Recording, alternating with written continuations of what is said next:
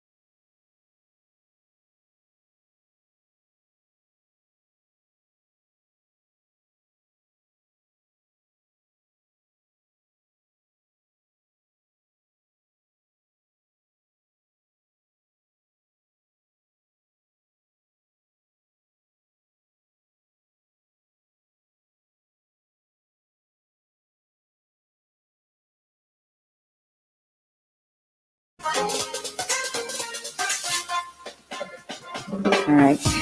Ladies and gentlemen, announcing the arrival of Madame Ramona Muhammad Razali, Deputy Secretary General of Ministry of Youth and Sports Malaysia, Mr. Abdul Rashid Yaakob, Director General of National Sports Council, Mr. Suhardi alias Sports Commissioner of Malaysia, Dr. Yatila Zainal Abidin, Chairperson of Misconduct and Protection Committee in Sports, JSPS, Mr. Surya Gandhi Supriya, Board Member of National Sports Council.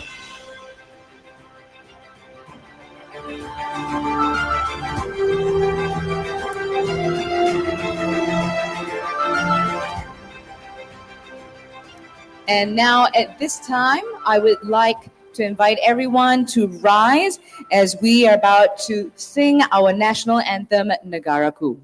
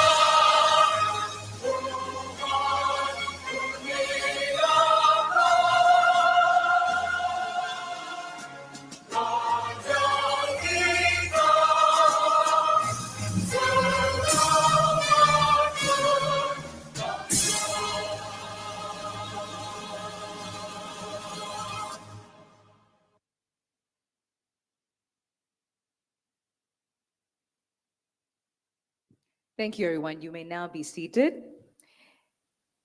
I would now like to invite Mr. Razi Basra to lead us in a dua recitation.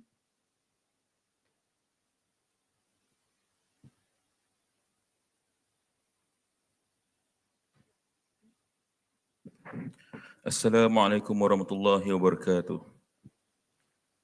Umul Kitab Al-Fatihah.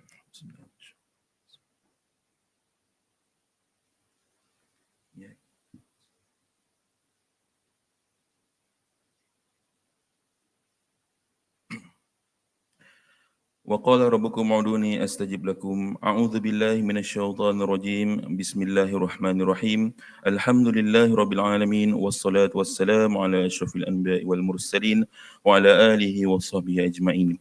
Ya Allah, ya Tuhan kami ingin merafakkan kesyukuran kepadamu atas pertemuan kami pada hari ini. Jadikanlah kami hamba-hambamu yang sentiasa bersyukur terhadap rezeki dan kurniaan-Mu. Sesungguhnya Engkaulah Tuhan yang Maha Memberi.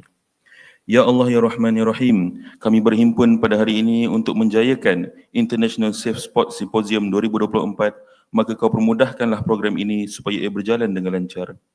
Ya Allah, ya Alim, kami ingin menimba ilmu sebanyak mungkin, khususnya dalam mempraktikkan amalan sukan selamat dan menjadikan persekitaran sukan di negara ini sentiasa berada dalam persekitaran sukan yang kondusif. Ya Allah, ya Hafiz, sinarilah hati-hati kami dengan hidayah-Mu. Sesungguhnya Engkaulah Tuhan tempat kami berlindung dan Engkaulah Tuhan yang Maha mendengar lagi Maha mengetahui. Ya Zal Jalali wal Ikram, hadiahkanlah kepada kami kesihatan badan, kecerdasan minda, ketenangan jiwa dan kekuatan semangat. Kami memohon kepada Engkau, ya Allah, bantulah kami dalam menghadapi segala cabaran demi kelancaran dan kejayaan program yang kami rancang. Sesungguhnya Engkaulah yang Maha berkuasa di atas tiap-tiap sesuatu di atas muka bumi. Rabbana atina fid dunya hasanah wa fil akhirati hasanah wa qina adzaban nar. Wa sallallahu ala sayyidina Muhammad wa ala alihi wa sahbihi wasallam. Walhamdulillahi rabbil alamin. Thank you very much, Mr. Razi Basra.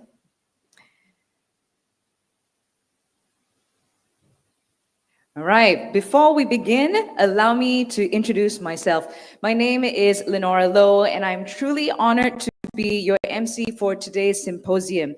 As a professional host and a former female bodybuilding athlete, and someone deeply passionate about health, wellness, and empowering communities, especially in sports, I'm excited to guide you through today's significant event. Today marks a historic milestone as we host the first ever Safe Sports Symposium in Malaysia. A significant step not just for the nation, but potentially for Southeast Asia and beyond. Although Safe Sport was only established on March 15th, 2023, it has already made remarkable progress in safeguarding the sports community. Safe sport is not just about protecting athletes. It's about creating a safe, respectful, and inclusive environment for everyone involved in sports, athletes, coaches, administrators, and stakeholders alike. Everyone here in this room. Alarmingly, 75% of reported cases involve individuals under 18, highlighting the need for strong measures to protect our young athletes.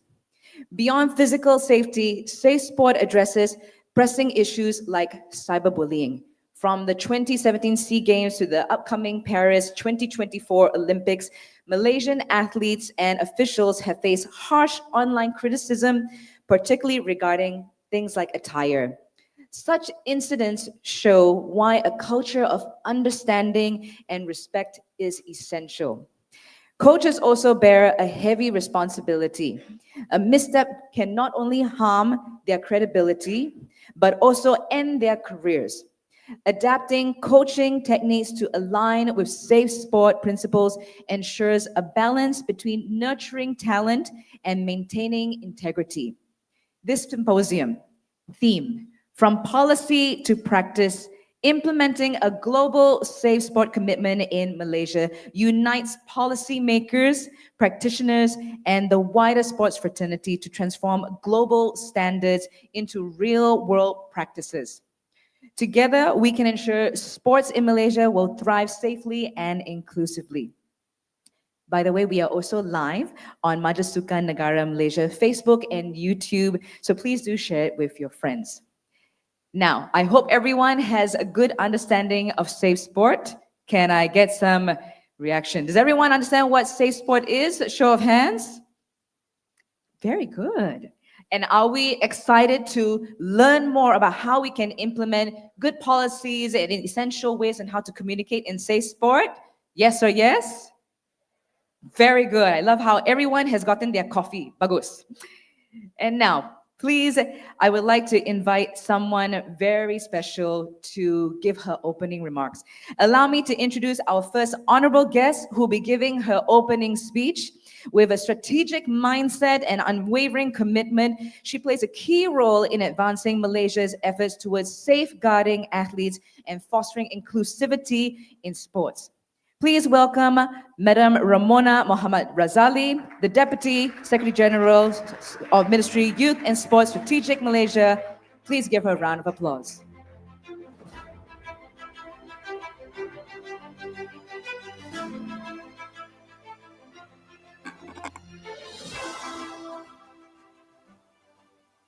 Hello, everyone. Good morning. Um, very happy. Thank you, Nora. Very happy to be opening this thing because you guys are really, really fresh still because it's the first lot. So first of all, I'd like to thank our Majlis Sukan Negara, our National Sports Council, our Director General, Haji Rashid, for your unwavering commitment in organizing this program.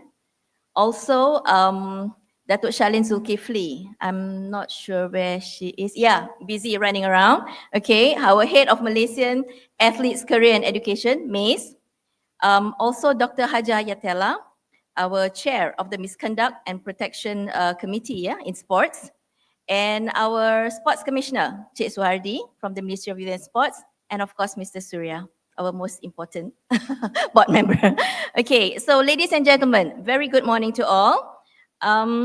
On behalf of the Ministry of Youth and Sports Malaysia, it is of course my pleasure to welcome everyone to the International Safe Sport Symposium 2024 with the theme From Policy to Practice, Implementing a Global Safe Sport Commitment in Malaysia.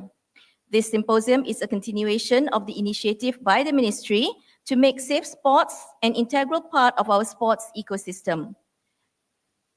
The symposium will cover a wide-ranging topic of interest for all of us these 2 days. We are honored to have with us a group of experts who will share their knowledge and experience on the various spectrums of safe sports, not only from the local perspective, but globally as well. The implementation of Safe Sports Code by the Ministry of Youth and Sports since last year is our commitment to the well-being of those involving in sports, the sporting community. The Safe Sports Code provides guidelines in defining the types of misconduct in sports and also outlines the roles and responsibilities and the importance of observing the code by everyone involved in sporting activities, be it athletes, sports bodies, coaches, sports administrators, officials, parents, teachers, in fact, all of us here. The ministry has taken a significant step forward by amending the second and third schedule of the Sports Development Act, Act 576, which took effect in March 2023. These amendments represent more than just legal text. They are testament to our commitment in creating an environment where athletes can compete and excel and protected by the system. It is now a requirement for all sports bodies to develop a safe sport environment within their respective ecosystem. From the national to the club level sporting bodies, we are issuing a clear and resounding call that sports must be conducted with unwavering professionalism, safe, and with the highest standards of integrity. This symposium will also provide us with the opportunity to further enhance our knowledge in supporting and ensuring the code is adhered to. Later today, we will have sharing sessions by all our panel of experts, and we'll start off by Ms. Wang Xiaoying later, Team Lead for Safe Sports Commission Singapore, on their experience in implementing safe sports. Here, I would like to take the opportunity to thank our Singaporean colleagues who had been generous in sharing their knowledge and experiences, even in the very early stages of us developing the code. I recall the online discussion we had way back in 2022 with the reps from the Safe Sports Commission of Singapore. Thank you. For today, we are indeed very grateful to have a diverse group of panelists and speakers for our symposium who will share with us the various approaches in dealing with safe sport issues from different perspectives. Other pertinent topics that will be discussed include cyberbullying from the context of safe sports, protecting children in esports, and psychological strategies to safeguard athletes from abuse. I would strongly encourage all participants to make the most of this opportunity and to take time to connect, collaborate, and network with other fellow participants. This symposium should serve as an avenue to broaden our knowledge and share ideas that will contribute to Malaysia having a positive sporting environment. In closing, I wish all of us will have an enjoyable, memorable, and productive time at today's symposium. It is indeed my honor and pleasure to declare open the International Safe Sport Symposium 2024. Thank you. Thank you so much, Madam Ramona. Could you please remain on stage because we have a gift for you. Can I please invite Mr. Abdul Rashid Yaakob, Director General of National Sports Council of Malaysia, to present the token of appreciation to Madam Ramona.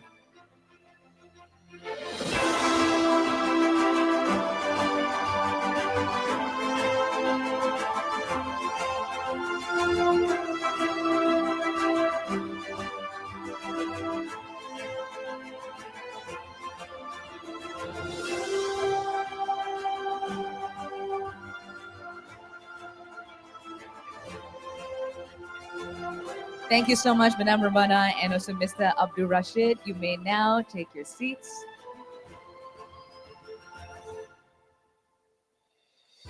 I hope everyone is excited after that, but now we're going to get into something with more information. Next, it is my pleasure to introduce Dato Shalin Zulkifli, a 10-pin bowling legend with a career spanning over 30 years, a 5-time world champion and 20-time SEA Games gold medalist. She now leads the Malaysian Athlete Career and Education National Sports Council, MACE, advocating for athlete welfare and development. A true icon, she has been recognized with numerous accolades, including induction into the International Bowling Hall of Fame. Everyone, please welcome Dato Shalin Zulkifli.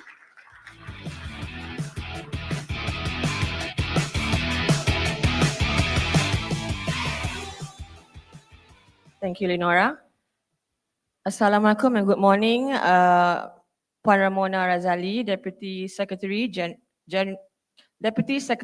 Sorry, I'm a bit nervous. My event. Strategic Ministry of Youth and Sports Malaysia. My boss, Encik Abdul Rashid Yaakob, Director General of the National Sports Council of Malaysia. Dr. Yatela, our Chairperson for JSPS, Misconduct and Protection Committee in Sports. Also an NSC board member, Mr. Surya, our board member, NSC board member, Encik Zuhardi, distinguished guests, esteemed colleagues and friends. Alhamdulillah, it is an honor to stand before you today as we come together to celebrate and explore the synergies between sports, education and safety in our ever-evolving world.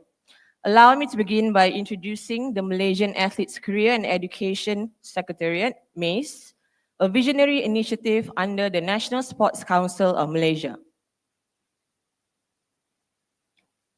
MACE plays a pivotal role in empowering our national athletes by providing comprehensive support to help them thrive, not only in their sports careers, but also in their personal and professional lives. Recognizing the unique challenge athletes face, MACE, which was elevated to a secretariat in 2019, offers tailored education pathways, career development opportunities, and holistic life skills training to ensure their continued success both on and off the field. Supporting this effort is the National Sports Council of Malaysia, especially through our current and past Director General, Dato' Ahmad Sapawi, the backbone of our nation's sports development and excellence. For decades, the NSC has nurtured generations of athletes, transforming them into champions who proudly carry the Malaysian flag on the global stage. Through its commitment to innovation, inclusivity, and holistic athlete development, NSC ensures that Malaysia remains a formidable force in international sports. Today, as we gather for the International Safe Sports Symposium, we take another bold step forward. This symposium, brought to you by Misconduct and Protection Committee in Sports and MACE, will bring together thought leaders, policy makers, athletes, coaches, and educators from around the globe to address a critical issue, ensuring that sports remain a safe, inclusive, and empowering platform for all. As you can see on the slide, these are our committee members in the Misconduct and Protection Committee headed by Dr. Yatela.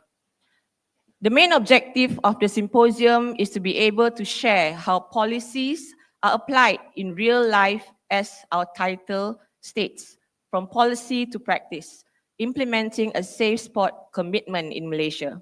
Through our experience in handling case management and awareness these past 21 months, we have gotten a lot of feedback, and the most common was on how to apply the Safe Sport Code, hence the title chosen. The most common first impression we get when we first mention safe sports is that it's only for athletes, that it is athlete-centered. But no, Safe Sport is here to protect every one of us involved in sports, as Lenora and Puan Ramona mentioned earlier as well. The conversations we will have these next 2 days aim to establish frameworks and best practices for safeguarding athletes, coaches, and sports administrators, fostering a culture of respect and integrity, and addressing issues such as abuse, discrimination, and mental health challenges in sports. The sessions are intentionally curated in such a way to highlight the different best practices, what actually happens in court, cyberbullying, effects of violations in esports, how to support victims, especially child victims, since 75% of cases reported are involving children under 18, and the global IOC standards. Seeing the bigger picture, starting from the Malaysian perspective, Singapore, Southeast Asia perspective, and global perspective. Today, we are extremely honored to have the regional experts from our neighboring country, Singapore, the other experts and keynote speakers like Professor Dikaya from England, Dr. Goh Chi Leong, and all the way from the International Olympic Committee, Miss Gloria, from the Safe Sport Unit, whom will be delivering our keynote speech tomorrow. The symposium underscores the principle that success in sports is not just about breaking records and winning medals. It's also about upholding human dignity and well-being. This symposium will play a pivotal role in guiding Malaysia's next step in improving our policy, handbook, and handling of esports.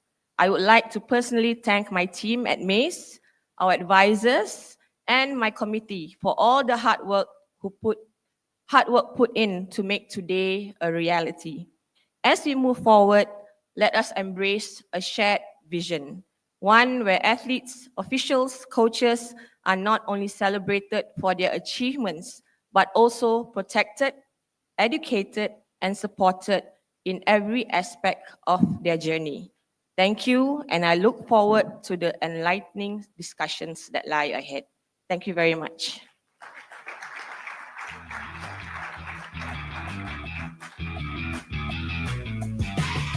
Thank you very much, Dr. Shalin. Okay, again, I'm going to ask to make sure everyone is awake. Are we all excited for today? Okay lah, boleh tahan. Are you all ready to get engaged and interact about safe sport? Sure not. Can I get a bigger yes? Are we all here ready to understand more about safe sport? Very good. Malaysia completely boleh. So now, I would like to introduce our first speaker of the day. And this is for the topic on safe sport case management.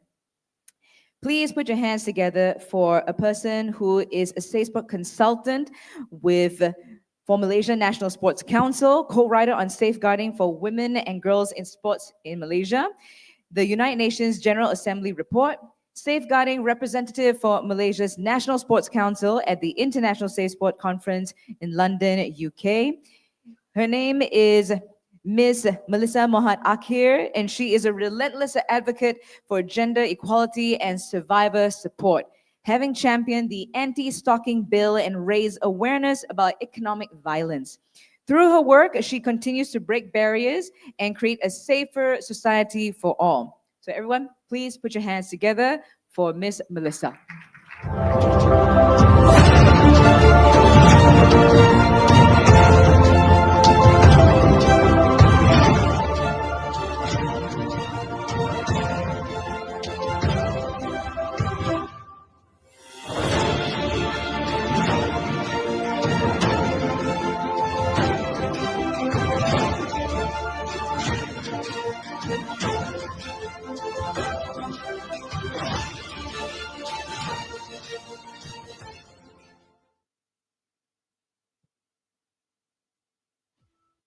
Hi, good morning, everyone.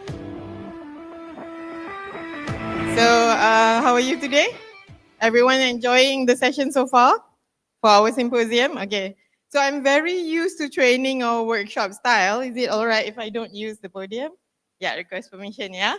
Okay. So, number one, for those not from Malaysia, welcome. We are today at the symposium, we're going to look at the case management aspects. So for safe sports, we're going to look at 3 criteria. So for the next slide, please. We're going to look at things not just on paper. So some of you may have already heard regarding our Safe Sports Code. We are going to look at how it works in substance, which is how it's written, together with international standards, which we will hear more through all our esteemed speakers today. We will look at things in structure, and we will look at things in culture.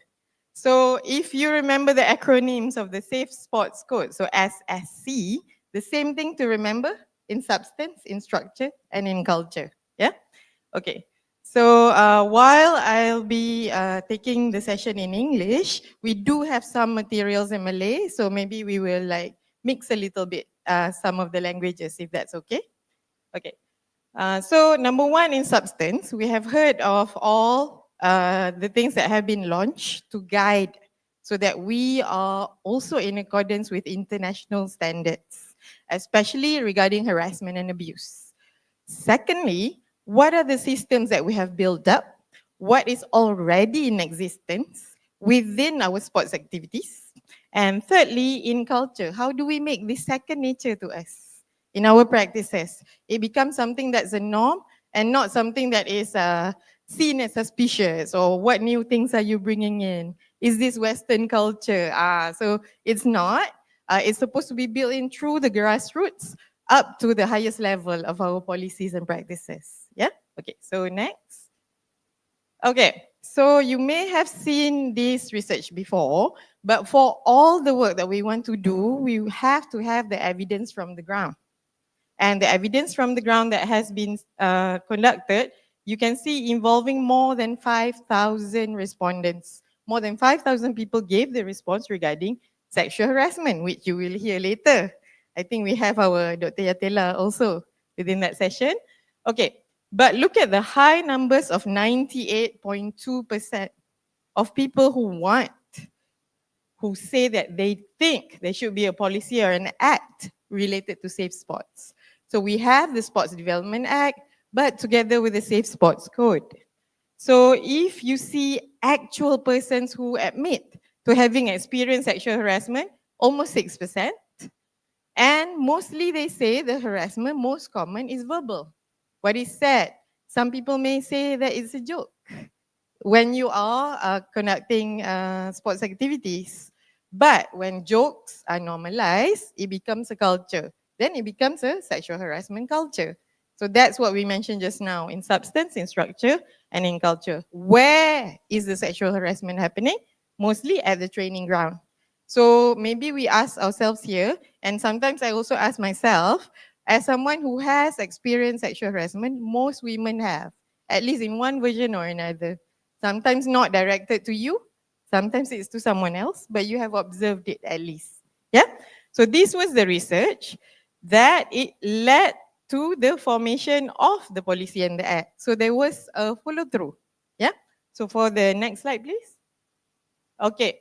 The follow through is with the Safe Sports Code, you see that this is a long line, yeah, of 9 laws. But because in Malaysia, we already have a lot of laws that apply, and this is not putting in something entirely new. We have to read it together with our laws. So if we say, sorry, can we go back one slide?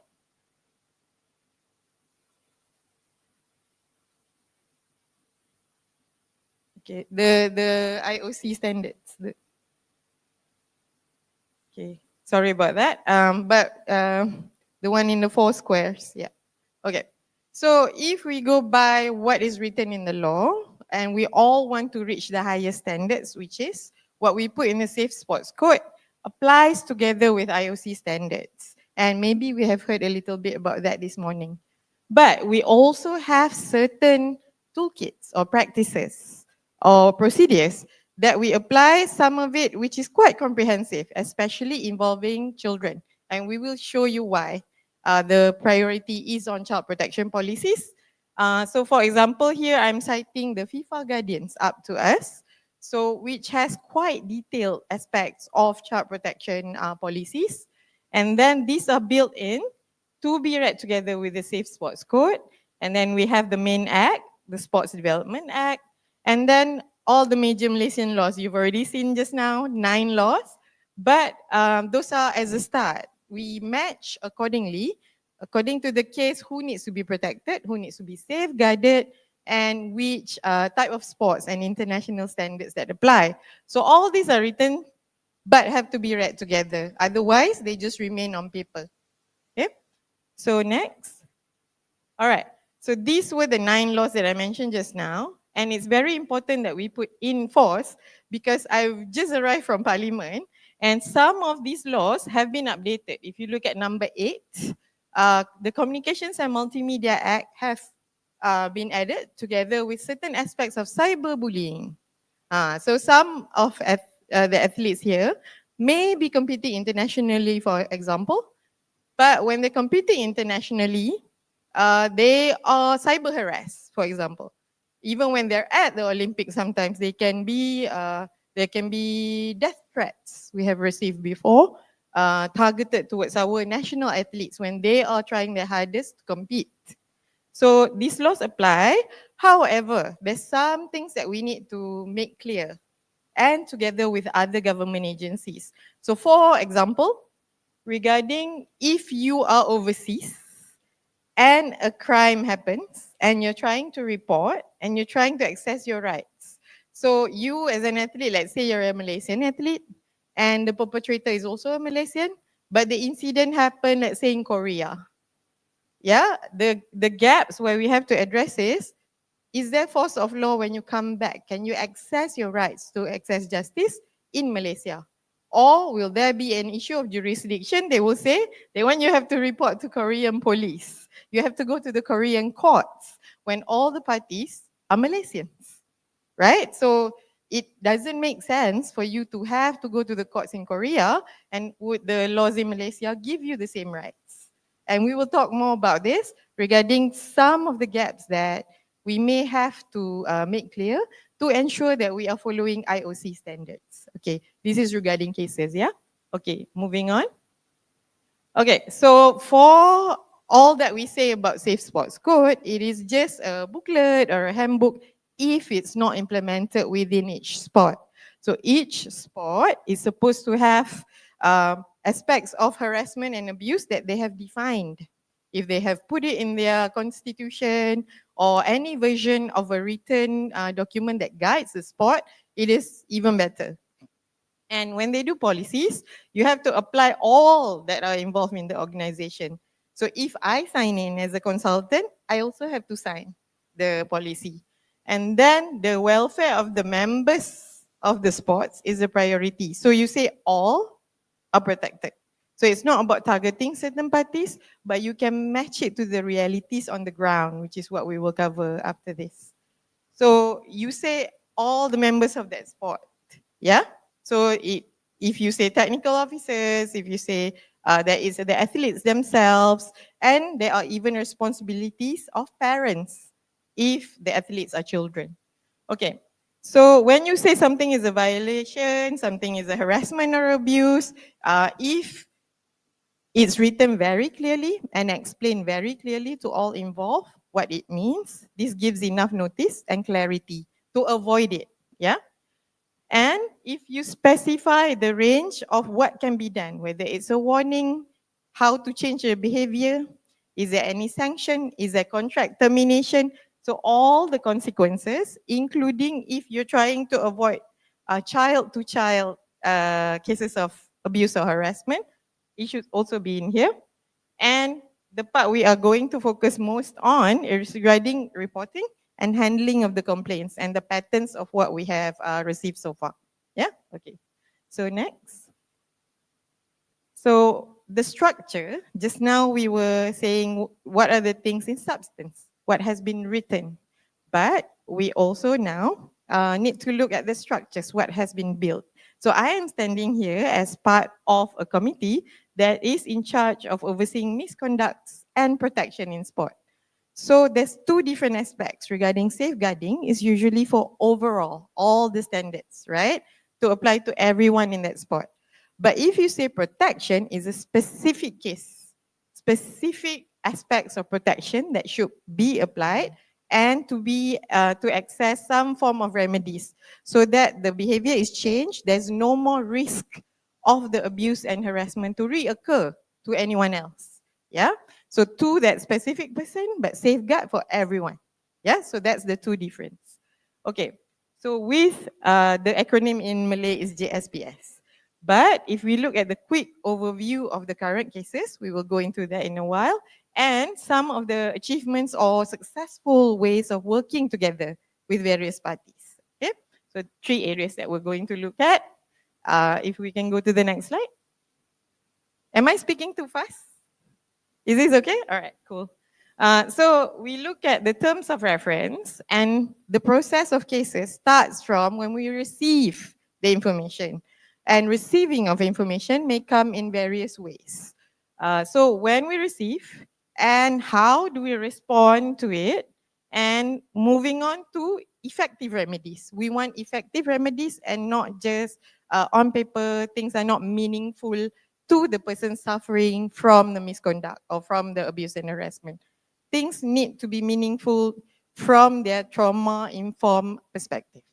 Yeah, so this is a criteria that we apply. So number 1, disclosure. So if you can imagine the situations of disclosure, there can be many, many ways. So sometimes people report to people that they trust, they inform, yeah?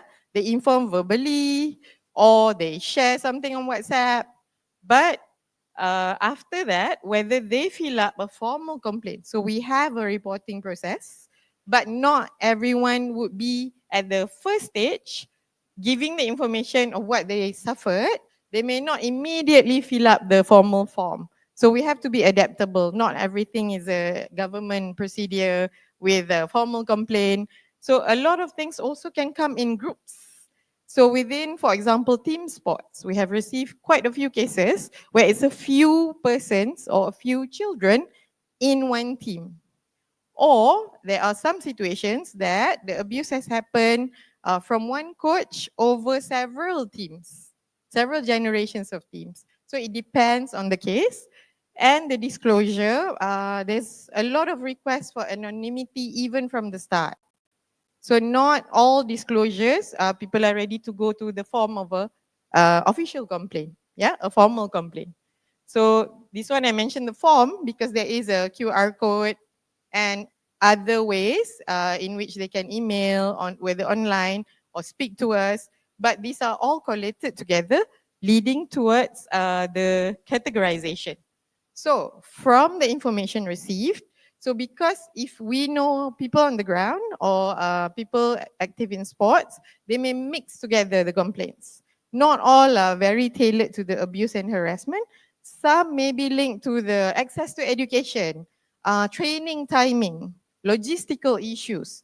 So from one person's experience, they could mix all that they see or they experience when they are training in sports, for example.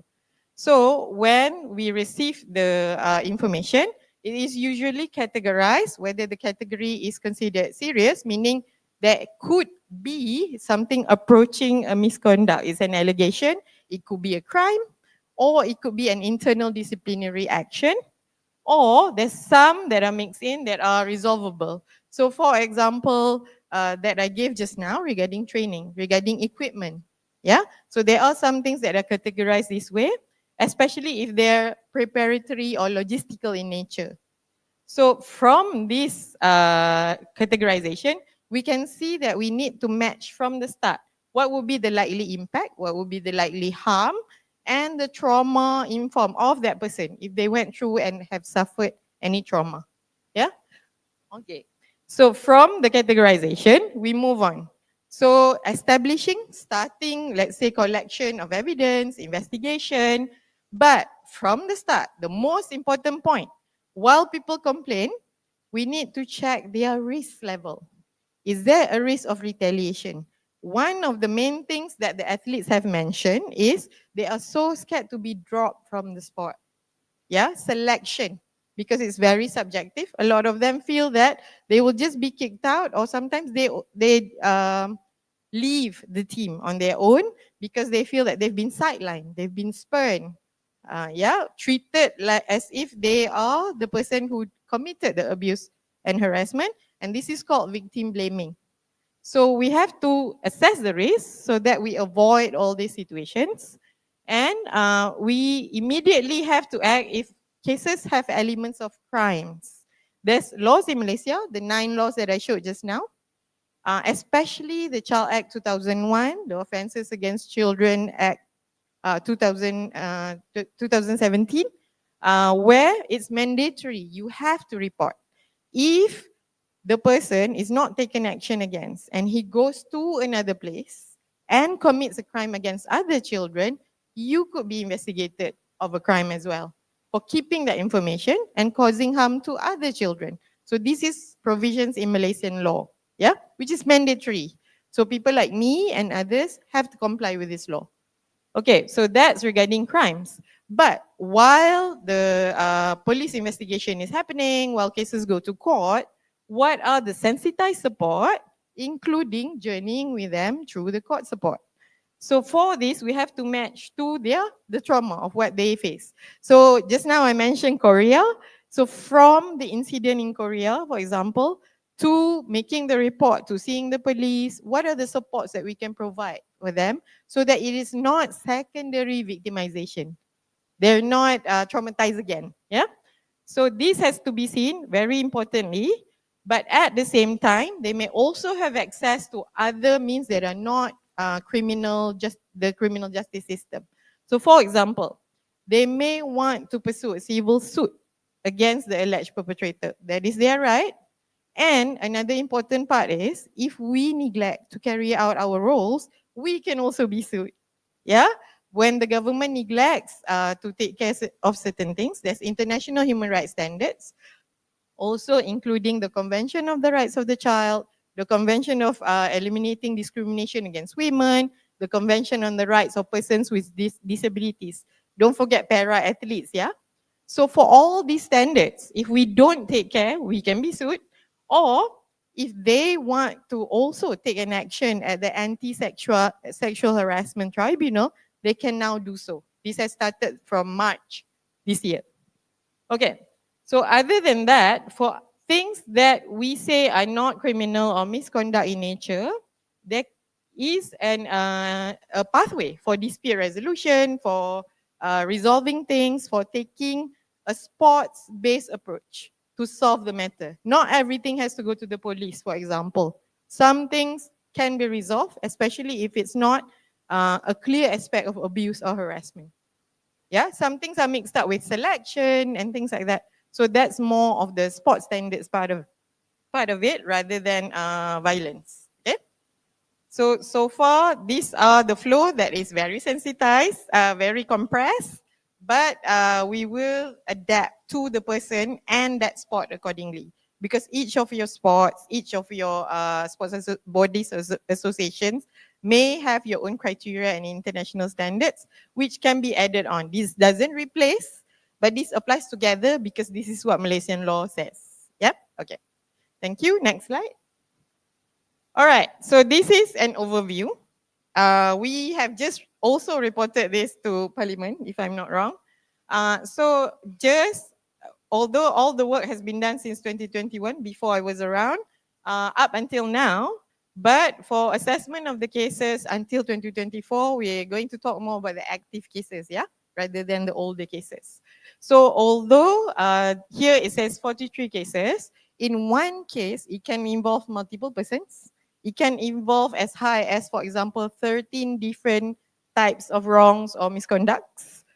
And for the cases, you can see a total amount of persons or athletes or whoever that was impacted. We are handling 121 persons. These are individuals with their individual human rights, yeah? And for the cases, so again, remember Safe Sports Code, here it says the Code Sukan Selamat in Malay. So 24 cases are still active, and this is from across Malaysia. Yeah, and from the cases we receive, we can see highest is sexual abuse. The highest aspects. And we will show you the trends of what happens and the range from when the Safe Sports Code was launched up until now. There's a few patterns that have emerged, but one clear pattern is the highest amount is coaches. Yeah, 12 persons alleged against. Some have been taken action against, but some are still in the process, especially if we have court cases, and we will show you how or why that takes longer. Okay, so from this, if we can go to the next slide. Okay, so again, like I repeated that 121 persons, yeah? 121 persons, so imagine here, the amount of children is higher and adults is lower. So we can see 71% to 29%. However, this is actually the patterns through all reporting mechanisms. So I work a lot with NGOs, I work a lot with the health ministry. This is also the pattern elsewhere. Highest, people are most concerned with what children go through. So that we can see that everywhere, and rightfully, we also have to apply the highest child protection standards. So from this, it's good that all athletes below 18 are being supported to come forward when they face something. And if it's teenagers or if it's primary school age, we match accordingly to their evolving capacities. So evolving capacities doesn't just mean your body, your fitness for competitions, but it also means your mental health. It also means your focus. Because if you're going through something, how are you supposed to focus on your competitions and tournaments, right? So this is a positive also that I will mention regarding the high amount of children is that parents mostly are cooperating. They are very concerned, fathers and mothers, that are giving us information on the best interest of their own child or the interest of other children in the same team or the same state. Yeah, where be it at Sukma in Sarawak or in other locations.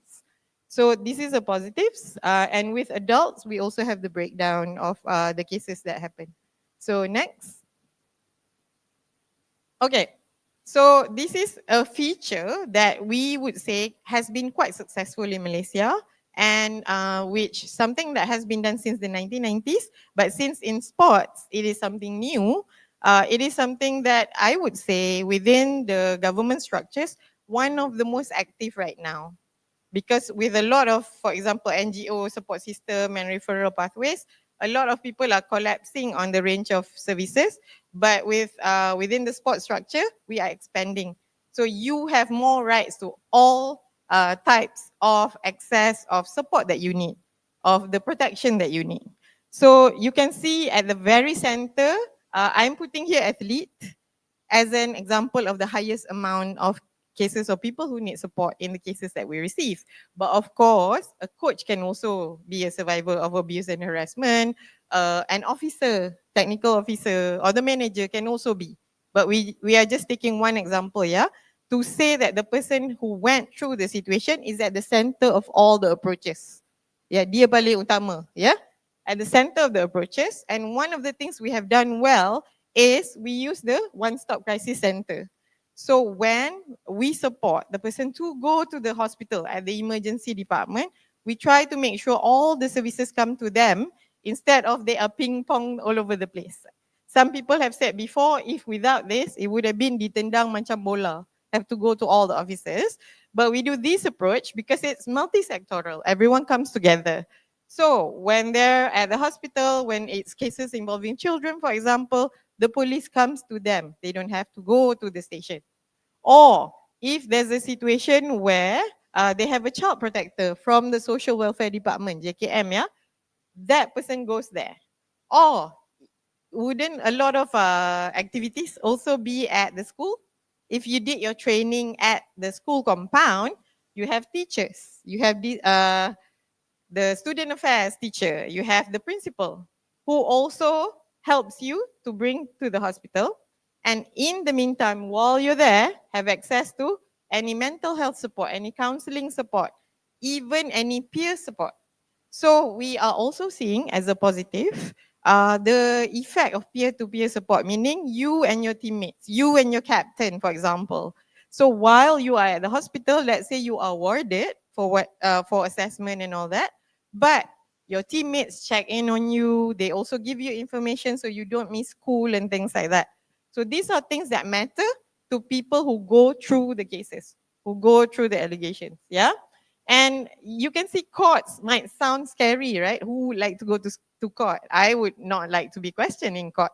But if you have a court support provider, so sometimes when, because the person's actively working on the 121 persons and the cases just now, there's only 2 across Malaysia. So if we are unable to be there physically, we also try and get in touch with the prosecutor that is handling the case. And if they can arrange with the child protector or even sometimes for the family, a lawyer. The lawyer can check on the progress of the case. Yeah, okay. So all this, you can see how many we try to integrate so that it doesn't overwhelm the person because they're already going through the things. We try to arrange all the rest of this. So there's a lot of arrangements, yeah, you can see. Okay, but it's great that everyone comes together and works together. And where there are gaps, we also link up with the NGOs in the area. Some states do not have NGOs. For example, in Terengganu, it was a bit harder. But in some other states, they're more active. For example, in Penang, the court support and all other forms of counseling and all that, whenever there's a gap in the government services, they also provide the services. So we say it's more of a community and society approach. Yeah. So that's what we mean within substance, structure, and culture. Okay, next. Okay, so this is just a snapshot, just a quick one of cases that you will hear more in the afternoon, right? In the details. But just 2 things that we have found out. There are cases there where the athletes or if their children through their parents have already taken action to get some rights in sexual harassment situations. So remember the research just now, it has trickled to action on the ground. So action on the ground that has been done is, so let's say they lodge a police report, but at the same time, they also want to take action at the tribunal or to sue the other person in a civil court. So the difference here is criminal investigation is subject to the investigation of the police, and the prosecutor, the lawyer for the government, will decide whether, okay, we will charge the other person for a crime, whichever section that applies. Let's say under the penal code, there's molestation. There can also be sexual harassment. Yeah. So usually the pattern of cases that are brought forward are the lower courts. You may have heard of a magistrate before. So a lot of the cases are at magistrate court level. Sometimes the cases could take years because of the investigation papers. And because sexual harassment, not all are recorded or direct. So a lot of it is eyewitnesses accounts. But at the same time, can you do both things at once? Of course you can. In Malaysia, after 8th of March this year, you can go to the tribunal. However, the cases that we check, that if it happened, let's say in January this year, then you can't go to the tribunal. So you still have a right under tort. So tort means a wrong that is done from one person to another. So the highest court in Malaysia have recognized sexual harassment as a wrong, especially in the workplace. Or since if you're doing sports, it would also apply to where you are. Yeah. So if you're suing, so when we say about the tribunal, it's only in certain locations. And if you are in Peninsula Malaysia, you have to file it physically. You have to go to Putrajaya at the counter, at the Ministry of Women. Yeah. However, if you sue in civil courts, it's in most major cities in Malaysia lah, in all states. But if you go to the tribunal, usually it has a shorter timeline, it's faster, and it's less expensive because you do not need lawyers. Yeah, you don't need to hire any lawyer to go to the tribunal unless it becomes a complicated legal situation, then both sides have to get lawyers lah. All right. So as mentioned, only cases after 8th March. So both things can happen at once. This doesn't cancel the other, but you cannot do both tribunal and suing in the civil court together. That one cannot. You have to pick, yeah, between 2. Even if your case is after 8th March, so there's some rewards in tribunal stage, but torts can have certain orders. Yeah, okay. All right. So I won't go so long because I think in the afternoon there's already another session. Next. Okay. So we've come to the last part. Remember, substance, structure, culture. The last part, which is in culture. How do we inculcate this, that safety and the right to, enjoy playing sports as an athlete It's made a culture. It's second nature to us. So we can see the patterns of cases that was received. At the beginning, we have a lot more girls, athletes, yeah, of cases that were brought forward to us. And sometimes there's also regarding women being sexually harassed through whatever role. And this is not just athletes. Sometimes it's even the role is not, the person is not an athlete, but linked to the sports activity through their role. So a lot of it is sexual harassment, which is why I showed you the snapshot just now. Okay. However, with the amount of cases that were received, quickly we can see a lot of cases involve boys in a team, and the pattern is usually more on the more popular sports in Malaysia. Yeah, and because the patterns that we receive, we can see a lot of physical abuse, beatings, as taken as part of training. So this one, we already have the National Sports Institute and content on positive coaching. So positive coaching instead of abuse, especially verbal abuse, degrading treatment. So that has to be inculcated as a culture instead of just a course. Yeah, how do we make it a practicum that everyone will use? And also aspects of grooming. So grooming is membiasakan. Grooming is you do certain tactics up until everyone will think it's normal. So that's why it's in the culture. And nobody will see it as wrong and nobody will complain because you've been groomed. And grooming can be sexual, but it can also be grooming of just receiving punishment.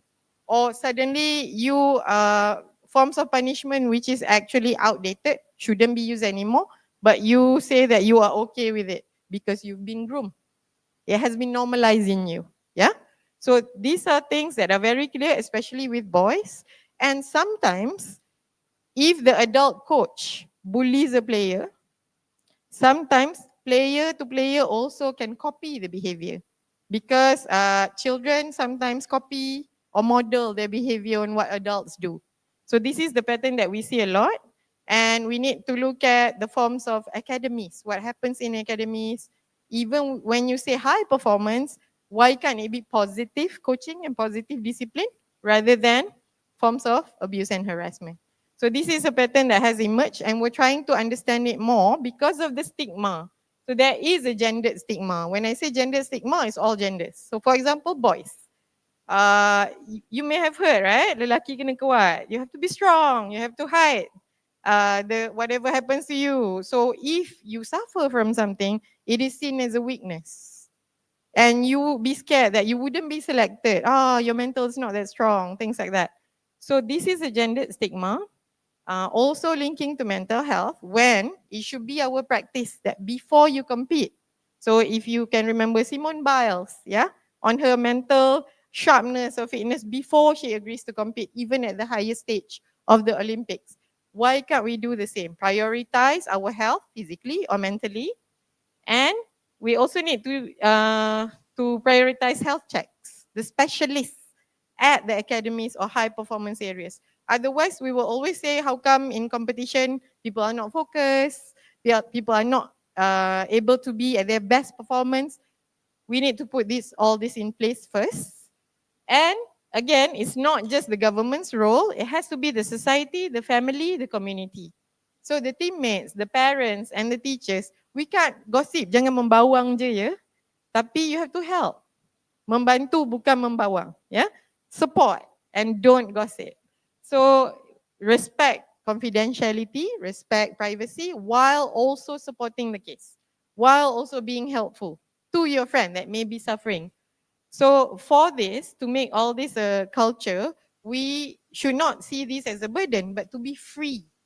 We need to do all this, prioritize the parties that are affected by the abuse and harassment, so that we can make sure that our sports environment is something that has all these things built in place, so everyone can fully pursue their best performances. Yeah. Okay. Next. All right. So whatever I mentioned was regarding case management, but case management and prevention comes together. If not, we are just like, catching fish. We are just getting the cases without reducing the numbers. and always we are repeating the same patterns. So to avoid it, like we mentioned, training and education, can we have positive behavior in sports? What models of behavior we should be showing on the ground, on the field, or wherever you are?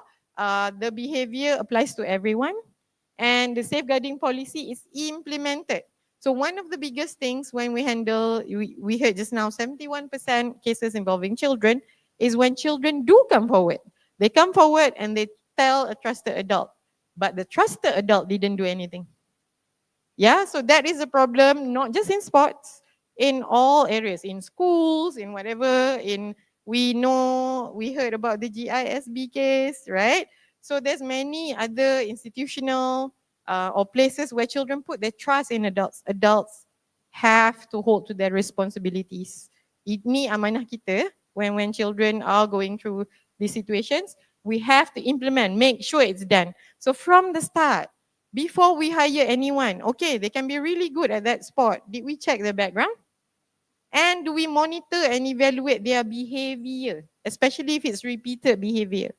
Do we assess that they have changed? Who is going to monitor and make sure the person has changed and will not repeat the behavior on anyone else is our duty. Yeah, we have to make sure that that happens. So action on the ground matters.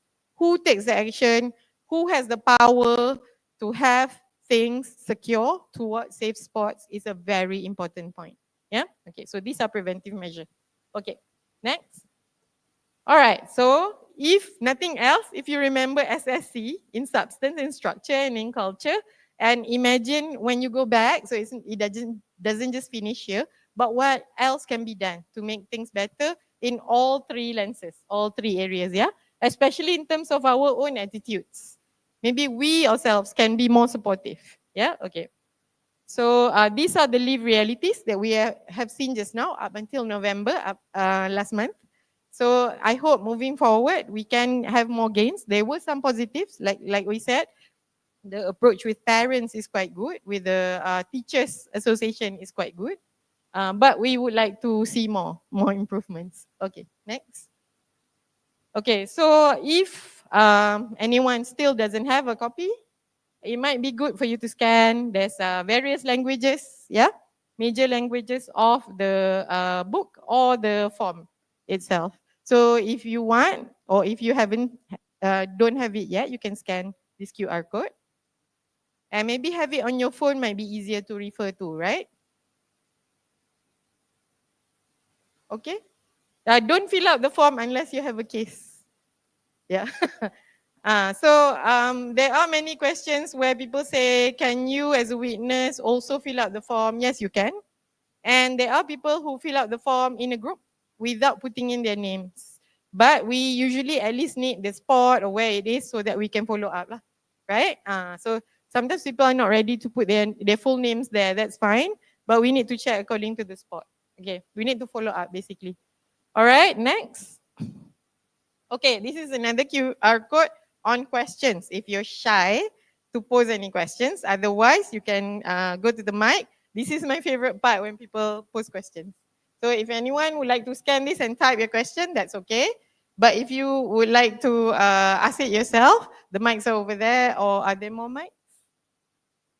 Okay, so opening to the floor.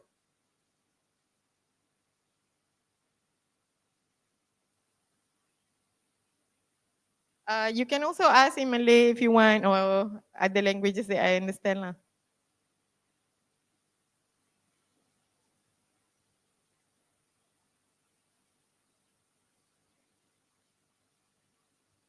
The mic is at the back though, if anyone wants to ask. Otherwise, you can type your questions in.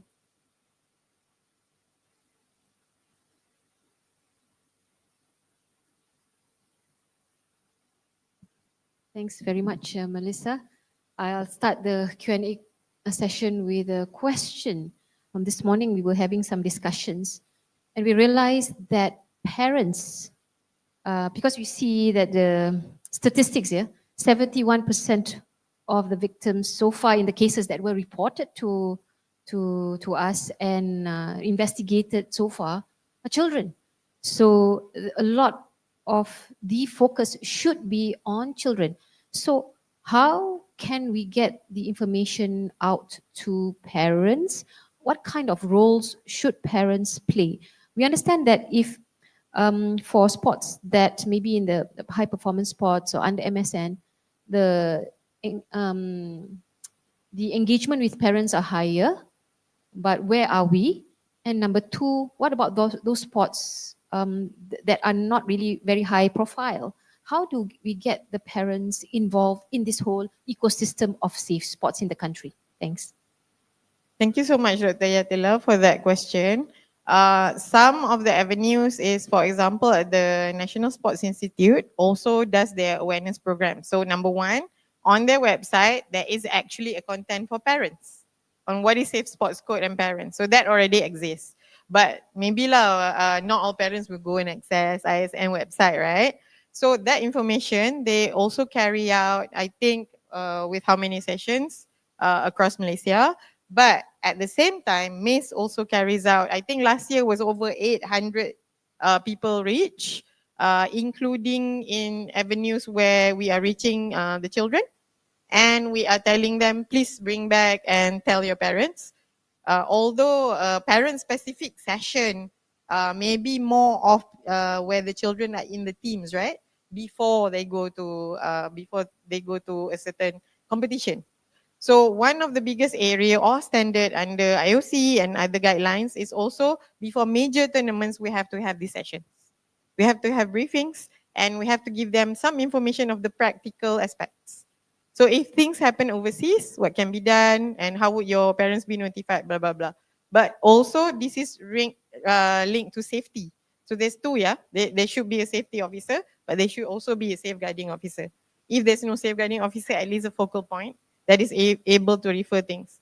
But with parents, maybe we need to put more publicly available information, especially in accessible mainstream social media. Maybe we need to do that. Maybe not everyone knows. There are excellent videos that have been developed. Maybe short videos might be a way with parents. So this goes more into awareness creation, but also in simple steps. So some of the things that parents have understood is when we say go to the emergency department, they understand that very clearly, practical step. And over there, they also have to write the consent. So what we have done is there is a parental consent form, and we hope this will be a culture. Before every competition, you want to bring a child at somewhere else, it is that person's child. So we have to provide them the consent form with all the link to the safe spots, yeah? So then they are assured that their children are safe while competing. So this has to be second nature.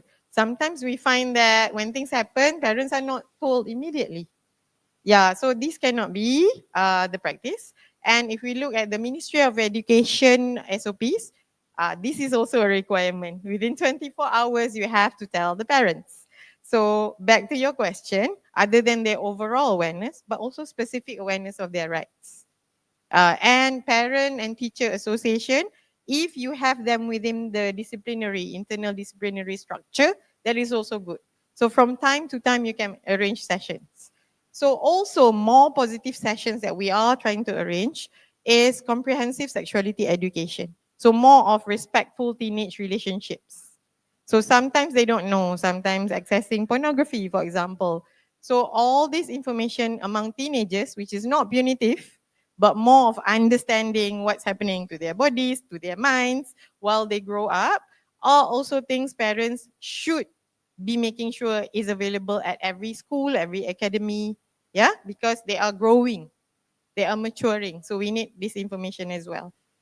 So I am trying to give an overall holistic thing, but this is also really a Malaysian issue, not just in sport. Yeah. So thank you for that question. And I think, I hope that was answered. And I think there's a question on Slido. It's asking whether safe sport is linked to risk management.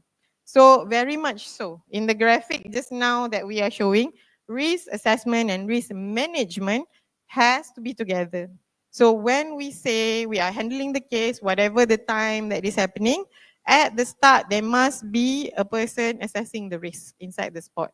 So even when you have competitions, so for example, if there was violence that happened before during the match, So what is the risk assessment and the risk management to avoid it happening again? One, happening to the person who was directed. So let's say someone threw acid at a player, right? How do you avoid it happening again? What is the risk assessment? It's very much part of safe sports. How do you play sports safely has to be aligned to the risk. And risk, you can categorize. I think we will hear from Singapore. Singapore has a very good model on assessing the levels of risk, assessing the levels of harm, and the probability of it happening again. So it's very much linked. Thank you for that question. But we have to make sure it is done consistently. Yeah, and we have to make sure the safeguards are in place. We make sure we spend so that we have already predicted and addressed the risk. So it cannot be an afterthought. Only when it happens we do something. No, it cannot be that way. It has to be risks at the start, during, while we are supporting the person, and even temporary measures. So this is usually confused. Sometimes you take temporary measures to avoid the risk happening again, but people say, oh, he hasn't been convicted in the criminal court. It doesn't work that way in safe sport. If you wait for all cases to get convicted in criminal courts, Malaysia only has 6% of all cases convicted. Then the 94% we will just let loose because they were not found guilty in court. They cannot be the way, but we need to follow the law in ways where we can show that we are trying to address the risks that could be posed by this person. And we do it properly using the procedure, then we are trying to do our jobs in making sure that Malaysians or anyone else that are in sports are safe. Yeah? Okay. Any other question?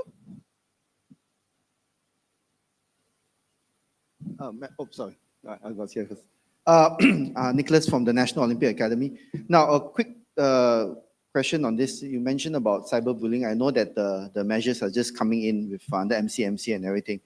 As we know, cyberbullying is quite insidious because it propagates very fast. The speed of it is just crazy sometimes, and sometimes the athletes or the survivor, right, cannot adjust in time.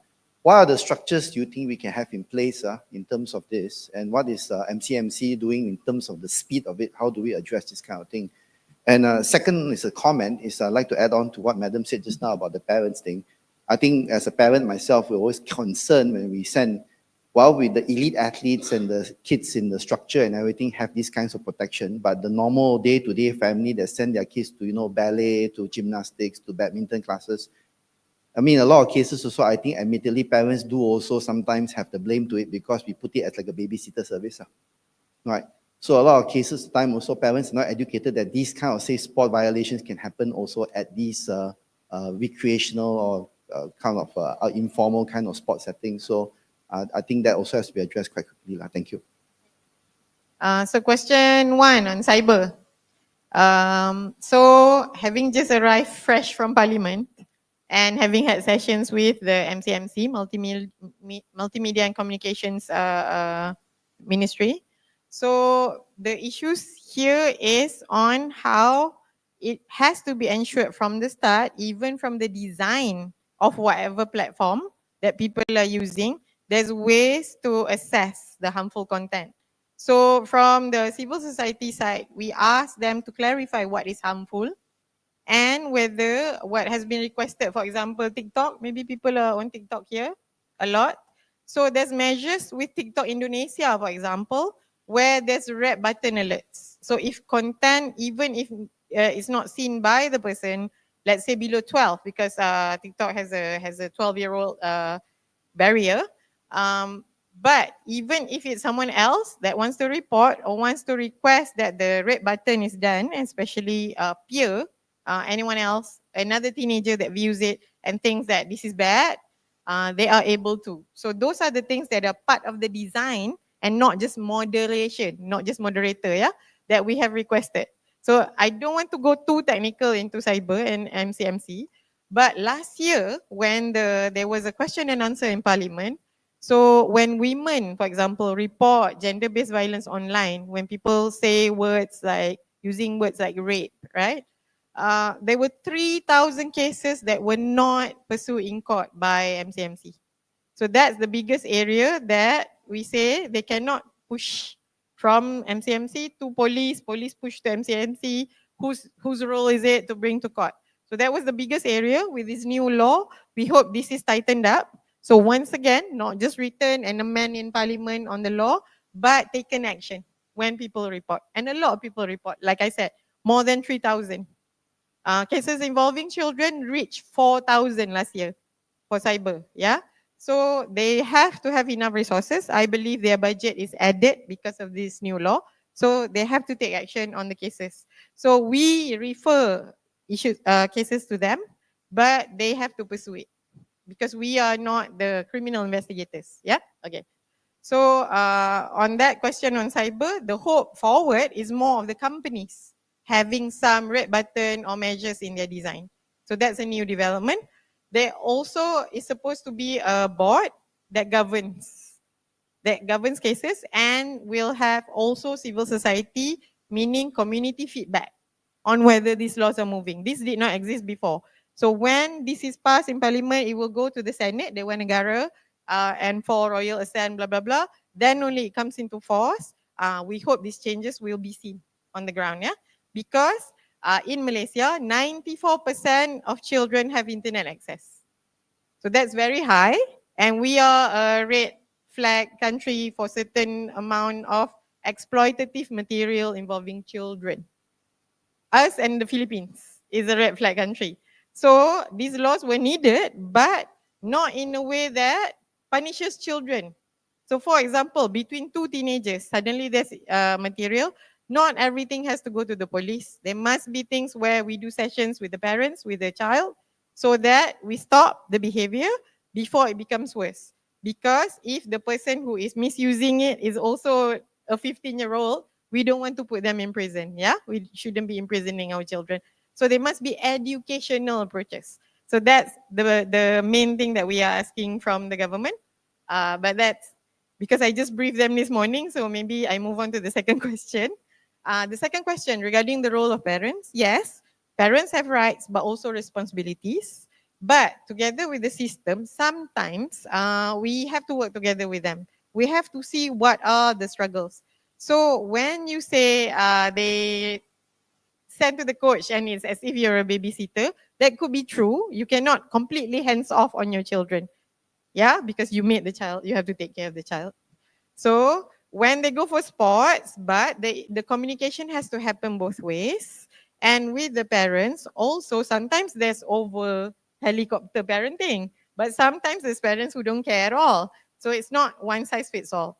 So with the parents, part of their responsibility is in the safe sports code. They must be concerned regarding their children. So there's actually a part in there that outlines what parents must do. They must do. So in some of the cases where we struggle is where the parents are a bit scared to lodge a police report, which is understandable. So also the system, so our role is to make it more accessible to them. To tell them there won't be retaliation, protect them from retaliation, especially from the information leaking to the suspected abuser, and then the person goes and let's say intimidates the parents in turn. So we need to protect them. So within the law, for example, in sexual cases, one of the category of the person in a position of trust is a coach, which means just now I mentioned the coaches is one of the highest category. If found guilty of the sexual offense, the coach would get a higher punishment because of the trust that's given. So, you know, traditionally in Asia, there's a lot of parents that will give the trust to the sifu or to the coach. So this is a position of trust, but it cannot be 100% and like, do whatever you want with my child. That one is also wrong. You also have to monitor, talk to your child when they come back, be in constant communication, and we have digital technology now, so there's no excuse. You have to be in touch with your children. You have to know what's happening in their lives. And they in turn trust you to tell if anyone has pressured them to keep the secret and things like that. Yeah. So that's just one example. I love the question. Thank you so much for the question. Anyone else, or shall I check Slido? Do we still have time? Yeah, okay. Last question, yeah? Okay, so We have one from the floor. okay, we have 3, 4, 5, 6. Whoa, there's a lot of questions on it. Maybe we can have a side conversation after this. Last question. Okay, my name is Muhammad Effendi. I'm from the sailing. For me, when I read safe sport, it's not only about sexual harassment, but the total of how you conduct the sports safe way to make sure all the athletes are safe to training and also for future. Must be have a better understanding about the safety. Okay. The question is that is simple. Okay. Why you having this symposium? Whether you want to make sure the sport is grow or the sports to go down backward. You know, I'm in the sport more than 50 years. The first impressed when I received, when I 2 months I back again in the sports. The coaches. Sorry, can I have the question? The question is, because we are running out of time. They misunderstood about safety. The coaches say now they cannot do the work. They cannot do the work because, they cannot say anything to the seller. They cannot do work because safety. I cannot have a training, proper training, all these things. They say because this regulation not allowed coaches to more harder to the athlete. This is I think misunderstood about the safe sports. Okay, so the question is how to correct the misunderstanding? Yes. Okay, so again, it's repeated, and I think from the morning, we say the objective is to be safe. So if you are coaching in a way where people are not safe, then maybe you need to tweak your coaching. So we mentioned positive coaching. We mentioned international standards. So if what you are doing is abusive and harassment within international standards, how are you going to compete in sports at an international stage? Right? So when you say you cannot do your job, is it your job from what you learned ages ago, from the 70s, 80s, 90s style? Have you educated yourself on techniques, on how to be positive? How come there are coaches who use positive coaching, validating the athletes, supporting them, making them mentally stronger, and they are able to achieve gold medals or first place placings and all that? So if you are unable to do that, then you need to re-educate yourself or ask for help. Ask for help on how the techniques must work. Ask maybe ISN and people who are supposed to train, how does this work on the ground? How do I, even when I shout to a player while they're playing, you can be shouting positive affirmations. It doesn't have to be degrading, abusive, things that make the athletes feel small. Yeah. So for the question regarding doing your job, maybe learning on the job must also happen and updating your knowledge and practices. So again, it's not just things on paper. To understand it clearer, you have a fair point. Maybe there needs to be more practical aspects. How do you do it in day-to-day activity? And this activity also protects yourself. If you follow the standards, even if someone alleges something, it can be shown that you already followed the standards, you are fine. Yeah?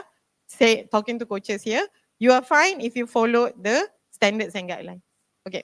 So that's all the time we have, right? Thank you so much for your attention. Have a good symposium. Thank you so much, Miss Melissa. Oh, could we please have you back on stage? We would like to offer you something as a memento. Could I please have back on stage to present the token of appreciation, Madam Ramona Muhammad Razali, General Ministry of Youth and Sports, to present the token.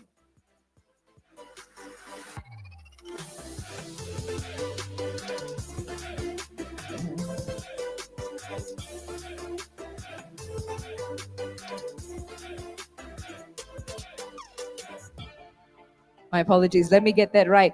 Madam Ramona Muhammad Razali, Deputy Secretary General of Ministry of Youth and Sports, Malaysia Strategic.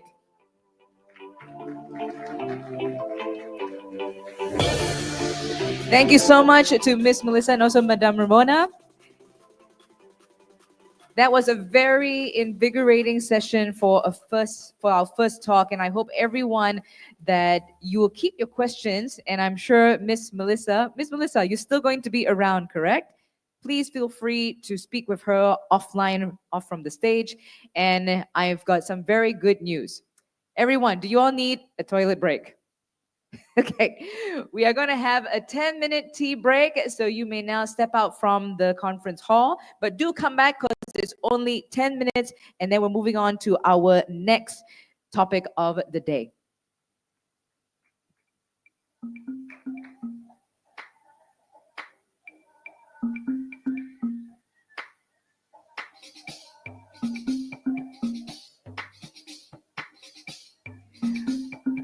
And just letting you know, for everyone who's still remaining in the hall, we have a Mentimeter over here. If you would like to put your questions in anonymously, you can just scan the QR code and you can write down all the questions that you have regarding the first workshop, the first session. And for anyone who is wondering how can you get your hands on the handbook of the Safe Sport Handbook Conduct, it is on your tag. So if you take a look at the tag you have, there's a QR code. You can scan that to get the Safe Sport Handbook.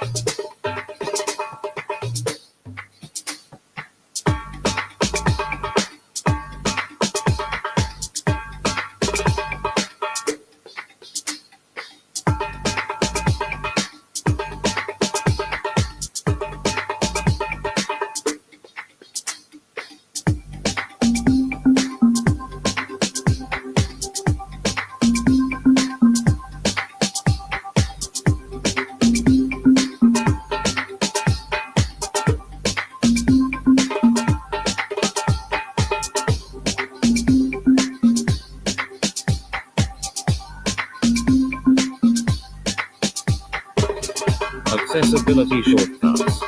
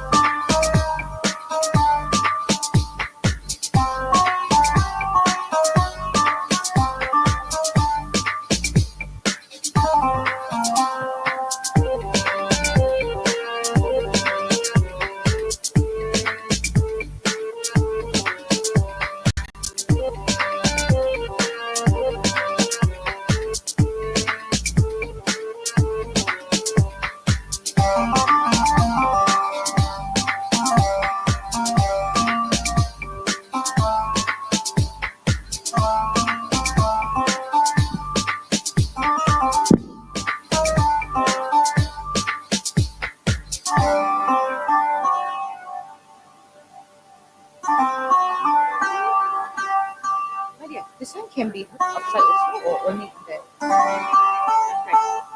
Okay. Yeah. Distinguished guests, if you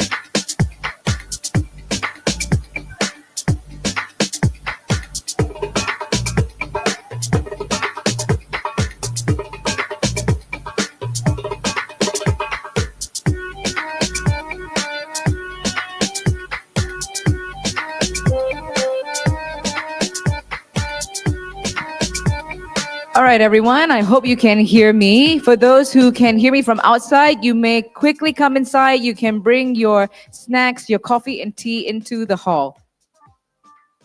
We will be starting as soon as everyone is all settled inside the room.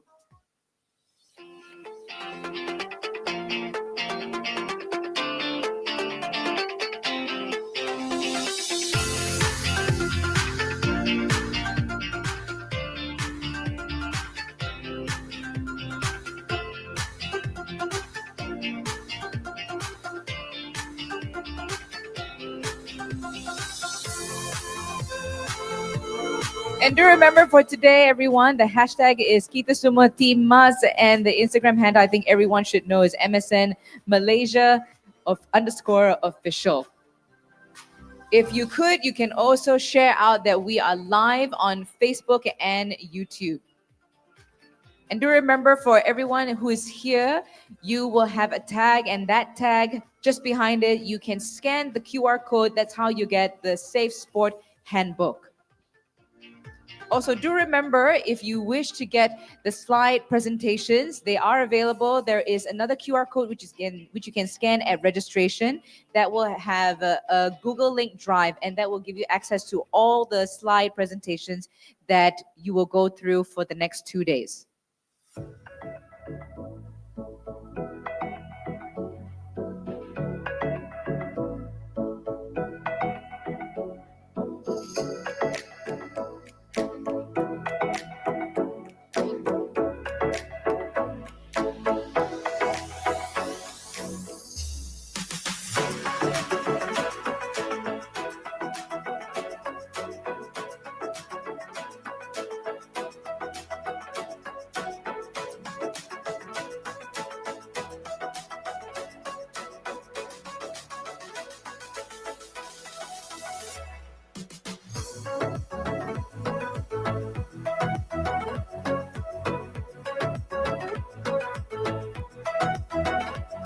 In the meantime, for anyone who wants to play a little game, there is one that is on our screen. You can scan that QR code.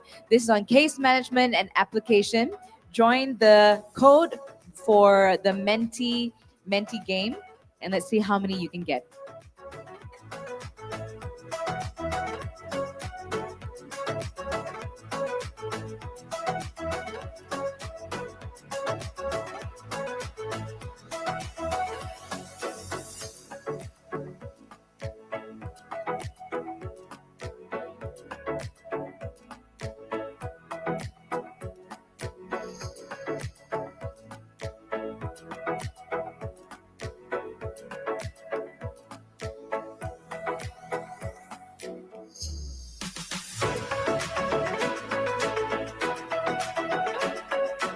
Quickly come into the hall, everyone. We are going to be closing the doors so we can start very soon.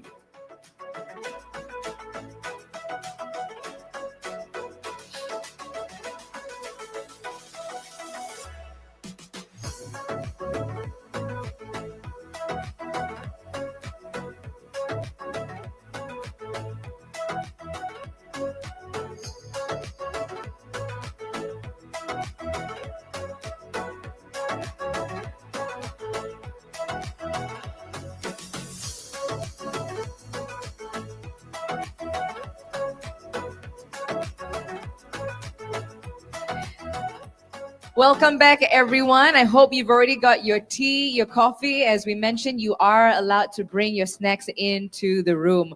Can I get some energy? Are you all ready for the next session?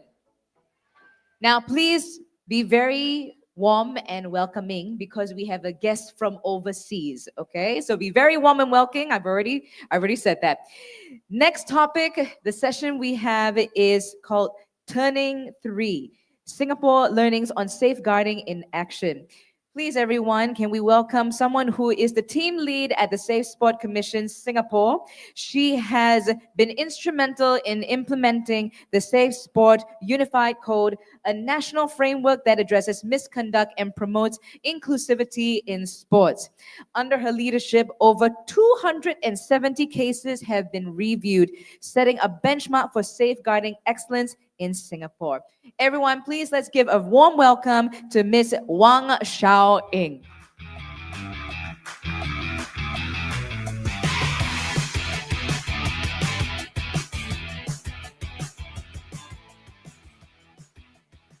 Thank you. Good morning, everybody. First of all, let me thank the organizers on behalf of the Safe Sport Commission Singapore for inviting us, and also to congratulate Malaysia and the sporting community on the progress that you've made over the last 2 years, especially in setting out the code, the Safe Sport code that you have now in Malaysia. It's really heartening to see all the organizations that have been involved or are involved and that are in the room. The topic of safeguarding is not always, the one that ignites the most passion, especially when it comes to sport administration. But I think looking across the room here, the kind of commitment that your organizations have shown to safe sport, is really commendable. So First of all, my name is Xiao Ing, and I lead the Safe Sport team that reports to the Safe Sport Commission Singapore. Today, for the keynote, I will be joined by my colleague Shahira Latif, who is the Training and Education Manager. So I hope to share this time with her. It's been a season of reflection. We've called it Turning 3 because the Safe Sport program is 3 years old.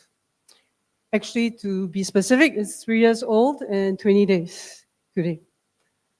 We've done a little bit of reflection over the past couple of months, actually, and we've put out a 1,000-day impact report. So 1,000 days since we launched the Unified Code, and it's been incorporated into the program. You can look at that report. It's posted online at www.safesport.sg. On a very personal note, I was just sharing with Shahira that it's not just been a reflection on Singapore Safe Sport program, but for myself personally, this place in Subang is it's familiar to me. I came here in 2017 together with the women's rugby team from Singapore, competed in the SEA Games. And as we were in the nearby MBPJ Stadium in the gold medal match, I just thought and reflected upon my journey from being a legal practitioner to being a coach. And then now as I stand here in front of you in the same place in Subang, I think about my journey from there to here in safeguarding in sport. So I'm filled with gratitude and I thank you for your time today ahead. What I hope to talk about here is to give you a little bit of context on how we've implemented the code that we've had in Singapore, some of the critical factors which we think really helped our case. And this is also recognizing that we come from different sporting ecosystems, that there are differences, but what we felt was really useful in terms of the value of co-designing with our community, the importance of having information and data in informing our practices, and also why trauma-informed practice and training is so critical to the Safe Sport program. Finally, Shahira will come up and share a little bit more about the work that we do, how we've translated all of that on a day-to-day basis, because she's at the coalface, right, on the front lines with the rest of our team. And I'll introduce what we do in a bit. So just from who we are, the Safe Sport Commission was constituted by Sport Singapore in 2019. Okay. This is the board of the Safe Sport Commission. On it, you see representatives from our community. So an athlete representative, coach, administrators from the NOC as well as from the NPC. They are joined with representatives from the government agencies. So in law enforcement, child protection, the Ministry of Education, that is the largest hirer of coaches in Singapore, as well as high performance sports. So the chief of the Singapore Sports Institute. Together, all these representatives sit on the Safe Sport Commission board. We always think about Safe Sport in Singapore as pre-2021 because that was before the Unified Code. There were a lot of initiatives already in 2019. All the NFs or national federations had signed this zero tolerance policy on harassment and abuse. Okay, and there was also safeguarding officer training. But implementing all of these things and living them out was a totally different story. It's one thing to sign a piece of paper and then put it on your website. It's another thing for it to be a living document and for people to be practicing it on a day-to-day basis. So in 2021, we adopted an instrument, or rather we established an instrument, which is the Safe Sport program. And the Safe Sport program was going to be the conduit for which we would apply the Unified Code. Okay, so in 2021, the Safe Sport Commission's remit expanded to having stewardship of this program. This is the multidisciplinary team I run. I say it's multidisciplinary because we run policy and research. So we have a policy manager who has a background in criminal psychology, training and education. Shahira will talk a little bit more. Shahira has a background in organizational psychology. And we have a case management team that has legal people as well as investigators. So together, we run a holistic sort of approach to safeguarding in sport.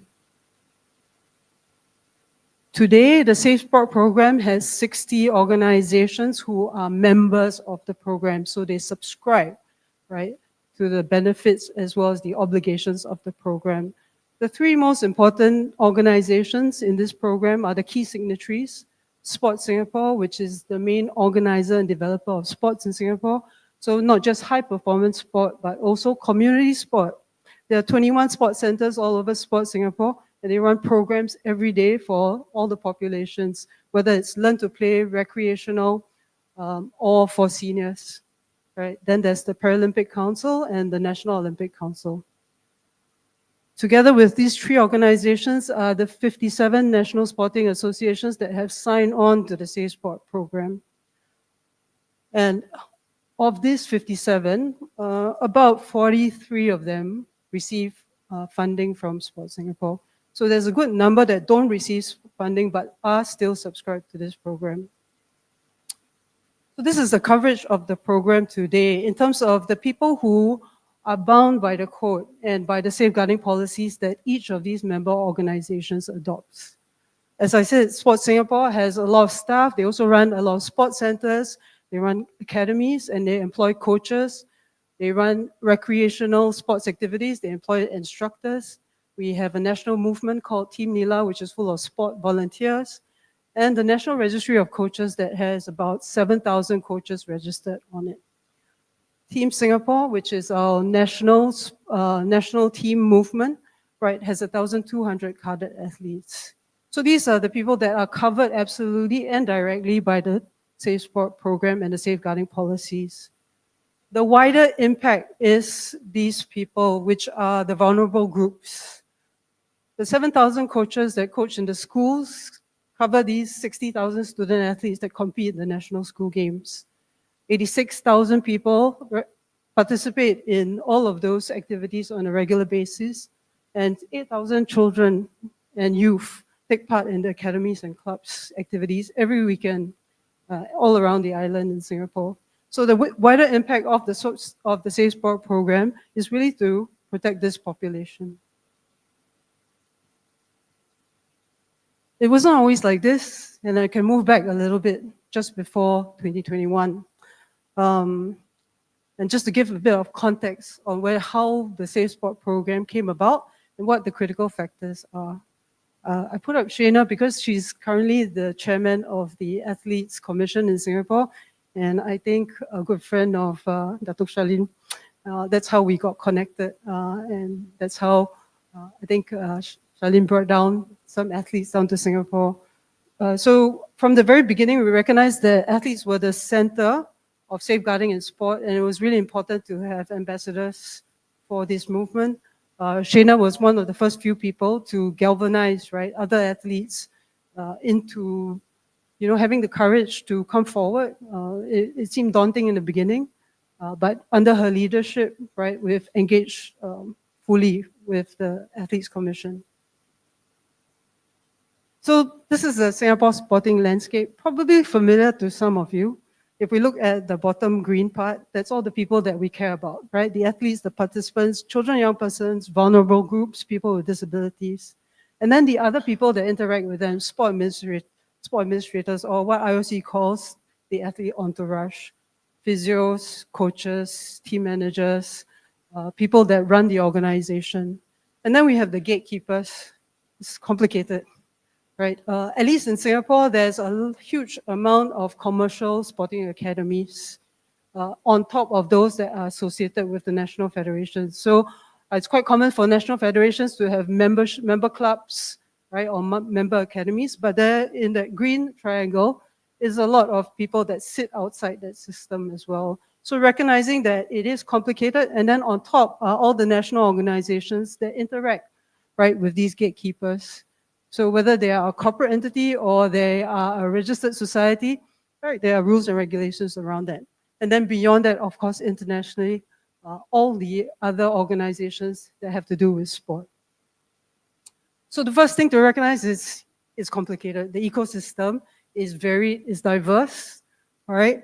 And one very important thing in Singapore is in 2017, the Ministry of Education made it a policy that they would only hire coaches from the National Registry of Coaches. Okay, so only coaches that are registered on the registry can be hired in schools to coach children.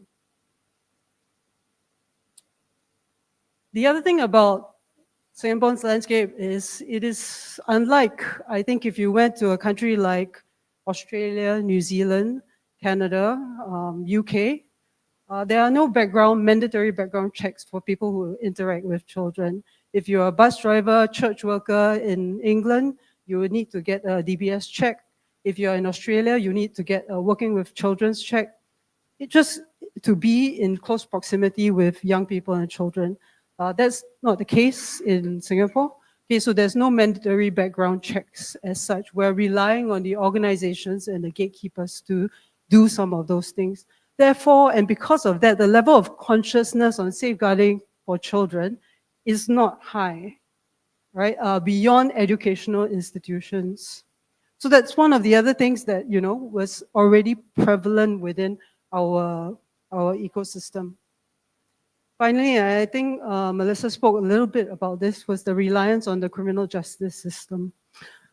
We know that safeguarding is not all criminal behavior. There is a spectrum of activity. You can't be arrested for cyberbullying necessarily. Now, of course, there are new laws that do make certain types of behaviors criminal, but you also can't be arrested for body shaming, for example, or verbal abuse. So there is a spectrum of behaviors, and relying just on criminal laws, right, to enforce behaviors or set standards in behaviors is challenging, right? And organizations use the point to say, oh, if the police are not going to do anything, then why should we? But the participants that are being harmed are actually really relying on the organizations to maintain a certain level of conduct or to maintain certain guidelines for the interactions between them.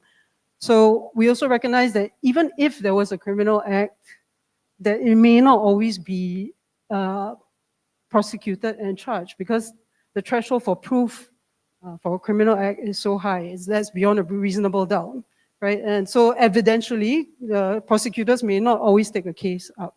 And then again, the participant looks towards the organization to say that, what are you going to do about it? And so it is not good for an organization to say, not going to do much. So faced with this, we look across the globe in 2020 to look at what other countries are doing. And at that time, there was already a lot of independent reviews going out. In Canada, there was the McLaren report. In the UK, Baroness Tenny Gray Thompson had put out a duty of care review. All right. In Australia, there was a Wood report. Okay, and New Zealand had several reports of their own reviewing safeguarding practices because of, scandals or complaints that had come up. So just looking across that, and today, of course, there was the US Center of Safe Sport that's been established for longer than most, but even then, only in 2017, I think. So today, all of this has changed rather rapidly and quite quickly.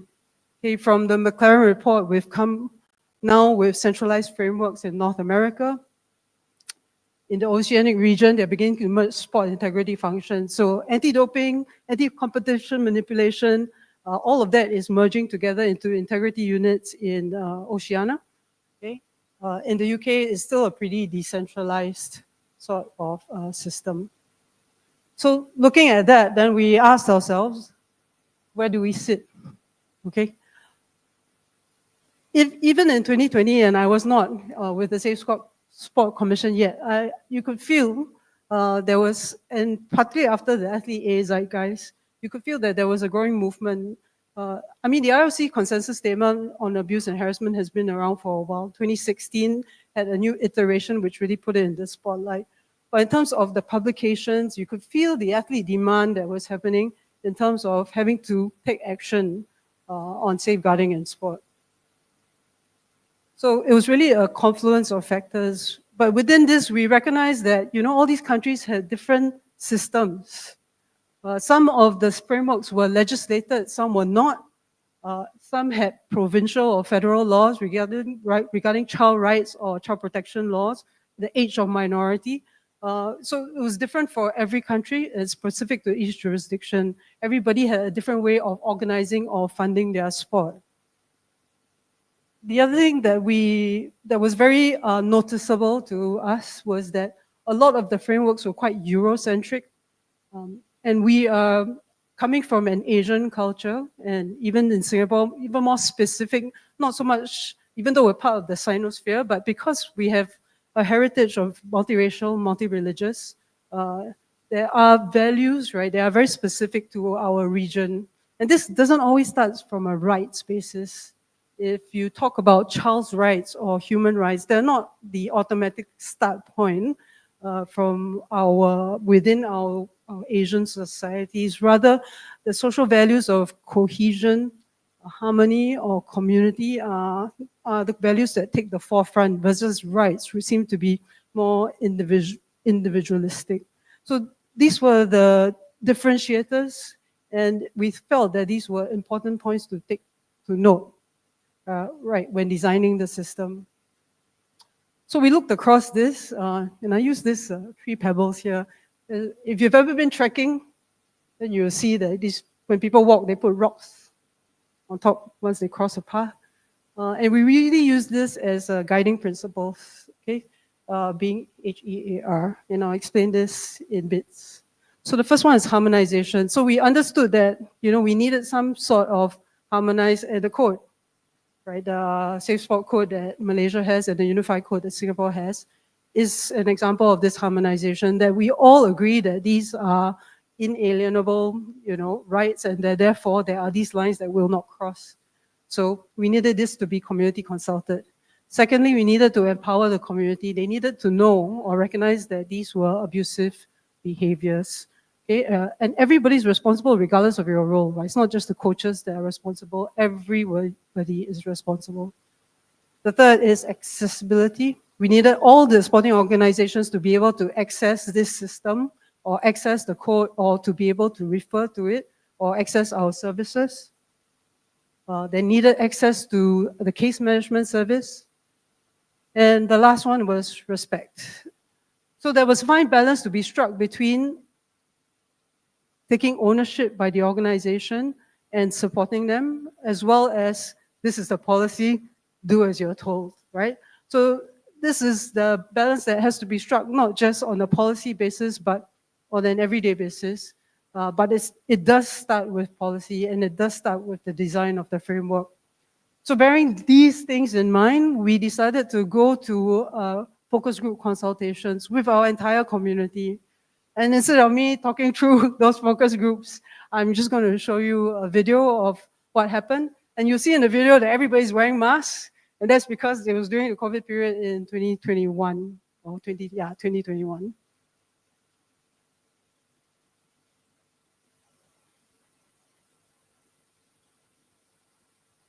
Hi, I'm Nurul, and I'm a member of the Singapore Para-Athletes Commission. Hi, my name is Dr. Teo Chin Sim, and I'm a sports physician and the chair of the Singapore National Olympic Council Women in Sport Committee. Hi, I'm Mark Che. I'm chair of the Singapore National Olympic Council's Athletes Commission. Safe sport is critical to the safeguarding of athletes. In the para-sport community, a lot of the athletes with disabilities are generally more vulnerable. We want to grow the whole ecosystem, and safe sport is an important part of this.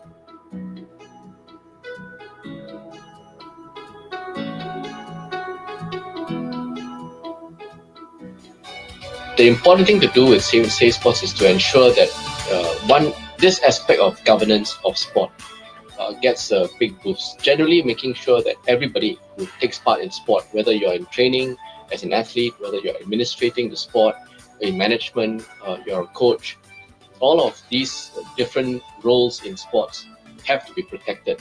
I like it that we are taking this approach. It's more ground-up basis, and we listen to the athlete's voice, and they are the ones that are actually important. With this unified code, it gives a more structured policies for athletes and all the NSAs to adopt. And more importantly, the main two parties, that they are the athletes and the coaches. So example, what does that look like on the ground? So the idea would be to create a healthy culture. Great that this has come about, because I think there's very little awareness of the do's and don'ts for the coaches and for the administrative point of view. At least if we were to see something or hear something, at least we know that is this within the boundaries of the code, or is it not? Today, I think the focus group helped me to understand that there are a lot of new ways of neglect, abuse. How do we actually ensure this safe environment, right? And it starts with this code. I think it is important as a sporting nation to really look at how do we then protect the athletes. The key takeaway that I had today is that the psychological impact that it has actually on our athletes could be lifelong. I think it's where clubs comes in, private academies. I think that's when we need this unified code. With that, everybody can be on the same page. This really allows Singapore to have our own version of what we hope to implement as a system. As an athlete and being part of the Safe Sport Commission, I'm really, really excited for the unified code to be formed and implemented, and I think we are going in the right direction. Our Women in Sport Committee has been involved right from the beginning. We were privileged to do so during its development as well as the consultative process. The code is truly unified and inclusive in that the perspectives of various stakeholders from a wide range of backgrounds were taken into consideration. Safe sport isn't just about protecting just the athlete. It's about creating an environment where everyone is able to succeed and everyone is very proud to stand behind this industry that we have, which is sports. I'm excited at the launch of the Safe Sport Unified Code. I'm very happy to be part of this unified code. We are so happy and encouraged and are 100% in support of the Safe Sport program and the unified code which is about to be launched today.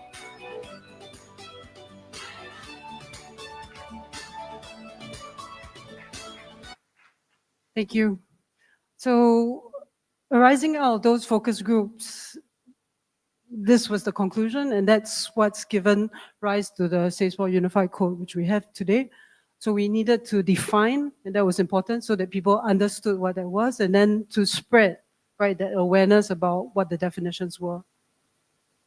I remember in the focus groups that one of the athletes had shared that, and this is also documented, we've published all these focus group discussions, that they didn't realize that it was physical abuse until one of their teammates had internal organ damage, because the kind of desire to excel and to be resilient is often blurs the lines between what is achieving excellence and what is abuse, right? And so therefore it was really important to have these definitions.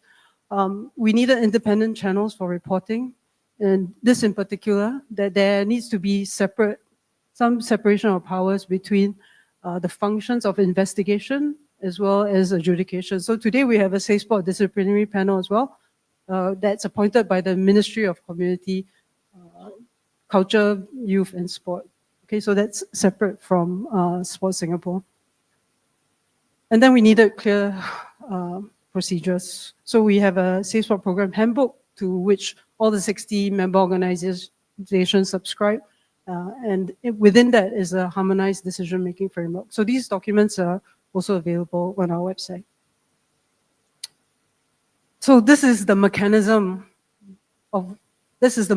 for implementing the code. We recognize that there are all these overlapping jurisdictions. When one single act, right, can fall under the jurisdiction of several organizations, it can be under the International Federation if you're at competition. If you are at major games, then it could be under that code of conduct. Yet it could still be under your national federation. And if you're a coach, for example, it might fall under your professional body. So now that we have the Safe Sport program, it's all streamlined into one. Okay, and everybody subscribed to the code, therefore, is a breach of the same thing. And therefore, there'll be a single process, right? So each of these member organizations adopts the definitions of the code. They go through with our policy manager a risk assessment of their organization, all the activities that they do, how many children and young persons they engage with. Should I have a child safeguarding policy? Is it important for me to have a digital communications policy? What's my policy on traveling, right? And then after that, they also delegate the jurisdiction of investigation and resolution of the medium to high level cases over to the Safe Sport Commission. So then we reduce the number of times that we repeat processes. We interview somebody once, nobody has to interview again because we're all subscribed to the same sort of streamlined case management process. So we'll say, just to end the first part, the critical sort of factors are leadership. Leadership by government in providing resources. My team is resourced by government. All right, although we report to the commission that's independent individuals, okay, it requires government resources to payroll our team. The key signatories, so Sport Singapore, these are the levers and the mechanisms. So Sport Singapore that provides taxpayer funding to these sporting organizations, these national federations. The SNOC and SNPC, so our NOC and NPC to which these athletes or the organizations send their athletes to for major games, okay, membership of those are the levers that are in place, right, to ensure that the national federations are part of the program. Secondly, it's the capability of our team and the capacity of team to really support the member organizations. So having people who are experts in their area, partnership with the these non-governmental organizations, with the Athletes Commission and other coaching groups is critical. And finally, building trust within the community. So that's a bit that takes time, and that's the bit that takes care. In terms of confidentiality when handling cases, in terms of helping people understand that we're there to support them, not to police them. So these are kind of the critical factors which we found to be really important in building the program or the framework. So next, I just want to speak very quickly on the values of co-designing. This is Jian Ying. He's our national former captain, still playing water polo. He's also a really fierce advocate for safe sport, and he's currently, because he's a legal practitioner, he also sits on our disciplinary panel. So the first is that the key stakeholders ultimately are the athletes, coaches, and the sport administrators. They are the day-to-day people, and they are the ones on the ground, and they are the ones living sport on an everyday basis. So in terms of our case management process, actually all of their feedback is filled, the whole handbook is filled with the feedback from these people. They felt like complaint was not a good word. It really was a barrier to reporting. Wow, you complain me, I complain you, right? Okay. So it was just about making a report of concern. And terminology or nomenclature really makes all the difference. Secondly, athletes who were victims didn't like the word victim, and they wanted to use the word affected party. Alleged perpetrator was also something that everybody threw out immediately, to just say respondent, because sometimes, it's just about being unaware, and you don't want to stigmatize something or someone just by using words, right, that carry with it the weight of wrongdoing, right? So the other part was the categorization model. So type versus severity, right? The athletes and the coaches really gave their input in detail. They are the ones that helped us decide what was the threshold for us to take over something, a case. So a medium to high case, severity case, for example. And lastly, they were fully involved in the culpability and harm sort of factors, right? How frequent does something have to take place? How premeditated does something have to be? What's the vulnerability of the person? So all of these factors, which are within our handbook, were put through all these key stakeholders. They too decided whether we should publicize a disciplinary outcome on our website. How much detail should be put up there? If somebody is found guilty of sexual misconduct, do we put their name up with the type of offense, or do we not, right? So we had plenty of feedback and thoughts about this. It's not always easy to sort of mediate between the competing views, but it was important that everybody had a voice. We also included experts, and this was on the severity classification. So the way that we decide whether something is medium or high threshold depends on the degree of culpability and then against the degree of harm. So something that is a low culpability, low harm is dealt with by the member organizations. Everything after that is dealt with by the Safe Sport Commission. So we put it through safeguarding experts, case managers, child protection sort of case managers, even physicians, okay, on what is harm caused, what is psychological harm. Does it have to affect your day-to-day activities, your participation in sport, right? Does it have long-term effects? then how do we define that in a low, moderate, and high severity case?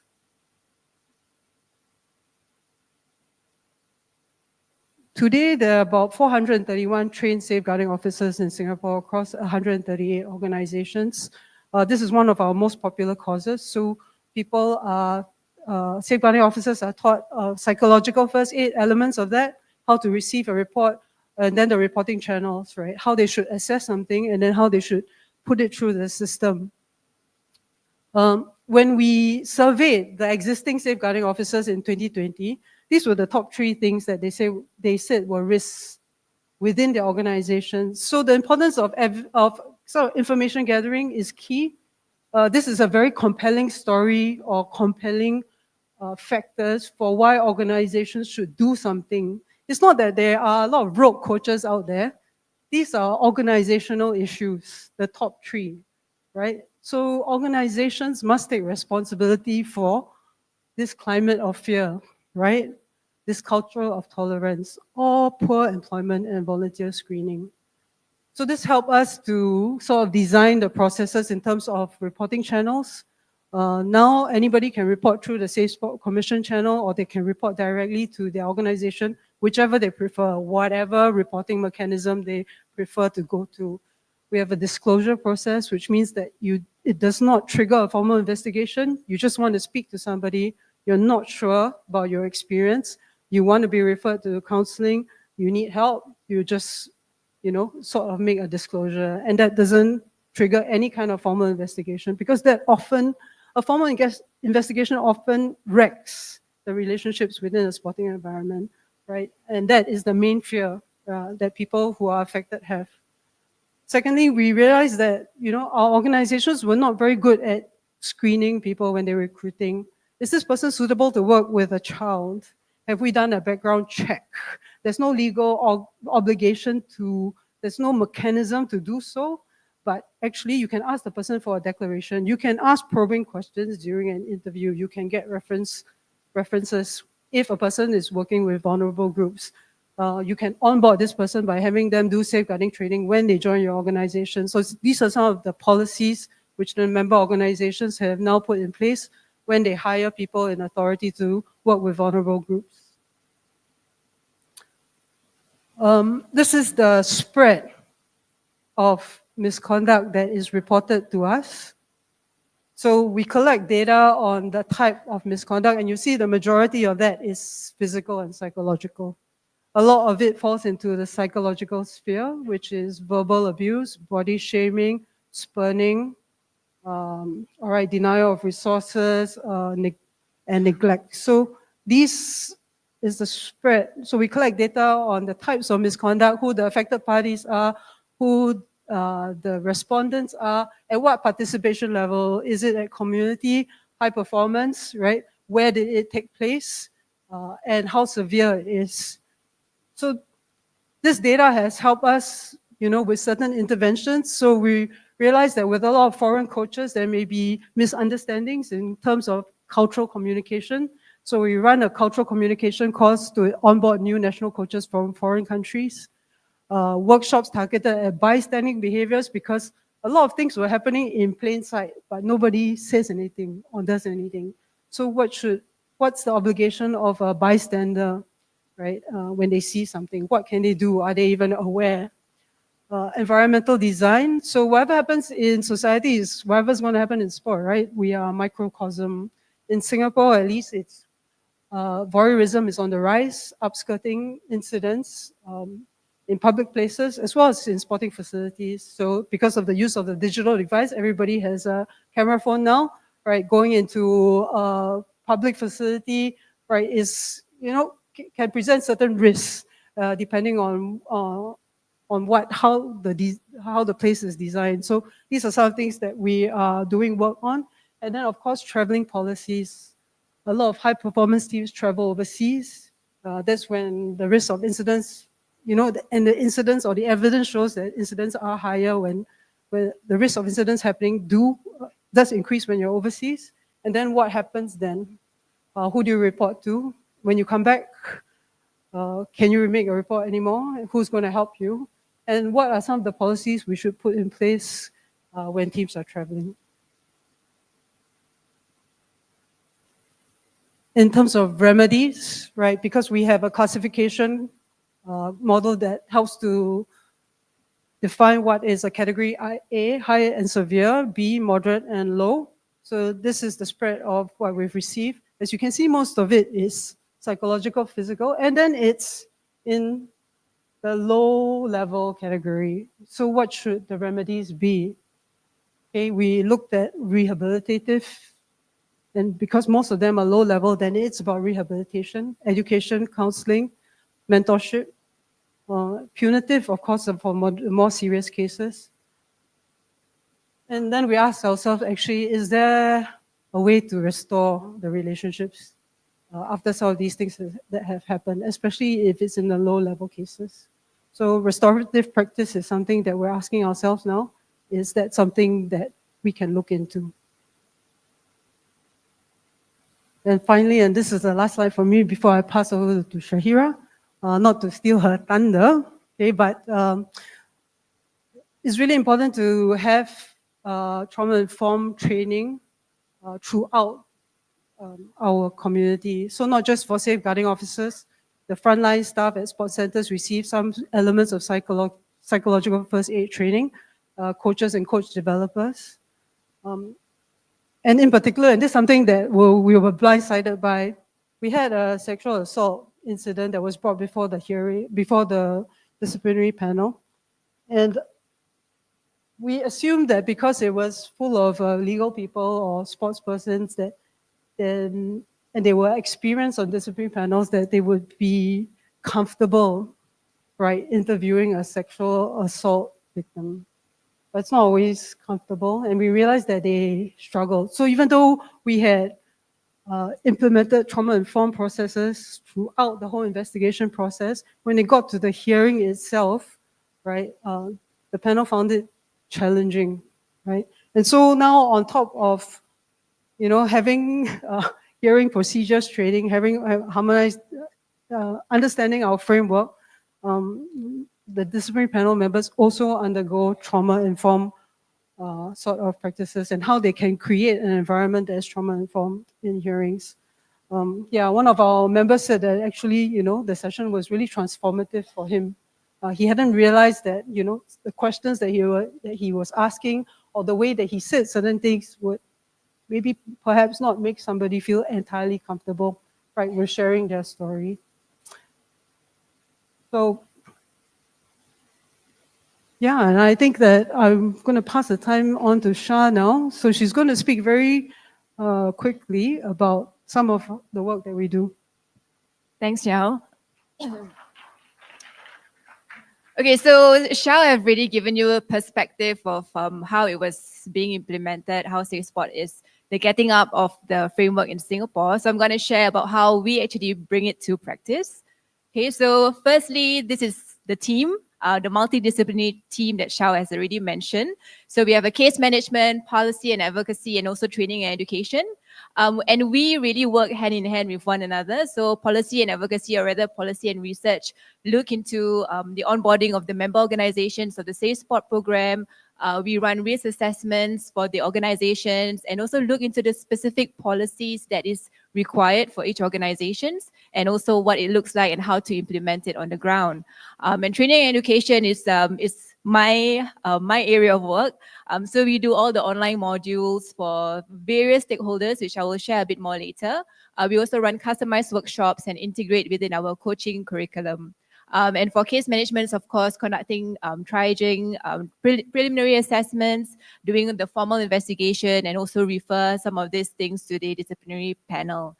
So we really work hand in hand together because sometimes we receive cases and it may not necessarily, like Xiao mentioned, that it may not necessarily have a formal investigation, but rather is the refinement of the policy. So even if it has some investigation and disciplinary actions taken, then there needs to be some policies to be refined, and we need to also educate the community about it. And sometimes when we run workshops as well, we do receive cases, and that's where, you know, as you can see the cycle, we really work hand in hand with one another.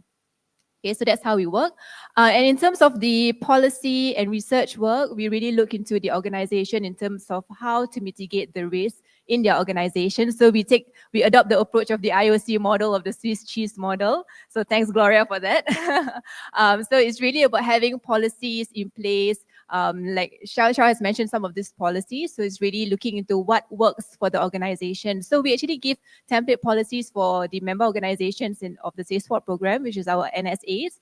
So they will look through all of this policy and see what actually works for them, what is actually applicable, sport specific and organization specific. Okay, and also of course we share guidelines on recruitment and selection. So you have to have background checks, declarations, face-to-face interview, and also having some suitability checks and employment terms to be embedded within your contract.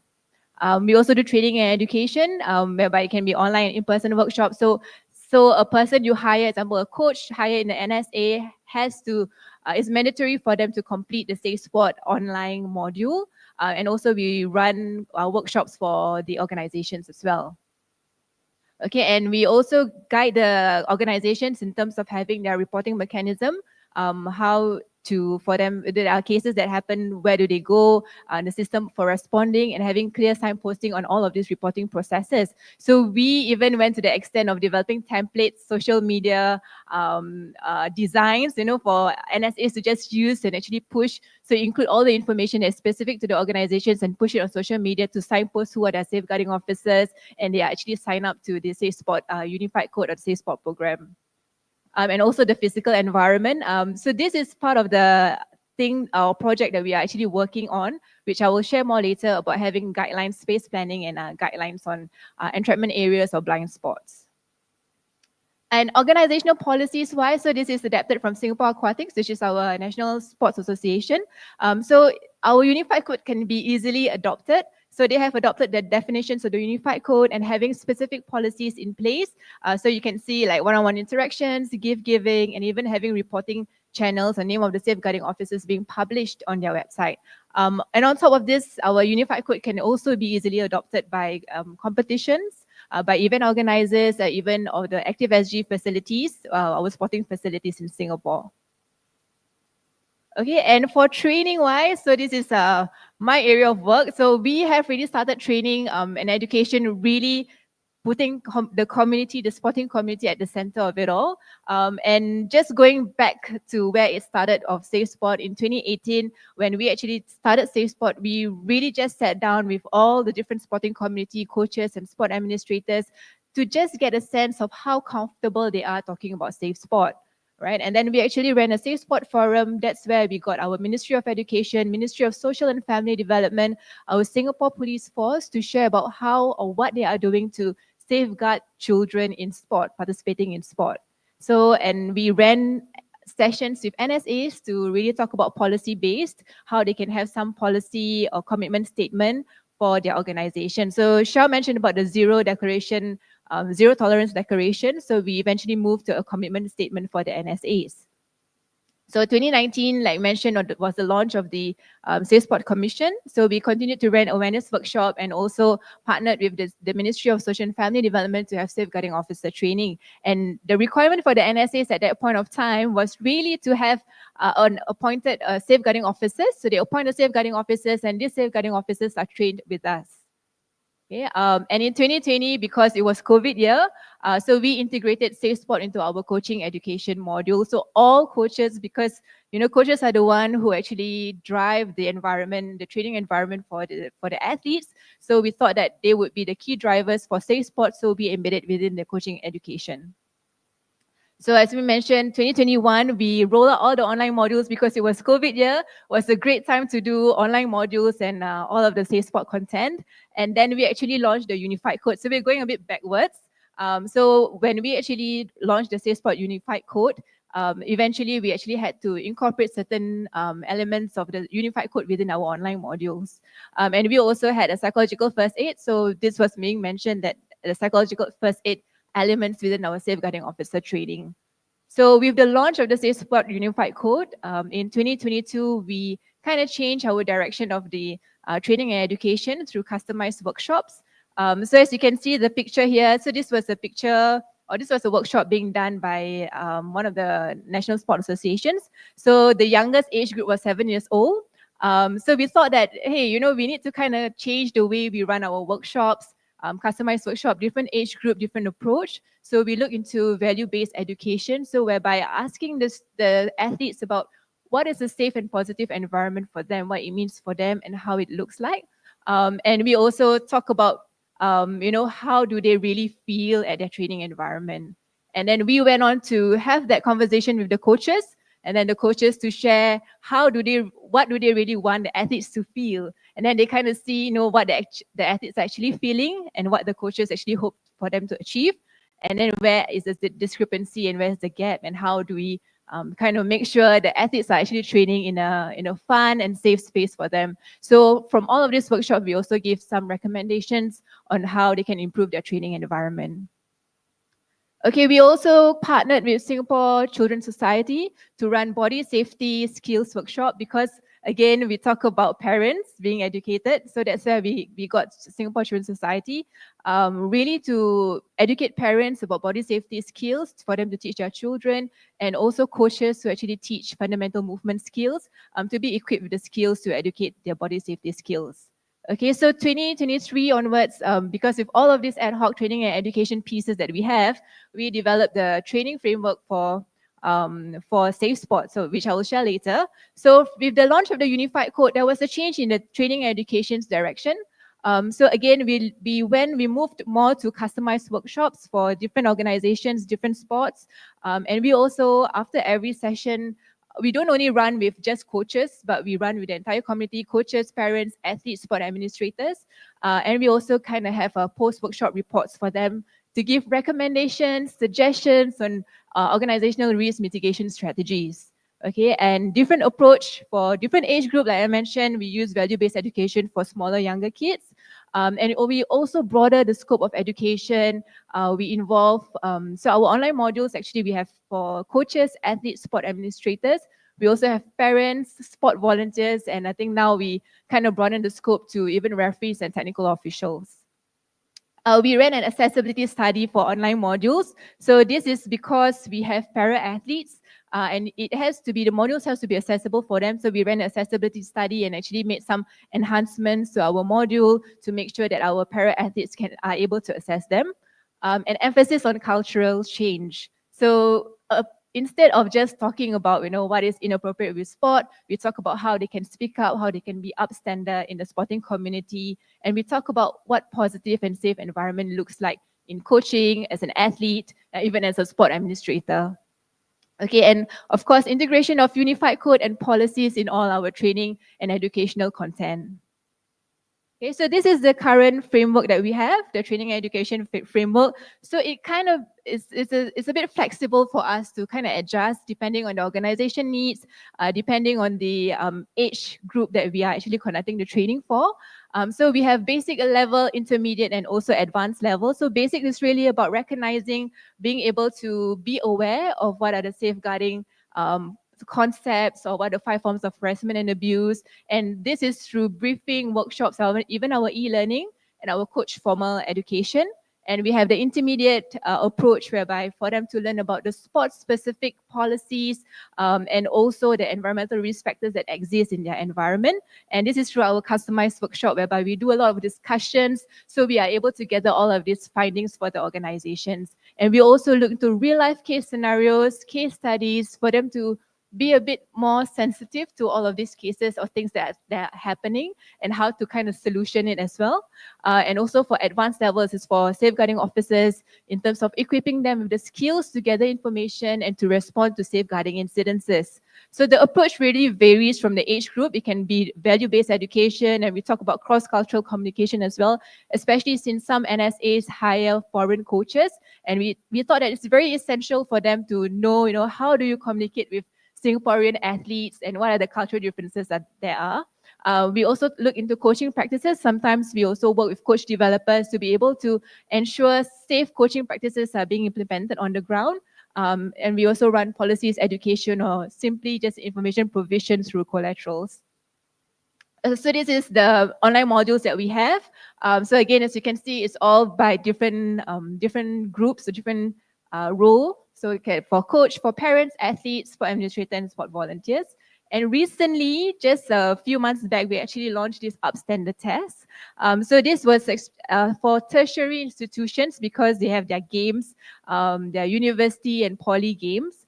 So we launched this for them. So it's just for them to understand what safe sport is, what kind of teammate they are, and whether they are bystander or they're upstander. So it's like a personality test, the current generation nowadays, they like to take all these personality tests. So when they take this test, they can know what character they are, whether they are Captain Courage, Blase bench warmer, or reserve referee. So we went down to schools to do the outreach with them, and then they can actually show us their character and get some stickers which they actually like. And also at the same time to learn about what safe sport is and how they can be upstander in their community. Okay, so what is next for us? So we've come a long way since 2018. So right now, some of the ongoing projects that we have is, like I mentioned, the space planning and design guidelines. We are collaborating with Singapore Institute of Architects to really look into the physical environment, the guidelines for space planning. So this is really for our sporting facilities, to look into the entrapment areas, blind spots, and dark corners. And we are also doing a prevalence study of abuse and harassment in Singapore, so looking into the athlete experiences, and we are partnering with NTU, Nanyang Technological University, to actually drive this research. So other upcoming projects is because I think Singapore will be hosting the World Aquatics Championship next year, and also SEA Games in 2029. After Malaysia, so we are hoping to have some major sporting events safeguarding policies in place. So hopefully in SEA Games 2029 and even for Malaysia, having all of this in place, we can work together to actually have that. And we're also looking into having that recognition framework for sporting organizations who have safeguarding policies in place. And also we are currently working with Special Olympics Singapore to look into how we can educate special needs athletes, because we understand that they may have different ways of learning. So how we can actually reach out to these special need athletes. And like Charles mentioned, 60,000 students are participating in sport in schools. And how do we have that outreach to schools to actually reach out to all of these students to understand what safe sport is? So these are the things that we're doing in the upcoming 2 years, hopefully. Okay, so if not, that is the end of our presentation. And really, all of the work that we have done is really about co-designing, getting all the information, data, evidence gathering, and also it actually helped us in implementing all our programs and our initiatives and efforts. So if you want to know more, more information on our website, our policies, our training and education resources, our 1,000-day impact report, and also our unified code is all on our website. Okay, so if not, we're happy to take on questions. Yeah, so anybody, just feel free to step on the mic. Any questions from the floor?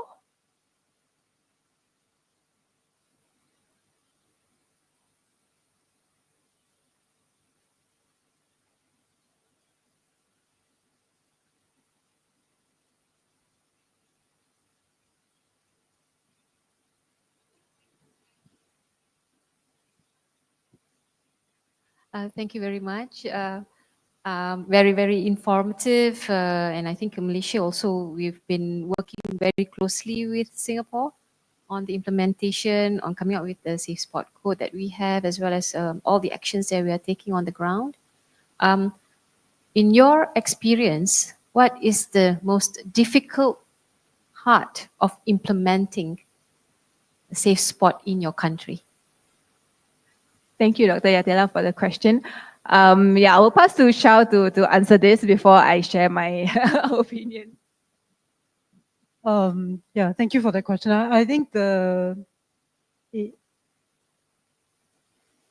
the Singapore experience, it's all about achievement, all about excellence, all about efficiency. That's not, really elements of interpersonal relationships.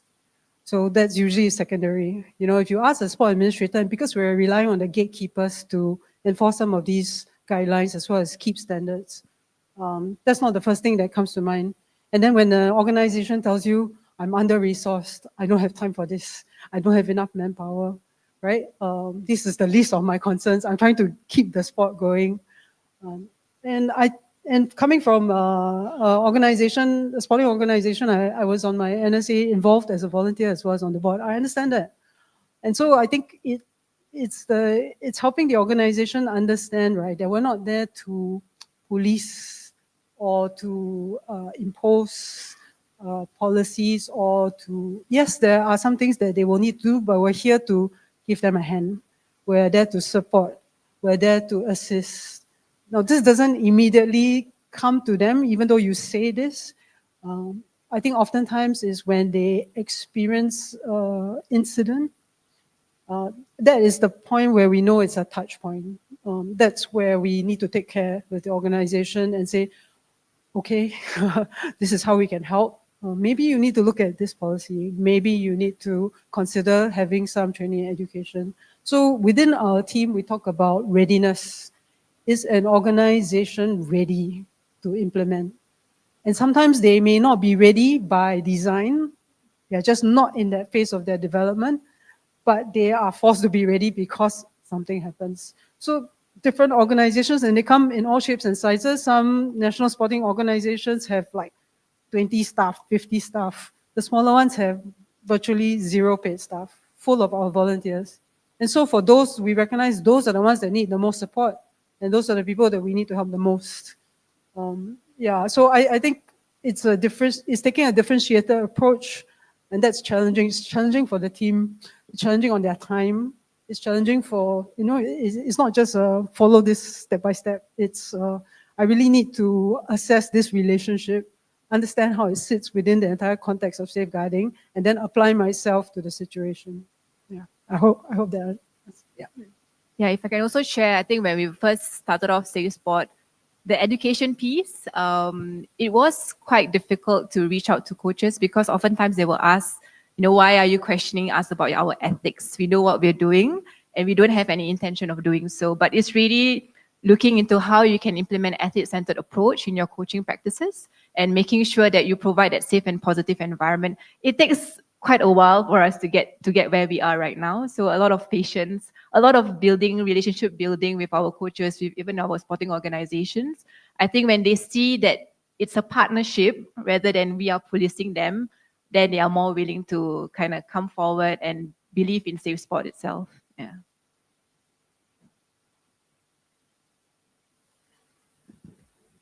Any more questions? Hi, Yes, me. Datuk Hi, Shahril. Shaira. Okay, just a very short question, which is, you were saying about it took a while for coaches to buy into finding creative new ways to motivate athletes. As we know, our Asian methods are quite rough compared to other European countries and things like that. So how long did it actually take to actually get the coaches buy-in into teaching and finding methods, creative methods to change to be athlete-centered? Thanks, Datuk Charlene, for the question. I think for us, we started in 2019 in the education space, educating coaches. I remember in 2019 when we did it, it's still the same kind of mindset. There's a mindset shift, to be honest. I think only recently, maybe after the launch of the Safe Sport Unified Code, people are more open about it. And how do we tend to be creative? It's really having, when we run workshops, rather than telling you this is not right, it's really for them to have that conversations among themselves, to learn best practices from one another, know how certain things may have, or certain things that have worked previously may not have worked now, and how they can be creative in their coaching practices. So rather than us telling them what to do, we get them to be in that discussion and learn from each other, and also implement that in that space. Yeah. Yeah, I'll just say that it still happens. Even myself personally, I still coach and I struggle with, right? Instinctively, there are a lot of things that just, because of the way that you were coached or the way that you've experienced this situation before, you repeat that. And I think even people who have children, you know that as well, right? You repeat whatever was done with your parents, then you kind of do that very instinctively. So I think it's helping the community understand that this is sometimes, and not always, that it is an instinctive reaction and that we need to give each other space. And that when an athlete reacts, right, the coach should not take it personally, right?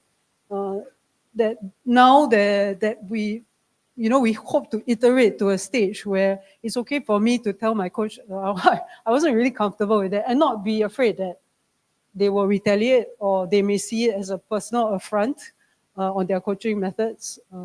Yeah, so I think we're still very much in that exploratory and kind of like a liminal space between here and where we think that we want to get into. And I think that's a reflection of society at large as well. So not just in the sporting space, but in education, in classrooms. So yeah, it's a slow process, yeah, but I think something that we need to recognize that we can undertake together. Yeah. Hello, Assalamualaikum. Waalaikumsalam. Sharifah Fatina from National Sport Institute. Thank you for the sharing. It's very insightful for us, and just some point of view and also a little bit of question. There's a different interpretation of or defining the safe sport itself, the interpersonal violence. There's many terminology that is it exists, and I think maybe like coaches could interpret safe sport is like this. So until they're afraid to to give their full heart to train the athletes because of all those guidelines. And actually, how would your strategy to give to educate the best strategy to make people understand and also like buy in, from coaches to athletes to management people, association. So what is Singapore's strategies to make people buy in? Like association, they have to do their roles as coach. They understand their roles. Teachers and everybody roles should understand and really understand the definition and also the interpretation of. We could combine it because maybe different culture, like maybe Singapore have different interpretation, and we Malaysian have different interpretation maybe. But so how we want to make people know the right the most suitable definition of safe sport or maybe interpersonal violence, and the strategy to make these people buy in with the initiative that will be done by the ministry and everybody. Thanks. Yeah, thank you for that question. It's interesting, but I think it is still very much a process. And as I mentioned just now, I think this is a societal issue. It's not just within sport, but of course, within sport, it is all the more in the spotlight because of the power imbalances that exist, right? Because of the very unique nature of sport. The IOC has just released their consensus statement 2024. It's a very lengthy document. But in it, I think you also see that, some of the terminologies have shifted boxes from where they were from before. So I think this is an ongoing process, ongoing conversation. And I think in symposiums like this, where we get to meet and then, have chats and to understand what we are all doing, that really helps to inform each other of what may be. I'm not even sure that there's best practice. There's best practice, and then what we discover is good practice or might be useful practice. And so, even though we're here to kind of share our learnings from the past few years, I'm sure we could learn something from what Malaysia is doing as well in terms of this. But my own feeling is that we are very much in a liminal space, right? I think, like I have a handphone today, this only existed in 2026 when iPhone launched the first handphone. Even then, there was no social media, not until 2010. So society is just adjusting to all these things at a breakneck speed. And then we have all these interpersonal relationships to deal with that are adapting to all of these stimulus. So it is challenging, I think, for everyone, especially the coaches, and we recognize that. So I again, like, holding space for coaches where incidents are not necessarily ill-intended, but it's part of, maybe in their DNA already. Yeah, it's difficult. It's difficult after 30, 20 years of coaching practice to like totally take a different approach, but helping them understand that there is space for them to do so and that it would be a good idea to change, right? Is one of those things. So I think continual engagement is the answer. There's no one silver bullet or one, sort of strategy that will, at least we see it this way. Yeah, there's no one strategy that is going to make it happen, right? Yeah. I hope that helps. Might not be very helpful, but yeah, I hope that helps.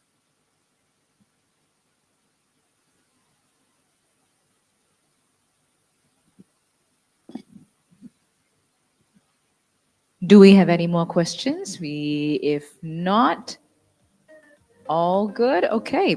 I think we want to say a big thank you for very insightful sharing. Thank you, Ms. Wang, and also Sharifa Latif. Could you please remain on stage because we would like to give you a token of appreciation.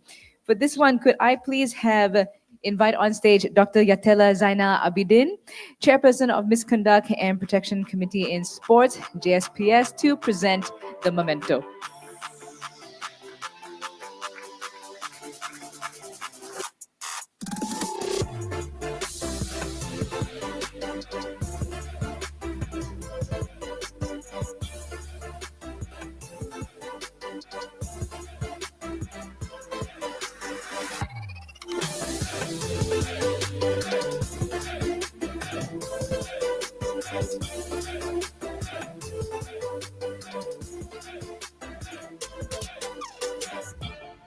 Once again, I please put a warm thank you to Ms. Wang Xiaoying and also Sharifa Latif. Thank you so much, Dr. Gatela.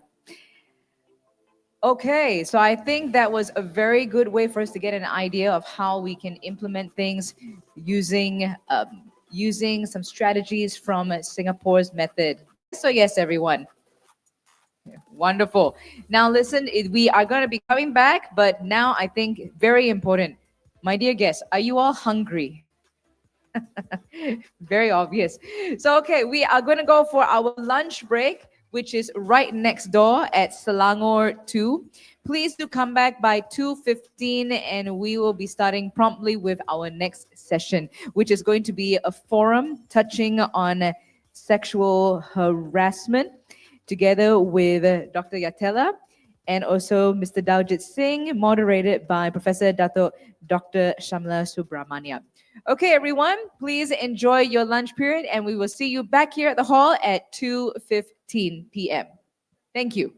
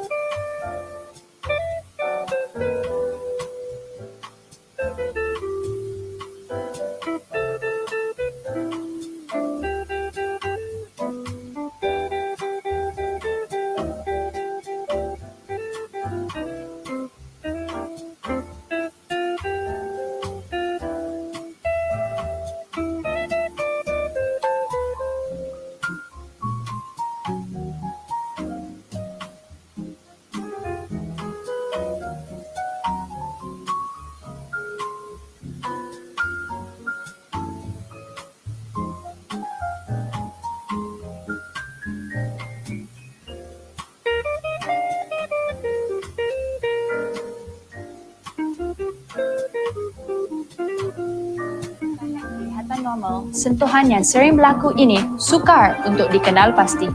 Jika sentuhan yang berlaku dianggap tidak selesa, ia mungkin satu kesalahan. Walau bagaimanapun, garis panduan Kod Sukan Selamat membantu kita memahami sempadan yang tidak melampaui batas. Kita mesti berwaspada dan menghormati ruang peribadi seseorang pada setiap masa.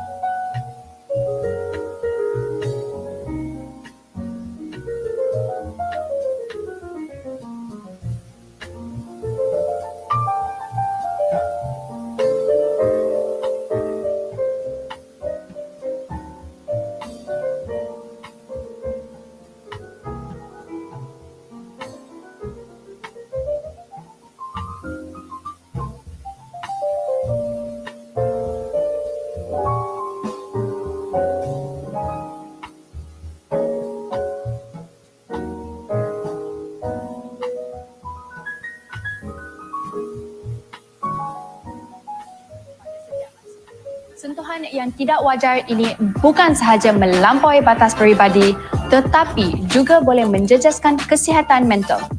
Atlet akan berasa tidak selamat dan ianya boleh menjejaskan prestasi dan minat mereka terhadap sukan itu. Jika anda menyaksikan atau mengalami situasi sebegini, anda perlu bersuara. Melaporkan insiden sedemikian membantu mewujudkan persekitaran sukan yang selamat. Ingat, suara anda mempunyai kuasa untuk memulakan perubahan. Bersama-sama kita pastikan persekitaran sukan yang lebih selamat. Speak up, speak out.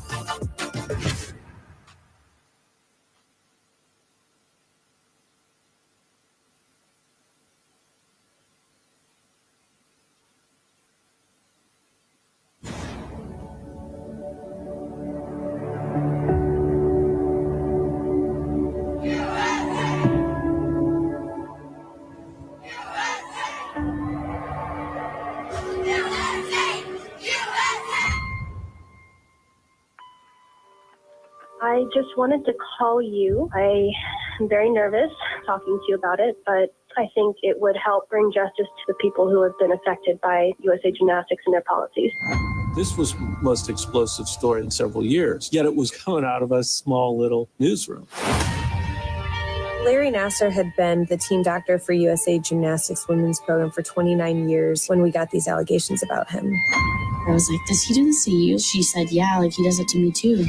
And I said, we need to call the authorities. Steve Penny, he said, no, USA Gymnastics will take care of calling the police.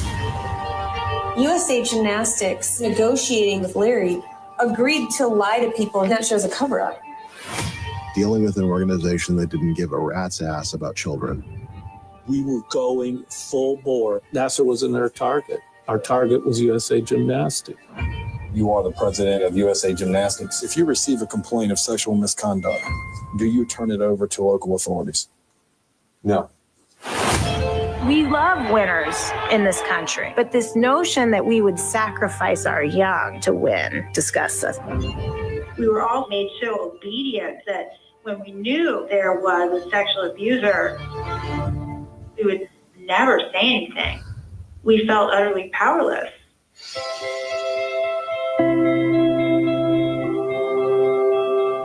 USA Gymnastics, they are clinging to a process that has been used to silence dissent. Nothing turns out like I pictured it. If I don't do something about it,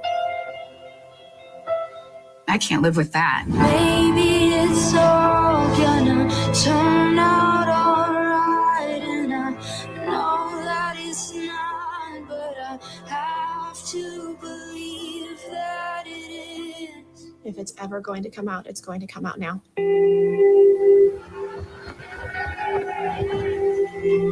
Your days of manipulation are over. I'm here today with all these other women. When I tell you that Not victims, survivors. it's far from now, manifest. Maybe it's all gonna turn out alright. We have the power now. To believe that it is.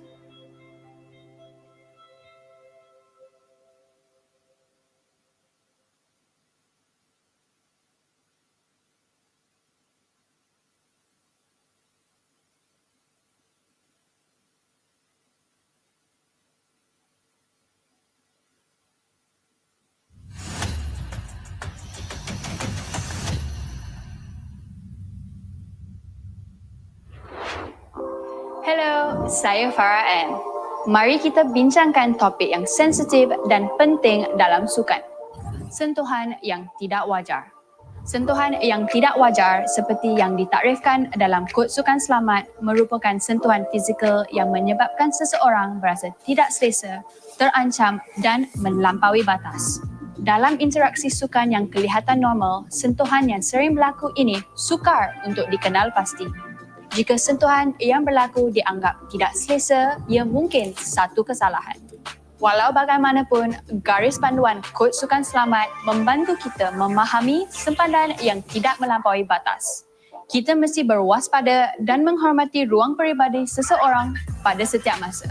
Sentuhan yang tidak wajar ini bukan sahaja melampaui batas peribadi tetapi juga boleh menjejaskan kesihatan mental.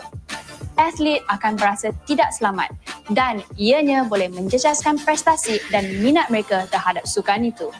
Jika anda menyaksikan atau mengalami situasi sebegini, anda perlu bersuara. Melaporkan insiden sedemikian membantu mewujudkan persekitaran sukan yang selamat. Ingat, suara anda mempunyai kuasa untuk memulakan perubahan. Bersama-sama kita pastikan persekitaran sukan yang lebih selamat. Speak up, speak out.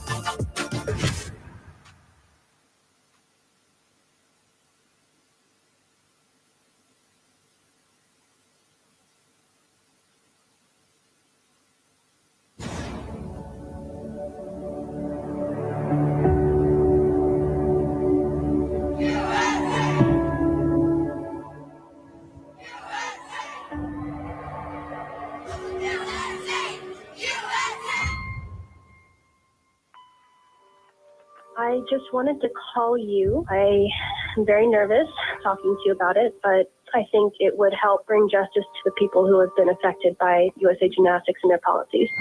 This was the most explosive story in several years, yet it was coming out of a small little newsroom. Larry Nassar had been the team doctor for USA Gymnastics women's program for 29 years when we got these allegations about him. I was like, does he do this to you? She said, yeah, like he does it to me too. And I said, we need to call the authorities.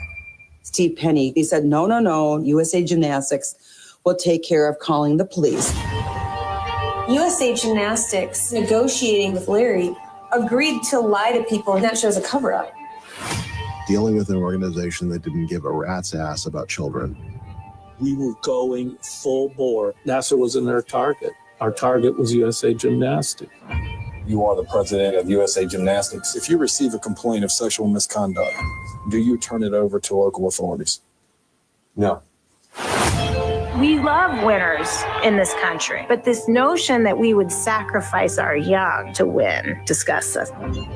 We were all made so obedient that when we knew there was a sexual abuser, we would never say anything. We felt utterly powerless.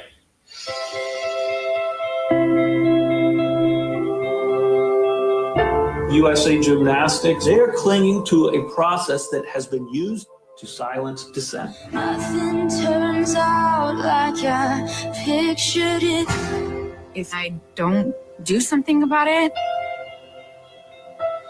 I can't live with that. Maybe it's all gonna turn out alright, and I know that it's not, but I have to believe that it is. If it's ever going to come out, it's going to come out now.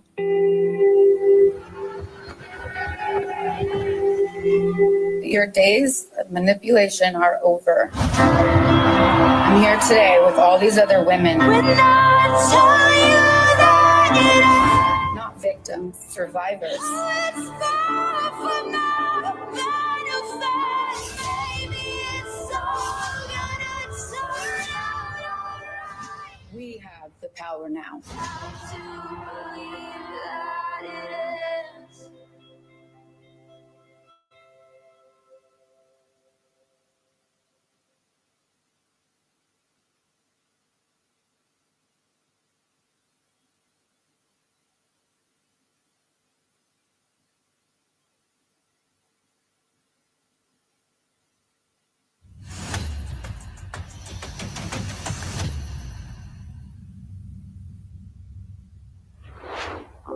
Hello, saya Farah Ann. Mari kita bincangkan topik yang sensitif dan penting dalam sukan. Sentuhan yang tidak wajar. Sentuhan yang tidak wajar seperti yang ditakrifkan dalam Kod Sukan Selamat merupakan sentuhan fizikal yang menyebabkan seseorang berasa tidak selesa, terancam dan melampaui batas. Dalam interaksi sukan yang kelihatan normal, sentuhan yang sering berlaku ini sukar untuk dikenal pasti. Jika sentuhan yang berlaku dianggap tidak selesa, ia mungkin satu kesalahan. Walau bagaimanapun, garis panduan Kod Sukan Selamat membantu kita memahami sempadan yang tidak melampaui batas. Kita mesti berwaspada dan menghormati ruang peribadi seseorang pada setiap masa.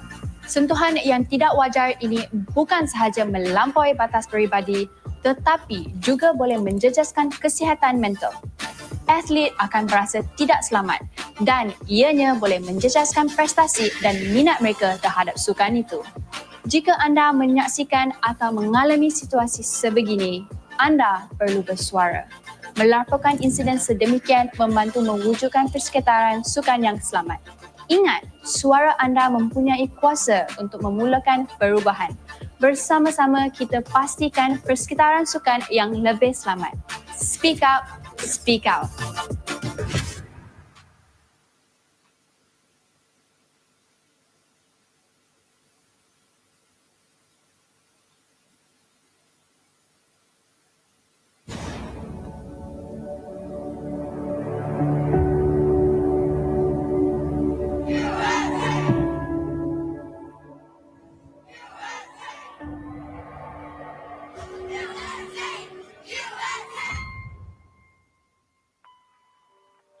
I just wanted to call you. I am very nervous talking to you about it, but I think it would help bring justice to the people who have been affected by USA Gymnastics and their policies.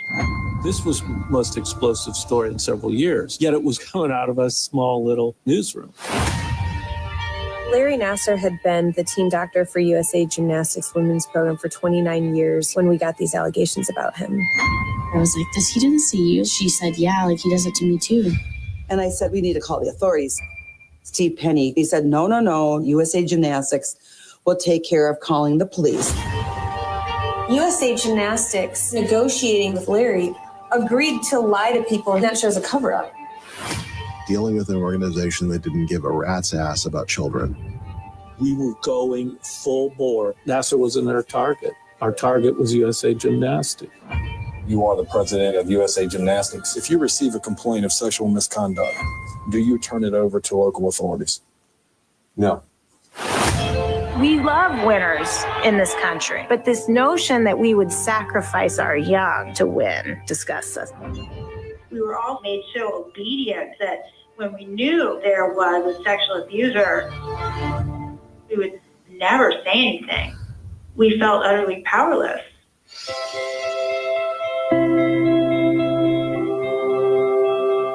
USA Gymnastics, they're clinging to a process that has been used to silence dissent. Nothing turns out like I pictured it.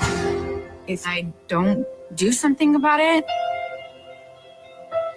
I can't live with that. Maybe it's all gonna turn out alright, and I know that it's not, but I have to believe that it is. If it's ever going to come out, it's going to come out now.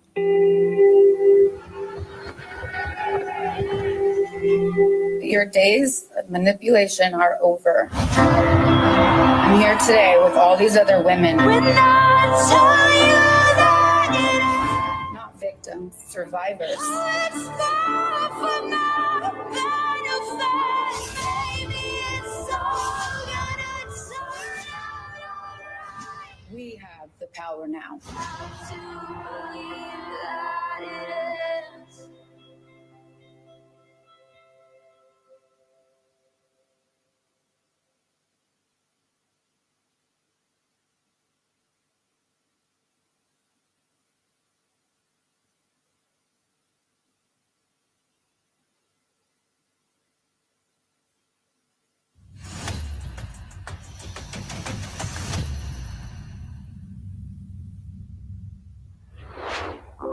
Hello, saya Farah Ann. Mari kita bincangkan topik yang sensitif dan penting dalam sukan. Sentuhan yang tidak wajar. Sentuhan yang tidak wajar seperti yang ditakrifkan dalam Kod Sukan Selamat merupakan sentuhan fizikal yang menyebabkan seseorang berasa tidak selesa, terancam dan melampaui batas. Dalam interaksi sukan yang kelihatan normal, sentuhan yang sering berlaku ini sukar untuk dikenal pasti. Jika sentuhan yang berlaku dianggap tidak selesa, ia mungkin satu kesalahan. Walau bagaimanapun, garis panduan Kod Sukan Selamat membantu kita memahami sempadan yang tidak melampaui batas. For participants at the entrance, if you can hear my voice, please do come into the hall. We are going to begin our second portion of today's International Safe Sports Symposium 2024. So please do come in and we will get started. Dan ianya boleh menjejaskan prestasi dan minat mereka terhadap sukan itu. Jika anda menyaksikan atau mengalami situasi sebegini, anda perlu bersuara. Melaporkan insiden sedemikian membantu mewujudkan persekitaran sukan yang selamat. Ingat, suara anda mempunyai kuasa untuk memulakan perubahan. Bersama-sama kita pastikan persekitaran sukan yang lebih selamat. Speak up, speak out.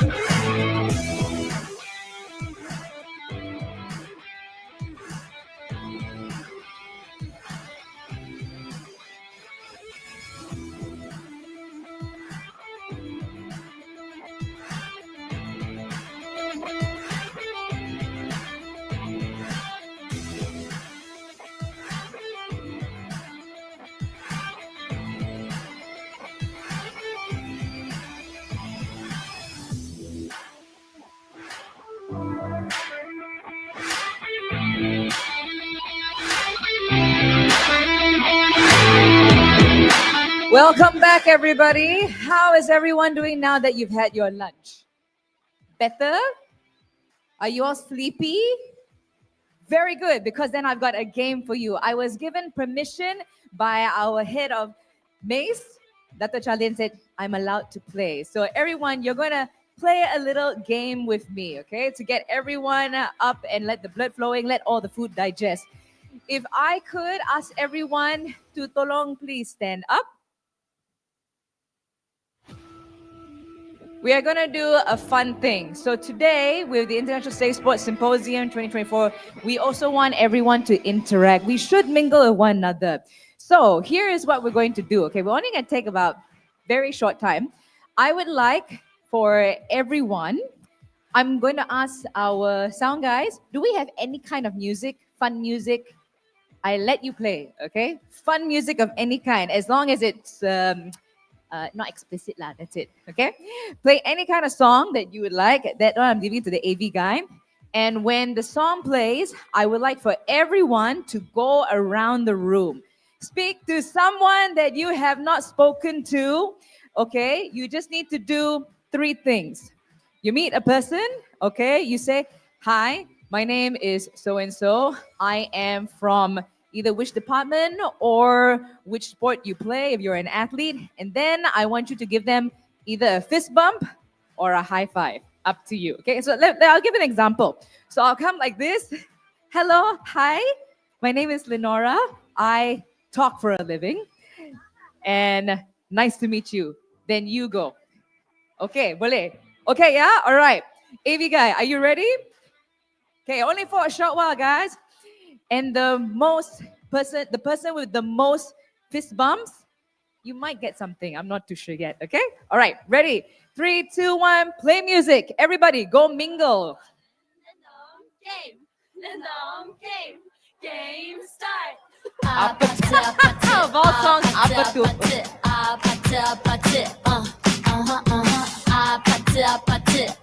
Find someone, say hi.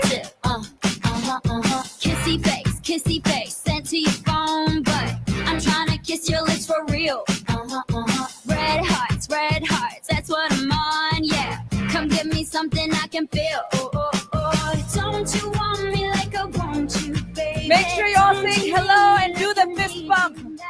See tomorrow, but tonight go crazy. Hey, All you Miguel. gotta do is just me. me at the pata pata pata pata pata pata pata pata pata pata It's whatever, it's whatever you like.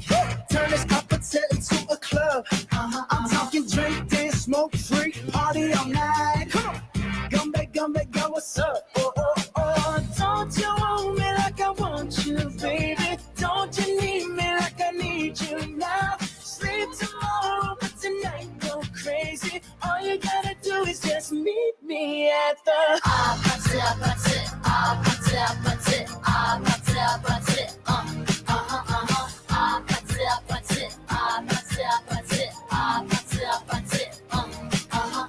Hey, so now you know the game. Are you ready? Because I'm coming to get you. Get you. Okay, everybody, music slowly die down. Okay, now I gotta get everyone's attention again. Everyone, okay, I'm so glad that you're all excited in getting to know each other. Hello, kawan-kawan. Sudah habis time dah. I know you all had a wonderful time mingling. This is fantastic. But now we like to get back to business. Come back down to your seats. Come back down to your seats.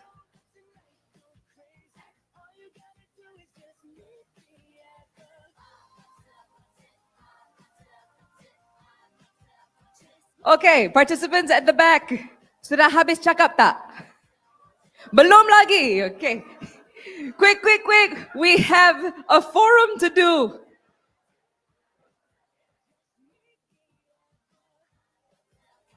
Okay, everyone, I should make it now like another game. Please quickly get back to your seats. I should say that there's a prize if you quickly go back to your seats. See if it goes faster or not.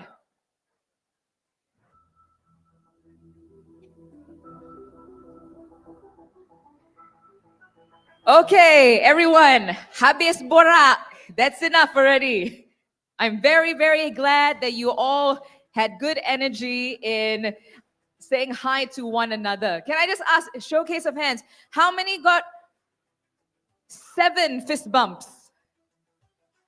Really? 7 fist bumps? How about 6 fist bumps? 6. 5 fist bumps? 5? Oh, very good. Okay, and what about 4? Who got 4? Who got 3? Who got 2? Okay, who got 1? Who got the 1? Be honest with me. Okay, good. That means everybody got more than 1 fist bump. Guys, can you all give yourselves a big hand? Thank you for playing that game with me. Do you all feel more awake now? Yes or yes? Kan kita semua in sports, right? So in sports, we should be interactive. We should be able to have teamwork and communication. So okay, with that, I now want to ask again, who was the one that got 7 fist bumps? Just now, 7 fist bumps. Gloria. Oh, okay, Gloria. Guess what, Gloria? You get a prize. The prize is you get my fist bump. Okay, so anyway, let's now get back to our session. The International Safe Sport Symposium 2024. Are you guys ready for the next part? Guys, yes? Okay, the next part, I don't know how many of you were watching the video that was playing just now. Were you all seeing the video that was played on the screen? Do you know what video that is? Other than the one about Farah Ann, there was another one that we were running and rolling. That was from the Netflix show, not a promo, but it was from the show called Athlete A, where the story is about how a number of gymnasts, they were unfortunately in a case of sexual harassment with one of their doctors, which brings us to the topic that we're going to talk about after the next few seconds. It's about sexual harassment and how to deal with these situations for victims, evidence gathering. So with that, once again, I'm going to ask everyone, are you ready for this forum? Give me a bigger yes. Are you guys ready? Wonderful, because I would like for you to also ask questions during this forum if you have any, okay? First of all, I would like to introduce the person who is going to be moderating this topic. Please put your hands together for the person who is the Dean of the Faculty of Computer Science and Information Technology at UPM and the founder of Respect Malaysia, a renowned researcher. She has contributed groundbreaking work in real-time systems, energy-efficient cloud computing, and Paralympic sports modules. Please let's give a warm welcome to Professor Dr. Shamala Subramaniam.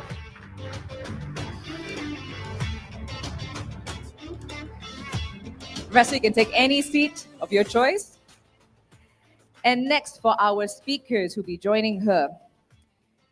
Everyone, please join me in welcoming a person who has dedicated and advocated for community development and resilience building with a focus on education, sports, and empowerment. She has supported numerous initiatives that uplift women and girls in sports. Her academic professional achievements are a testament to her unwavering commitment to make a difference. Please, let's give a big hand to CEO of Yayasan Saim Darby, Board Member, National Sports Council Malaysia, and Chairperson of JSPS, Dr. Yatela Zainal Abidin. And our final person who's going to be joining our forum, he is a multilingual legal expert. He bridges international clients with Malaysia's legal landscape. His advocacy for public awareness of the law, including translating Malaysian legal texts into Mandarin, showcases his dedication to inclusivity and access to justice. Please welcome Managing Partner of Daljit Singh Partnership, Mr. Daljit Singh, to the stage.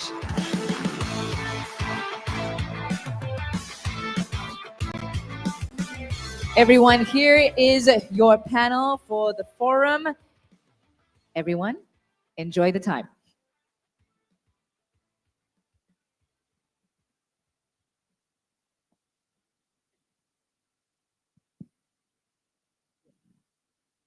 Okay, a very good afternoon. Thank you, Lino. It was a beautiful introduction and full of life. So first and foremost, I would like to just thank the National Sports Council and the Ministry of Youth and Sports for doing something very important. That's actually very difficult to deal with, this topic. I think, if I'm not mistaken, in the many years I'm involved with sports, this is the first time we are having something of this magnitude. So I think we should give them a round of applause for that. Well done. And when Dato' Shalin sent me a text message asking me to moderate this, quite honestly, I didn't see what topic it was. So me and Dato' Shalin go a long way, so I said yes. And I think a few days ago when I saw sexual harassment, it was actually a little bit shocking to me. And I sent her a message, "Hey, you tak ada topic lain ke?" Because one of the things, it's very difficult to address this because it's something to do with the way we deal with difficult things in life. But I think as we grow in society, and me being a professor in computer science, and if you look at cyber security now, one of the top things that we find is actually hacking and many other things, which are a lot of things which intrude into people's privacy. And just talking to Daljit before coming in, that I have many computers being in computer science. I have some old ones. So the camera doesn't have the sliding shut off. I actually paste, I don't know what you do, but I take the 3M paper and I paste it because I'm scared that without me knowing, someone's monitoring me so easily now. They just hack your IP and they will be able to monitor you. They'll be able to record your conversations and so on. So that if you look at the design of computers now, they already have the slider, already telling that the best way to protect oneself is to shut it off.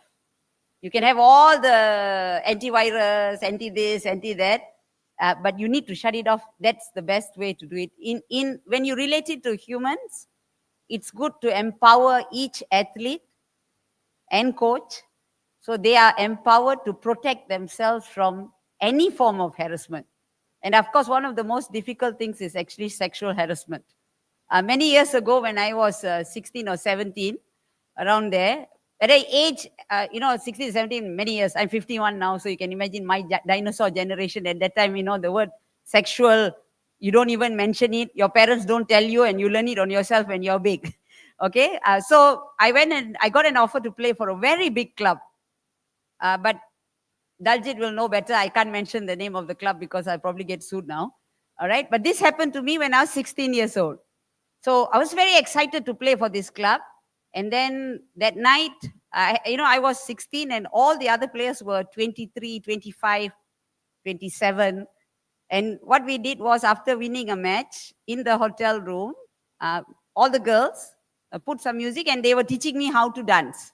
At that moment, a very top person from this organization, a man I could call grandfather actually, at that age, okay, came into the room and, he was a top guy and I met him.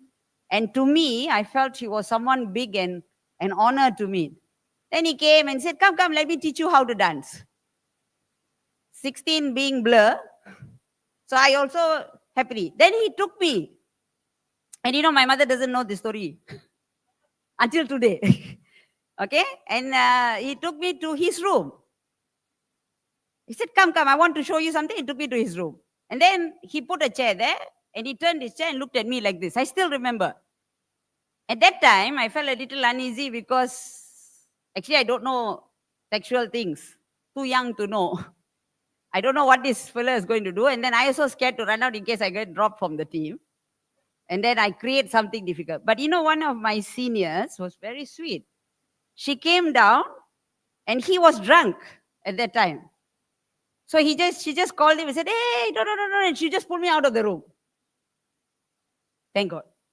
And many years later, and the best part, the next morning I met this gentleman when he was not drunk anymore. He walked past me because he didn't even know who I was.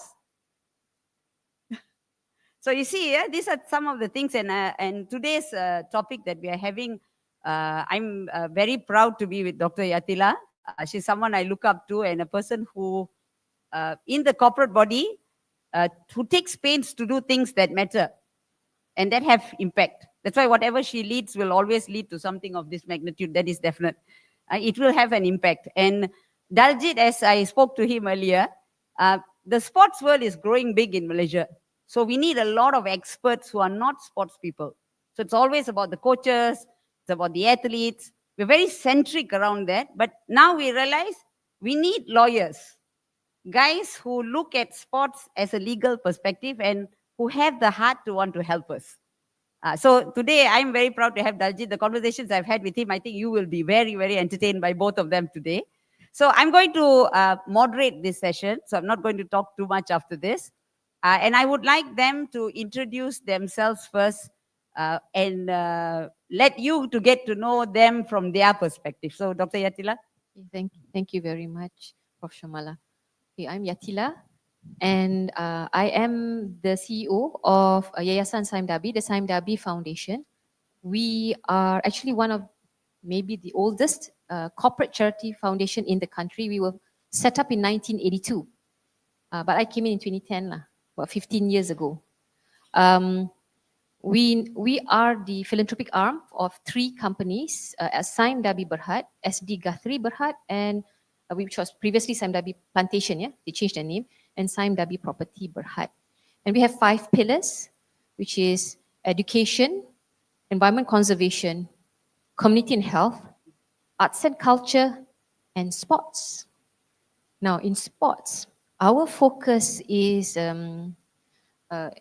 developing sports in the country, supporting grassroots initiatives, as well as focusing on inclusivity. We focus on women and girls in sports now. But we don't always only do for women and girls. We also do, like for example, the YSD track series, the competitions for track cycling at the Nilai Velodrome. We're supporting for 3 years until next year. That is for boys and girls, as well as elite, to allow track cyclists to have exposure. And competition, that's important, I understand. I'm not a sports person, so I learn as I go along. You have to have exposure in competition, in always easily accessible, which wasn't here before. So we are filling the gap, working with MSN as well, with Sport Excel, right?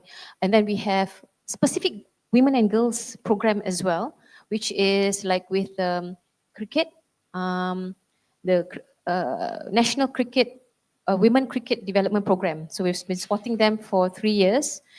Cricket Adiwira, which is for the schools, we've been also supporting them.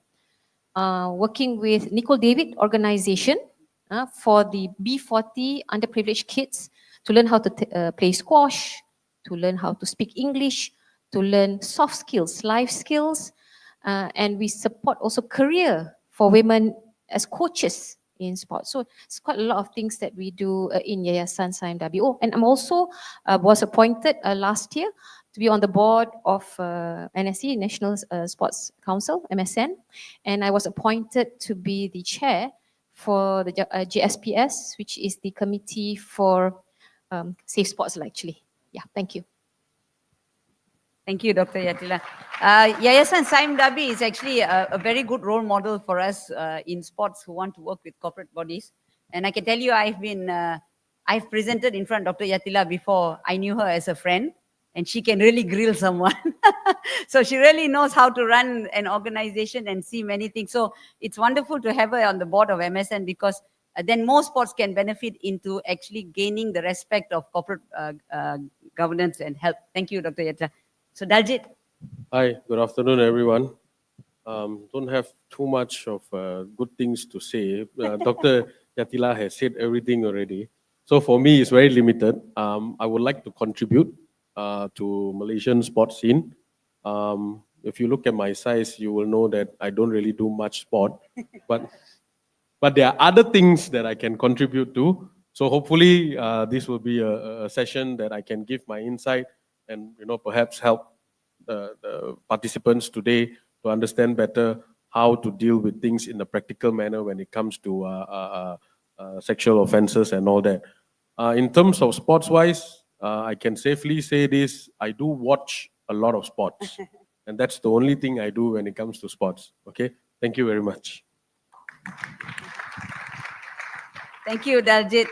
We need a lot of people to watch sports for you to gain popularity, but I think my conversations with and my preparation to be moderator, Daljit has tremendous experience in what matters most, what's right and wrong. I think many of us in many different areas, not only in sports, we tend to take the legal thing into our hands and think we know the law, but actually that's a very different thin line, especially in terms of sexual harassment. You can imagine at the age of 51, what happened to me when I was 16. I don't dare open and tell you where I played. And I don't even tell you where I want to tell you which geographical location it is, because I don't want it to come back to me.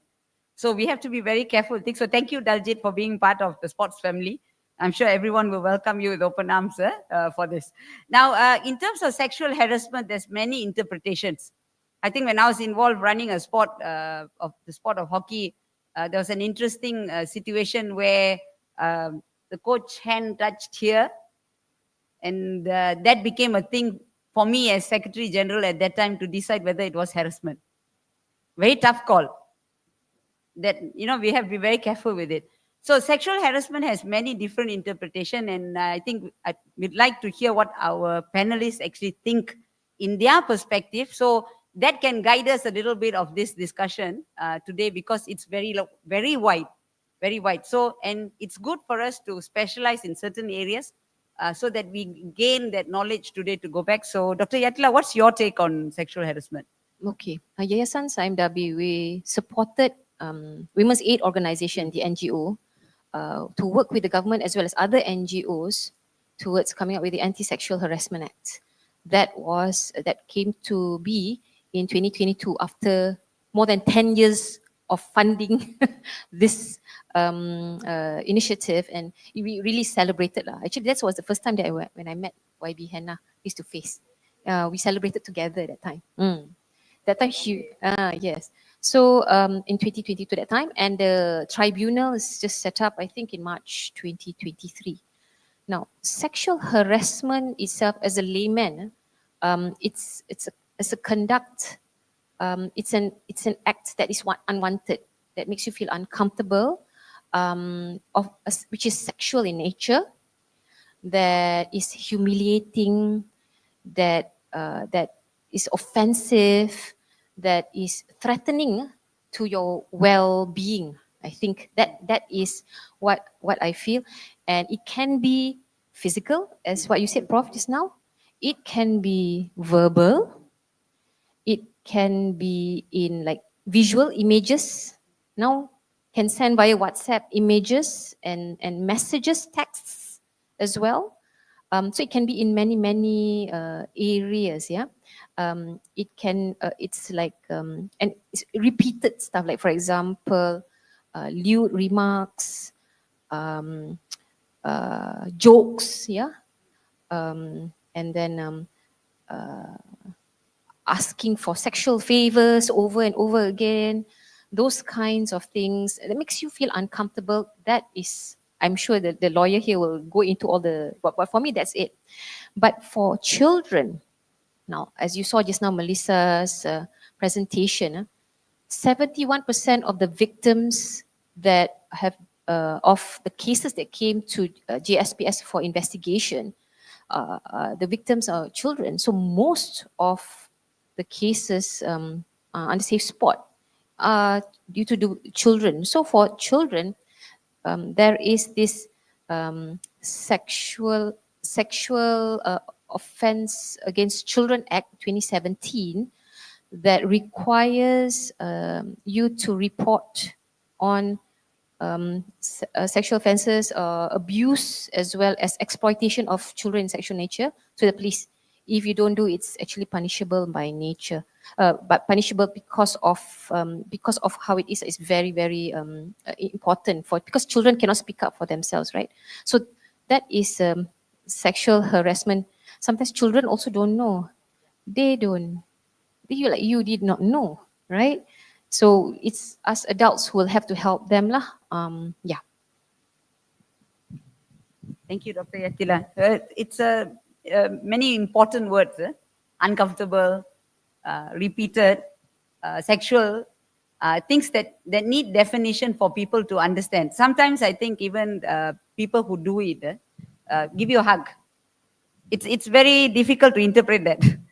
So the density and the spectrum of it needs to be well defined when you are running a team or you're running an organization. I think in terms of sports, I think that's important, because when you win, you'll hug. When you get injured in the most bizarre places, and if the coach is like a father or a mother, you will have that tendency to immediately react, and people watching it is very subject. So sometimes it's always not good to look at one angle. I think in sports, we tend to do that. We always side one side. And automatically the counterpart or the official or the grown-up becomes and I think in many experiences I'm having now in running the organizations that I run, one of the key things that is important is understanding what does the culture norm mean. Like when I shake someone's hand, many times I've got people who small kids, when I give away medals, and tendency is this. So I feel very insulted. And there was once when I didn't understand the culture very well, I told the little boy, "Hey, Dek, saya macam mak lah. You salam tangan saya." So that boy gave his hand and then I put. And then after that, my friend told me, "Hey, Sham, it's nothing to do whether you're mother or not. No shaking hands." So now when I give the medals, I don't know whether to put the hand out or put it here. So safest now is here. So, sometimes you look at things like that. So, Daljit, what's your take on this? Well, like what Doc had said earlier, sexual harassment can take many different forms. You have the verbal harassment, the gesture, physical, and all that. But I think these are just mere examples. Sexual harassment can go, it's very wide. It's as wide as gifting a book to your colleague. For example, the book title is 100 Times to Make a Man Stronger in Bed, or 50 Ways to Get Your Wife Excited. So it could be a gift, but the intention or the idea behind it, the person may say, it's not sexually harassing you, I'm giving you a gift, it's a book. But the victim must feel first it's an unwelcomed gift, it's an unwelcomed gesture. I don't want this. That will amount to some form of sexual harassment. So it's very wide, and I think as and time goes by, and with the way technology is advancing now, we don't know what kind of, what will be in the next 5 years, what else can constitute sexual harassment. Yeah, that's my definition of sexual harassment. Yep. That's interesting. It's growing wider now. And I think even jokes, the, the other day I saw on Instagram, I think on Twitter, and one girl got, I think, almost 2.3 million retweets because she took a capture of a WhatsApp, and the person wrote to her, she wrote there to her friend that, I'm going to shower. Talk to you later. And the guy wrote back and said, can I help you? So it's a working colleague, and she took a screenshot and put it on Twitter and said, sick in the head. And he got retweeted. Can you believe 2.3 million retweets with people agreeing that it was, lucky she didn't put the name. So I think one of the things that maybe hopefully we can conclude at the end of this session is that what exactly constitutes this and how vague it can become. So all those here can also protect yourself and also empower those you lead, that things are not just taking someone or harassing someone physically. You have to protect yourself because interpretations are left in the eye of the beholder and also the law. So Daljit, I'd like to ask you, one of the key things is we have this problem of reporting. How do we report? It's serious, because I've had many cases, and to the people who came to me, I warned those people, please remember when you go to court, you also will be ripped apart. Because, okay, yes, unless you have very clear evidence, which is exactly what this topic is. It's a beautiful topic because it's evidence collection. So people can hit you back, and from being a victim or someone to feel sorry about, you can actually become someone who you instigated that situation. So Daljit, how would a victim report this, and how do they deal with these cases? Like when it's happening to you, what would you advise? Well, for sexual harassment to take place, it's always not going to be taking place in a public area. It will always be in a very private area where no one is watching. So today's topic, if can, I would like to share, practical steps. So what are the practical steps? So for example, if you can, you keep immediate record of the date, of the time, and the particulars of what was the harassment about. And then you can save all this written evidence in a WhatsApp or via email. Keep a record. We call it a FIR, first information report. And then WhatsApp messages and emails and all that are evidence that can be accepted in court. Then after you have keep all this evidence, consider finding a witness. So when I say consider finding a witness, perhaps you would like to check and see, although the harassment took place in a private area, there could be eyewitnesses around, or there could be other colleagues or other athletes or other people who are also subjected to similar sexual advances or similar sexual harassment. Then following from that, you will have the correct person to report to all of this. So when you report this harassment, you go with the proper record of evidence. If you have eyewitnesses, then the person who is receiving your report can take steps, can do things easier.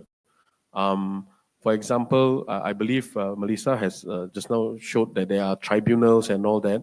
The alternative, you could also go to the police to lodge a report. But these are all cure measures. So preventive measure, these are preventive measures. The best way is try to speak out and object immediately if you feel that harassment is unwelcome.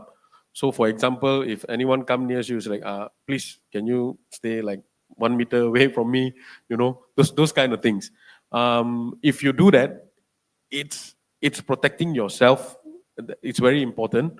From that, you will, from my experience, by virtue of the victim voicing out, objecting and protesting, the perpetrator would take a step back. They know that, okay, this is not the kind of victim I want to look for. So they will, they will go for, find another one. That's the perpetrator psychologically, they don't want a victim who fights back. They prefer a victim who listens. So when I say fight back, I don't expect you to take the bottle and hit his head or something like, just voice out and say, perhaps you could go like, ah, make a loud voice so that other people can be aware of what's happening, and people may run to the room and say, hey, what's wrong? Oh, nothing, I almost fell. And you save yourself. And then the perpetrator will know this is not the person I want to go near to. So that is one of the ways to do it. Voicing out is very important. Yeah. Okay, how do you deal with children reporting this? Because I think sense of awareness is one thing. Yeah. So basically for children, the role, I feel that it's more on us adults. So like I have two kids, both of them are in daycare. I have casual chats with them. So for example, my eldest son, I will just, before we sleep at night, I'll just ask him, how was your school today? What did you do? Did you shower? How did the teacher shower you? Can you show me? So he is 5. He won't be able to lie. So whatever that he tells me, I will take note. I will take cognizance of it, and I make sure that communication with my kid is he's just 5 years old. I can't be telling him to shout and all that, but I will try to tell him, yes, that's the correct way. Teacher should shower you. Okay, so this part. Okay, you should not let anyone touch this part. It's wrong. And I start to talk to him to make him understand the logic. It's Malaysian culture is a very sensitive topic to talk to your kids and all that, but especially now with the increase of abuse against children, sexual offenses against children, I think parents must take proactive steps, and that is what I'm doing to try my best. I hope that communication with the children, you get more, you get to know more. And then the other thing is, I also keep an eye on, like, children or my surroundings. For example, anywhere I go, if I see something is not right and all that, I would want to take steps lah. So for kids to report, it's a bit hard, especially when they are at a very tender age of 5, 6 years old. It falls back on the parents to take steps, to speak, to make them understand in a very casual conversation, and you'll be able to know what to do from there on. Yeah. Daji, I'm just going to ask you one more question. Just thought that came to my mind. If let's say you make an uncomfortable situation for the person who's doing it to you, but they are in a very powerful position, and they don't go away to someone else, or they start harassing you more. Well, this has happened before. It's a very common thing where they will go and attack the victim. So like I said, if you have the evidence with you, then you can consider filing a suit in the civil court. For thought of harassment, it's a common law action. It's introduced in 2016 in the federal court. Before this, we don't have a thought of harassment. So thought of harassment is that you can file a suit and you can go after the perpetrator for compensation, that he has harassed you and making you uncomfortable, unable to perform in your duties, you're unable to perform in your work. That is as far as it goes lah. If the person decides to fire you after you have filed a suit or whatever, you can actually go to the labor court or the industrial court for unfair dismissal. So the victim must take proactive steps to safeguard her or his interest. That's very, very important. Okay. Okay, thank you, Daljit. I think that's very clear that we need a mechanism to report, because I think having the reporting mechanism gives you somewhere you can know there's a system. And when someone is aware there is a system in place, they will be a little scared to do the wrong, I think. When the system is ambiguous and it's left to the budi bicara, That word is very difficult, the discretion of the person holding power. See, I had this case, somebody came and it's a very peculiar case. A person, an adult came and told me that someone keeps staring at them and they make them feel very uncomfortable with that situation, staring, but he can deal to someone else. So, and she told me that no one has dealt with this before. So when I called that person had another story.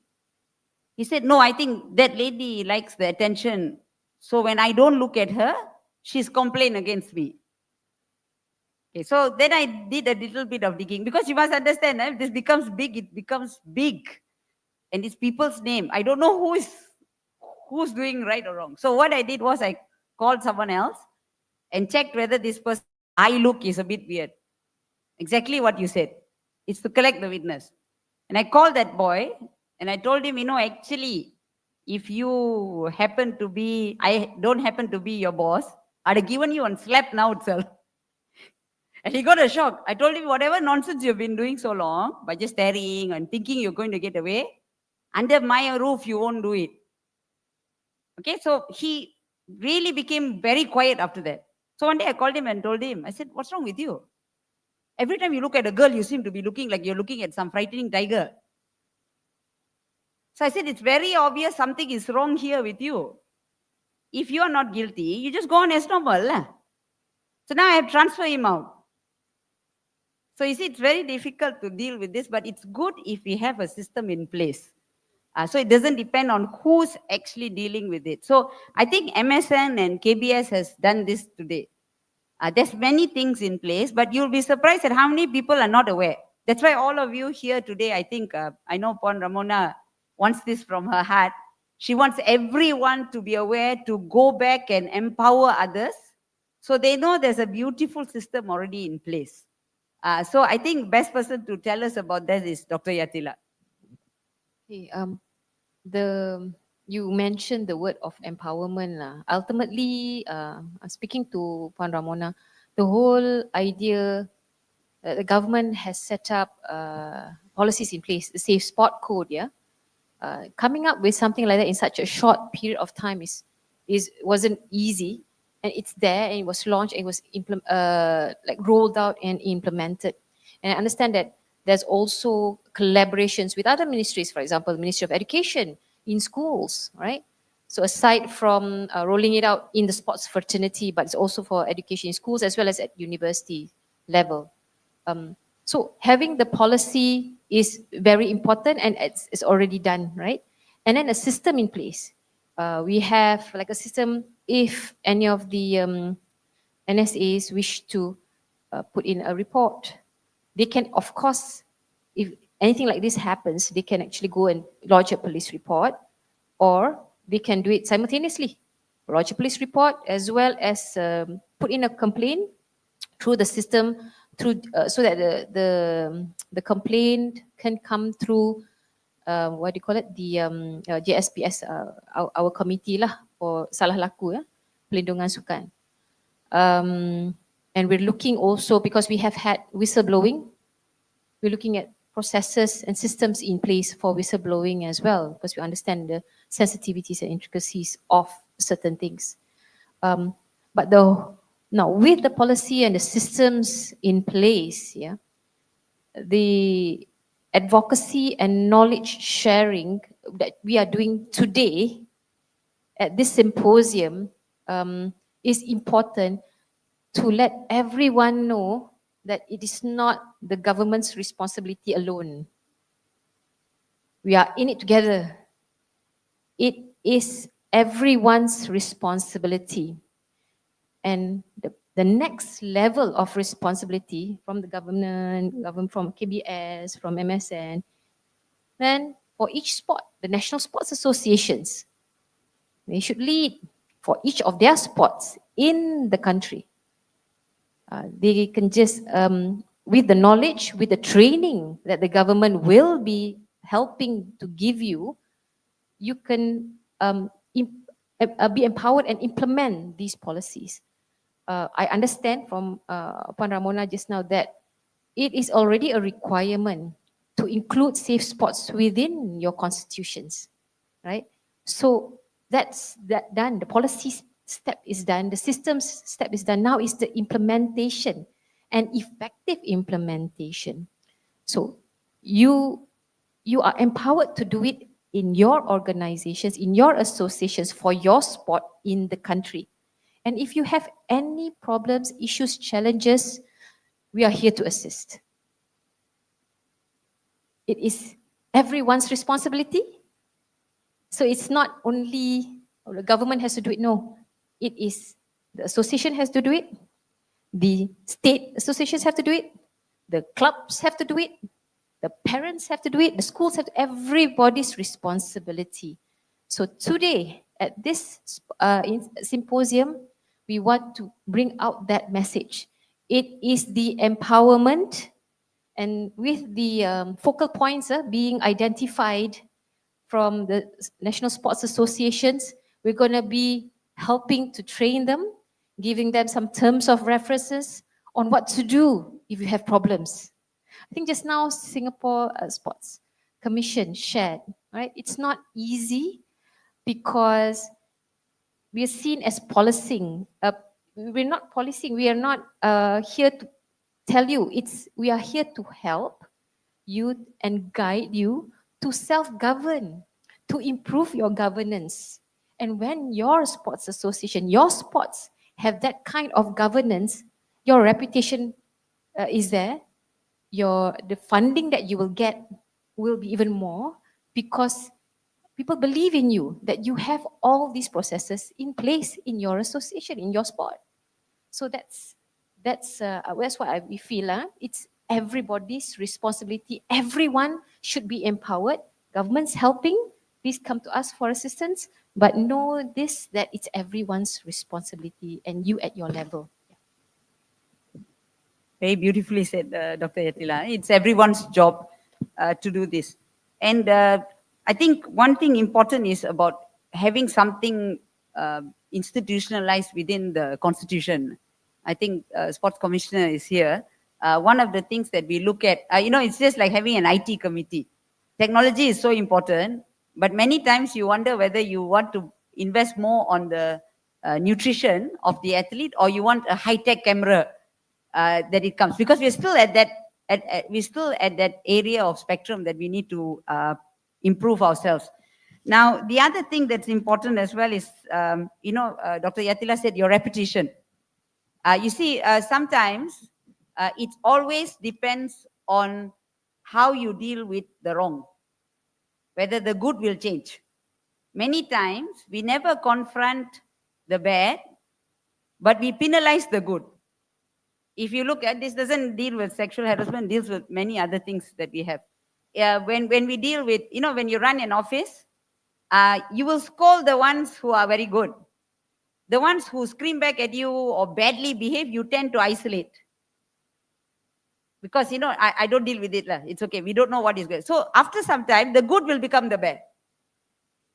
So many times, I think many of us who lead, very difficult to correct the wrong. But it's very important how you do it, because then the rest will stop. But it takes a lot of guts to do it. And you have to be very impartial, especially if you're dealing with coaches. Let's say you are the Secretary General that appointed the coach, and that coach does a mess. If you reprimand the coach, you brought the coach inside. So in many true instances, a lot of things are shoved under the carpet because the people who brought those doing wrong also protecting them because they feel they are responsible for it. So they run away from it. They don't want the bad name. Now, things like this are protected by law. And I think sports is not exclusive. Sexual harassment doesn't matter whether it's in sports, it's in agriculture or anywhere, it's still sexual harassment. So many laws, I think, need to be brought to light that the sports people don't feel they are protected because of this exclusivity of the word sports. Because sports sometimes, very gray area. And somehow or other, you think there's arbitration, there's other things, there's negotiation, there's side talk. So you don't get the law enforced. In fact, if you look at most of our constitution, we are well protected. Don't go to court. Go to arbitration. Already take you off from that. So I think what is important for us to know is if you do wrong in sports, you're also subject to rules of this country. So can you share with us, Daljit, what are the kinds of, legislative things that are already in place? Well, when it comes to sexual offences, um, I mean, personally, as a lawyer, I don't mean to say anything bad about the government of the day or whatsoever. But we have a lot of law in place, a lot of legislation in place. We have the Child's Act, Women and Girls Protection Act, Sexual Offences Against the Children's Act, the Child Care Center Act. I believe Malaysia have also signed off on a lot of United Nations conventions, etc., etc. But in terms of practicality, in terms of being a lawyer and seeing what is a day-to-day basis, I would like to say that enforcement in Malaysia it's still very, very weak. One of the reason I feel is that we are very short of manpower. Statistically, I think we have like what 4,000 something to 5,000 social workers, and then people who are supposed to take action is very low. But the abuse cases, whether it's sexual harassment or normal abuse cases, is on the rise on a yearly basis. So the first thing, the perception of this is not my problem, like what Doc has said earlier, this is not my problem, it's the government's problem. We have to remove that altogether. It's our problem. We, as a society, as a whole, this as an adult, this is our problem.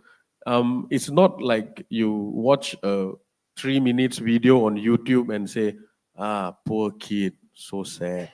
No, you have to go more than that. You have to contribute. I'm not saying take 2,000 ringgit, 5,000 ringgit and put and contribute, but small things you do collectively, it's a big thing. And it's got to start from us, and we have to do that, and then you will see the difference. I mean that's my belief.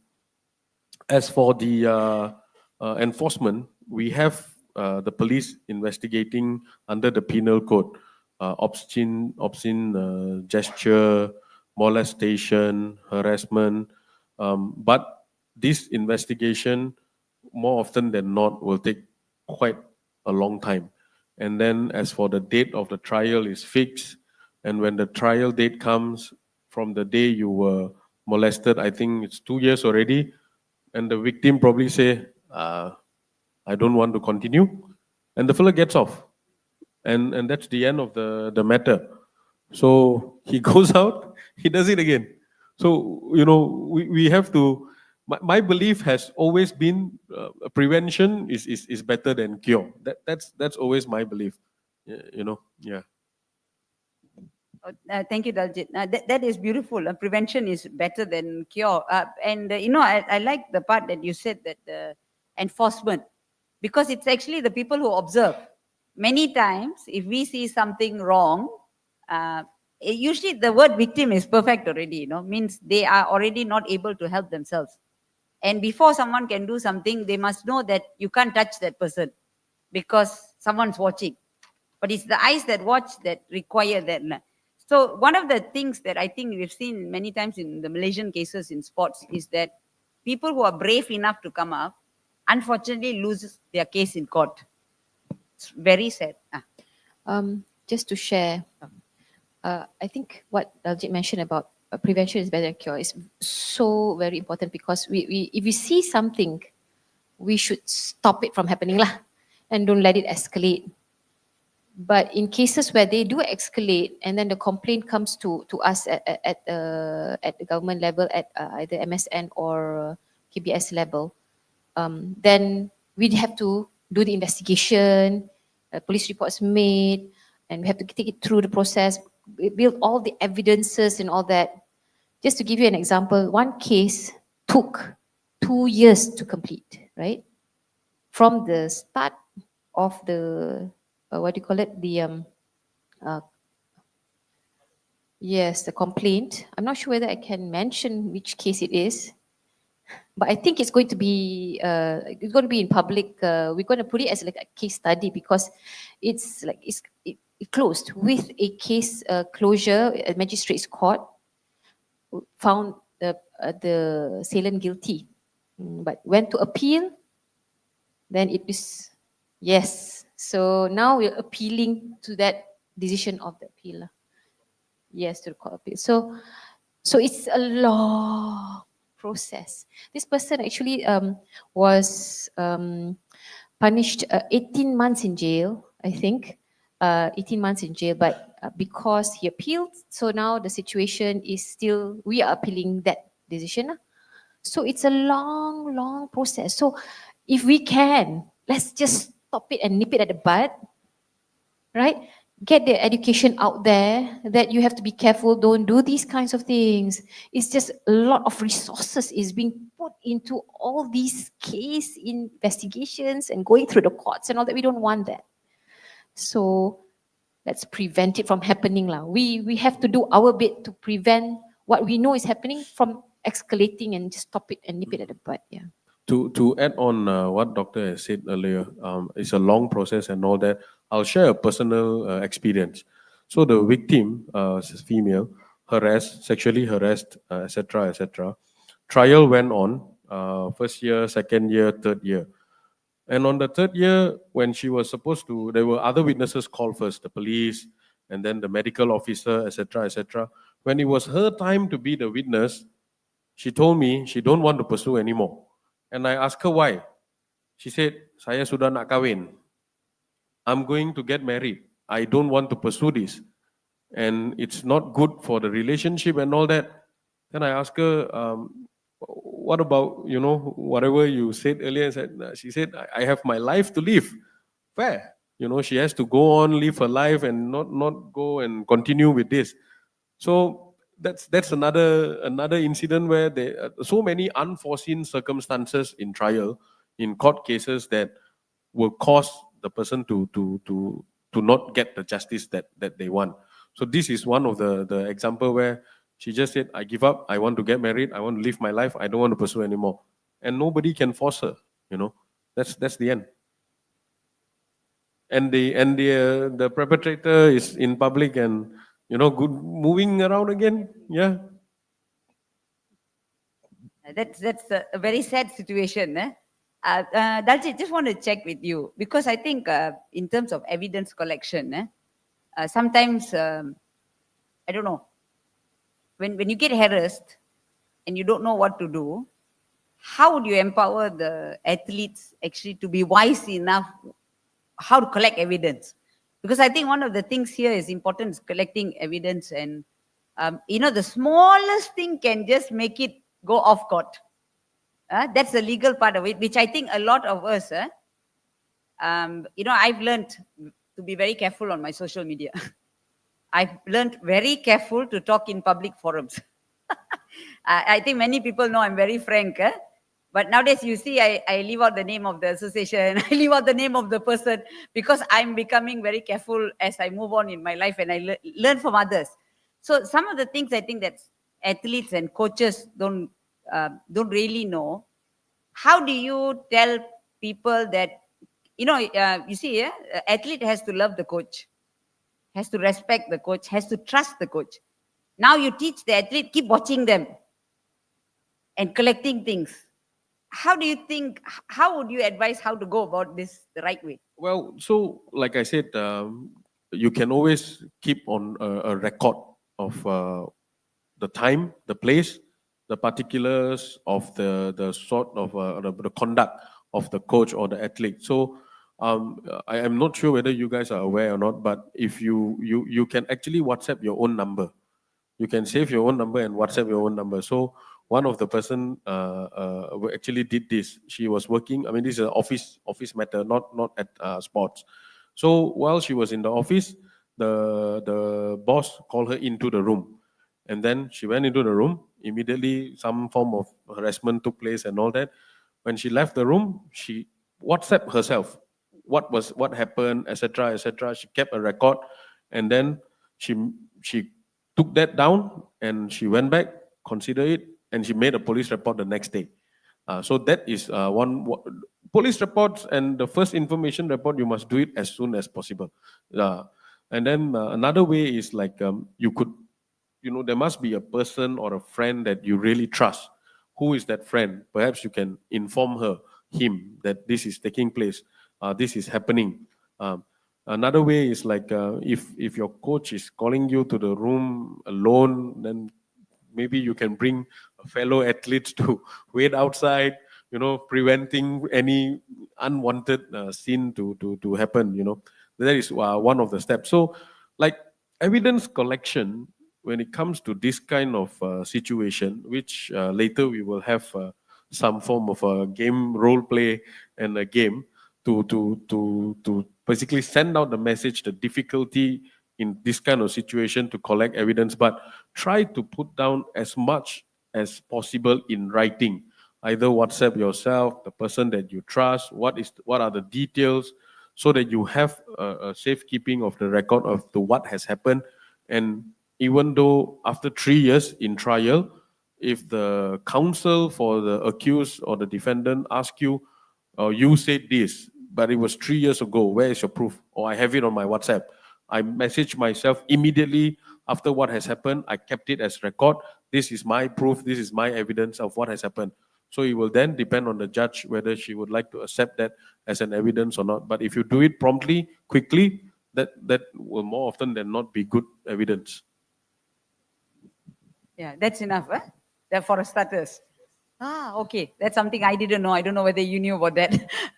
That's very nice. Okay. I think what we will do is we will do the role play now. I think it's just nice. Daljit came up with this beautiful idea to break this momentum in case you're falling asleep. And although this is very serious and very touchy issue, I think if I were you after lunch, I will feel sleepy. So we're going to do a role play, and it's a very interesting case that he has come up for us. And I'm going to let him do the justice of... Read out. I can read out the case. Where is Dato' Shalin? It will be on the screen if I'm not It'll be on the screen. So basically, this exercise is to share the difficulty every time when there is sexual offences taking place. Prof, I give you. Okay. All right. I am going to have the pleasure of reading this case. All right. Adeline A is Benjamin's and Benjamin. Okay. Adeline's and Benjamin are both representing the state of happiness in mixed doubles badminton. He did it, not me. It could be hockey, it could be football, it could be anything. But now it's badminton. All right. They traveled together a country in Europe to watch the multi-sports game. Due to the popularity of the multi-sport game, there was only one room left at the hotel, and both A and B decided to share the room and checked into the last one room. At night, both A and B ordered food from the hotel's room service menu, as well as a couple of alcoholic drinks, and they drank together. The next morning, A, which is Adeline, lodged a complaint to the Multi-Sports Game Association that B sexually harassed her by touching her legs while she was asleep.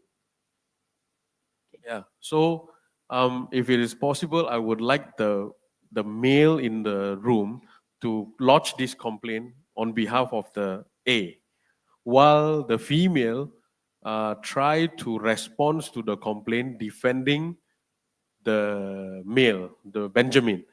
So the purpose of this exercise is to try to send the message that there is always a huge gap of understanding between the male and the female as to what amounts to harassment. Most of the males will be like, it's only touching leg ma, nothing. And then the female is like, why are you touching the leg? You can't, So big difference, but let's try to work towards that. Hopefully, we can get some volunteers to come and lodge a complaint. Any male on the floor would like to lodge this complaint? Any volunteers?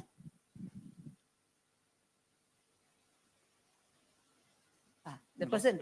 The male person supposed to lodge the complaint. So okay, let me get this right, yeah? A male male person is supposed to lodge the complaint. on behalf of the female. So meaning he's saying that that he was touched, or No, sorry, no. that he was. Adeline was touched, Mhm. but Adeline will be represented by a male to lodge the complaint. Oh. No, not her friend. The male has to play the role of Adeline. Oh, the male has to play the female role. Yes. While the female Ah. play the role of the male.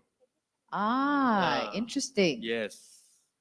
Very interesting improv role play. For anyone who's interested in theater, I think this would be a good time to explore. Okay, I think that part was the confusing part because I was like, does that mean it's the guy or okay? So the male is the one that is playing as the female complaint. Okay. So no complaints? Can we have one person? Just show of hand. Okay, great, Mr. Syed. Wonderful. Thank you so much for volunteering. Now we need one more who is a female. You are playing the male role, which is Benjamin. To defend the... Viviana, please. We have someone?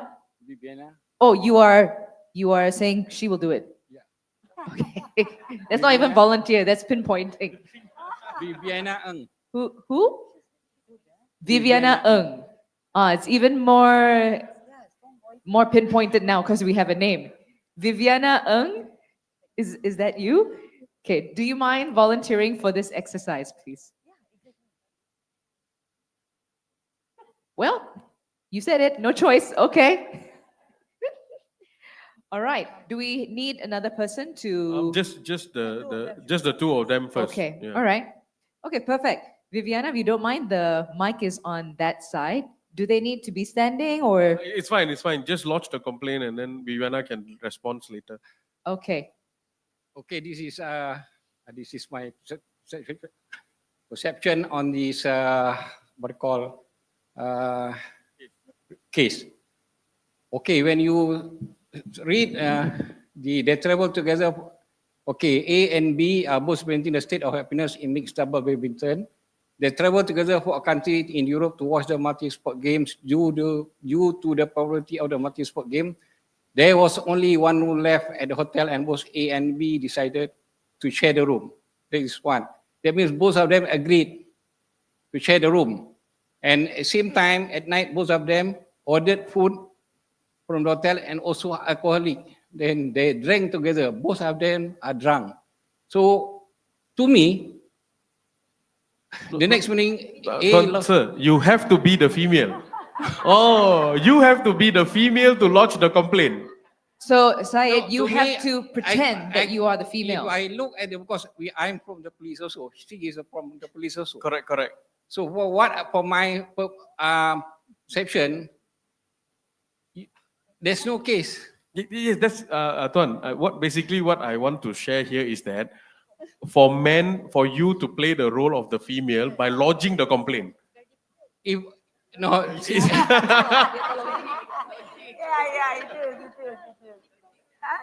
not logic for me as a lady to complain because we agree everything, the same room, and we were both drunk. So how am I to say that he touched my leg? No, so I think, tell you what, we'll pick one more volunteer. Okay. Okay, so I've got another volunteer who's going to play. Jishwan here. Okay, he's going to play the role of Mr. Syed. You can. Thank you so much. Guys, can we please give a hand to Mr. Syed? Thank you, Mr. Syed. Thank you for Thank you. volunteering. Okay, Jishan, I will pass you the mic. So it's just a role play. Yeah. All right. Again, this is nothing serious. It's just to try and get into the mindset of what happens. Yeah, so correct? let's consider that we are the board director or the sports council for disciplinary, or you lodge the complaint to us as Adeline. Please. Hi, board of directors. Okay. So we went for the multi-sports game, right? I and my friend. So we only had one room left, and we shared the same room. So it was only supposed to be a dinner and a couple of drinks and just gonna go to bed and sleep. But unfortunately, something happened last night. So while I was in sleep, I could feel somebody touching my leg, which is very inappropriate. And I would like to lodge a complaint on that. And we'll hope that you would do something about that. Thank you. Thank you so much, Jishan. Now we hear the story from Adeline about the complaint. Can I get some female colleagues or participants to be Benjamin and defend the allegation of sexual harassment, please? Okay, do we have one more person to play the role of the guy? If not, then I will play it, but I would prefer if someone from the floor would actually play it. Would you? Oh, Gloria. Okay, fabulous. Thank you. Hello. So, dear board, this lady is lying. I didn't do anything. I was drunk. I went to bed and I passed out. So she's lying. She's a liar. Thank you, Benjamin. That could very well actually be a real scenario, correct? It's very well be a real scenario. So now, can I invite the third person to be the board to actually decide on this? Okay, this one that you can play yourself. Yes. There's no need for female or male. Yeah. Whoever that wants to play an authoritative figure, now's the time to do so. Vivian, would you like to play? Vivian, would you like to decide on this harassment case? This one, no faking. You can be as harsh as you want to be. Thank you. He's passing you the mic. Well, for me, I would.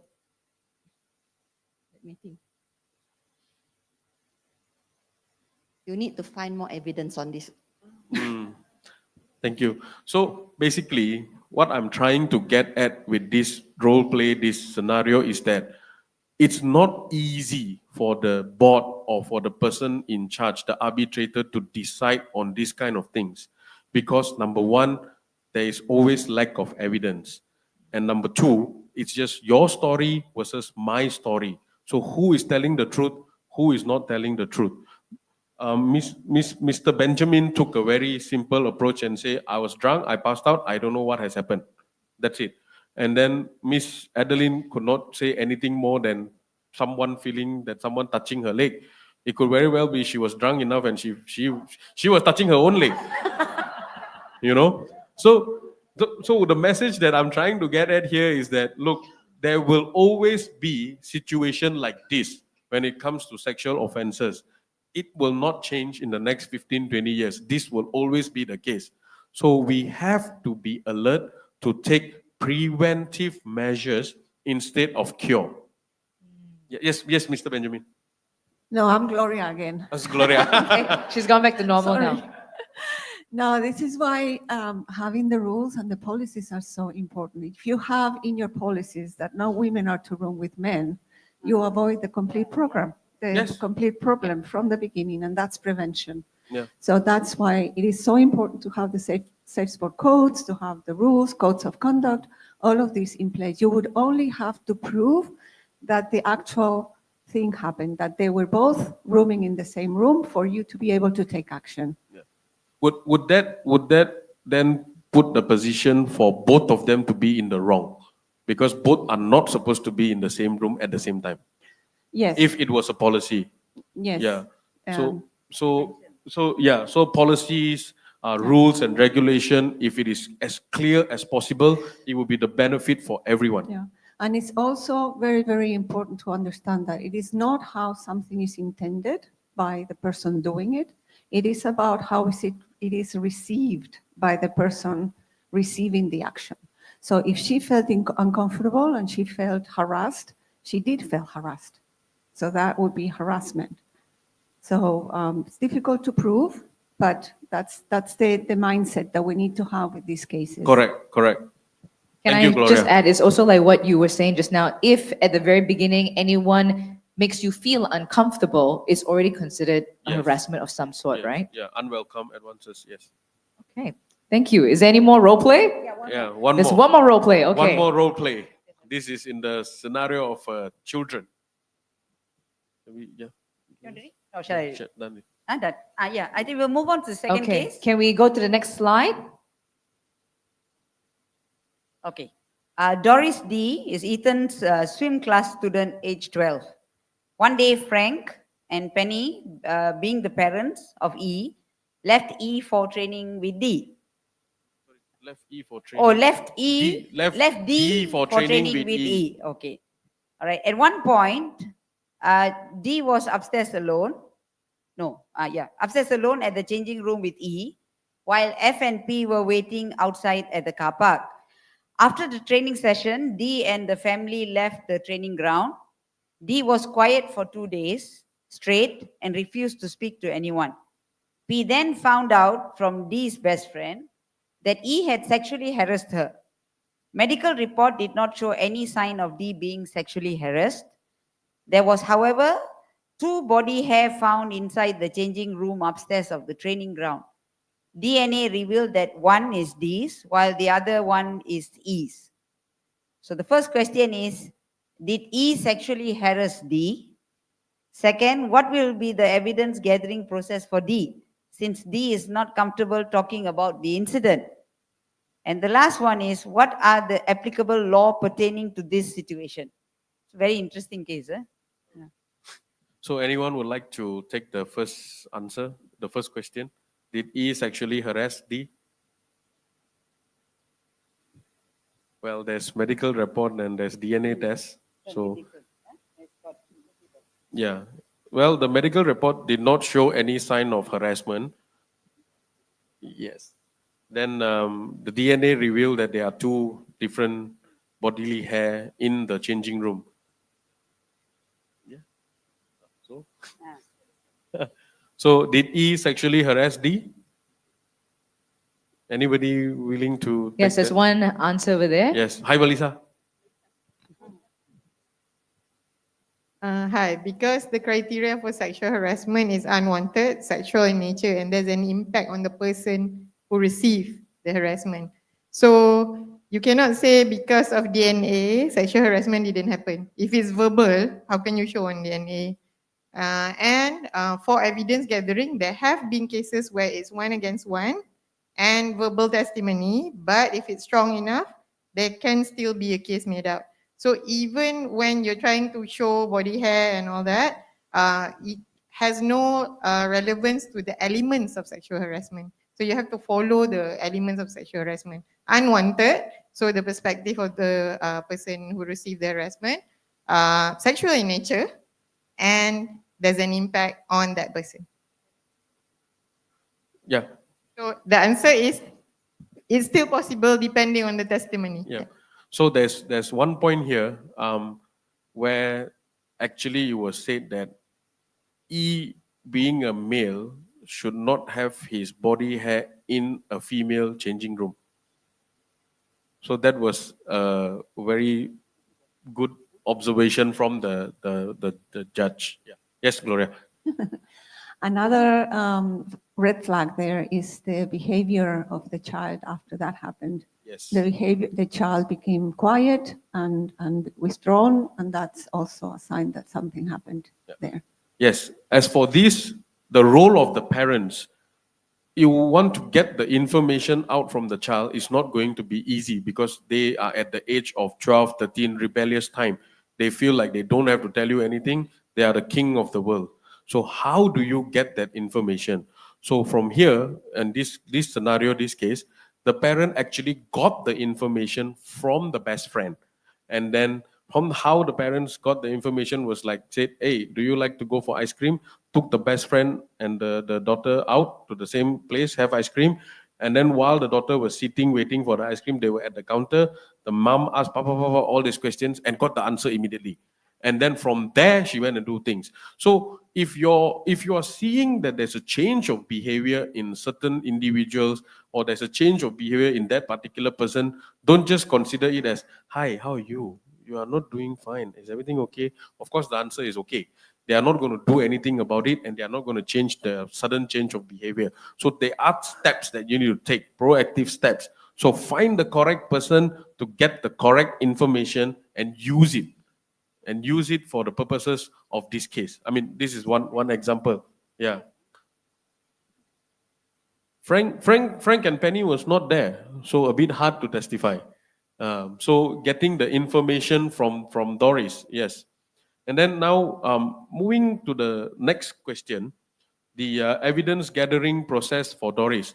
So we have this CIC, Children Interview Center, or Pusat Temu Bual Kanak-Kanak. It's a specific place for this kind of victim, for child victim to be interviewed. So there will be at least 2 officers, and the question that the 2 officers are going to ask at the beginning is going to be easing into it, like, do you know what is this? Okay, this is a pen. Okay, if I say it is a pencil, am I telling a lie? The kid will say yes. So they must first establish that the kid understand what she is saying, what he is saying, that he is not telling lies. And because kids, children's evidence in court are all are mostly unsworn evidence. So from there, the kid will have to be, the police or the person who is interviewing the child will have to get it, the full story from the child. It's a very painful process for the child to go back and repeat the same story and telling and over again. It's a very, very painful process. But you still have to go through it and still give that evidence in that that manner. And then for the third one, okay. And for the third one, the applicable law in this situation is Section 14 of the Sexual Offences Against Children Act. So basically, they just need to prove touching. So any form of touching, as long as it is sexual, you can be charged under Section 14. So although medical report did not show any sign of D being sexually harassed, but what happened in that changing room between D and E, it could involve simple touching, but very, very sexual, or sexual itself is enough for the prosecution to bring a case under Section 14 for Sexual Offences Against Children's Act. Touching and the intention is sexual, these two is enough to bring a charge. So the purpose here is that try to see and understand if there's change of behavior, speak to them. If they don't want to respond, find a way. There must be someone they are comfortable to talk to. You know, if they don't want to talk to anybody, find ways. Give them a piece of paper, ask them to draw, write down what they feel like inside. You know, get that feeling out, get that out from the child, get it out from the system. The longer you drag, it's going to be worse for the child as well as worse for the case. So that's all I want to share with you guys today. Yeah. Thank you very much, Daljit. It's nice. You see, the role modeling puts things into perspective, because when you actually come to the real scenario, it becomes difficult to deal with things. It's always easy to talk on paper, very difficult for us. Surprisingly, I thought, how am I going to finish this 1.5 hours? It's already going to be 2 minutes to 4 o'clock. And I think it will be nice for us to round up with just what would our panelists actually share and advise to everyone. We have a very cooperative panelist. I'm still the first thing I said was prevention is better than cure. I still maintain that. Very, very difficult to deal with this kind of cases, whether it's sexual offences against an adult or against the children. But you don't want to go to the part where you want to cure the situation. You want to prevent the situation from happening. So be alert, be vigilant, always know what is happening around you. In terms of the sports contact, if you are in the gymnastic and you realize there's some form of harassment in badminton, you can report that.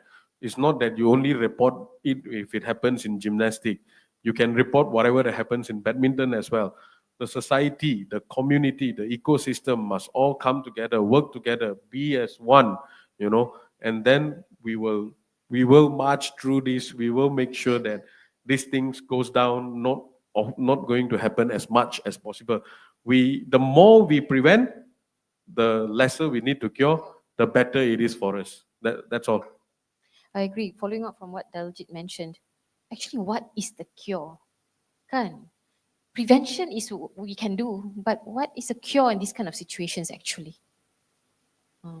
So best we prevent lah, because we really cannot really cure fully the situation. So my advice would be, each and every one of us from this symposium, what we will learn these couple of days, let's take this knowledge away and try to retain and exercise what we know from what we learned, be it as a father, mother, brother, sister, coach, athlete, sports administrator, whatever role that you are in, do your role. Do have that kind of feeling of responsibility, that is my responsibility to take care of the people around me and the children around me. That is safe spot. That is the kind of mindset and culture of the country that we want to be in order for us to be a more developed country. Thank you. Thank you, Dr. Yatila and Daljit. I hope you have enjoyed this session. Plenty, I think I've learned as well about what we already have in place in terms of our sports ecosystem. We're heading very far. That's nice. It's good to see that we have a lot of things already in place.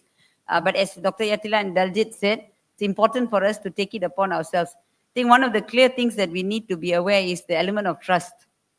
When we are governing something, we tend to allow not doing preventive measures with the excuse that it is trust.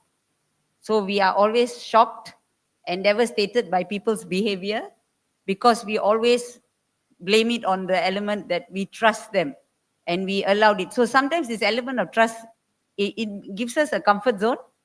So we don't watch out for things. And more importantly, I think consequences towards people's actions are very, very big impact. Meaning that if someone did something wrong, and even if it took a long time, but they got justice, the next fellow will think a million times before doing it. And I think one thing that Daljit was talking to us at the end was that actually how do we allow a very flexible and dynamic system for people to report. Many times when we report, we don't want people to know who we are. So I think Daljit was telling it's ironical, we don't have apps for this. We have a system in place. We have a reporting mechanism in place. We have phone calls. We have many different schemes. But it's just like apps.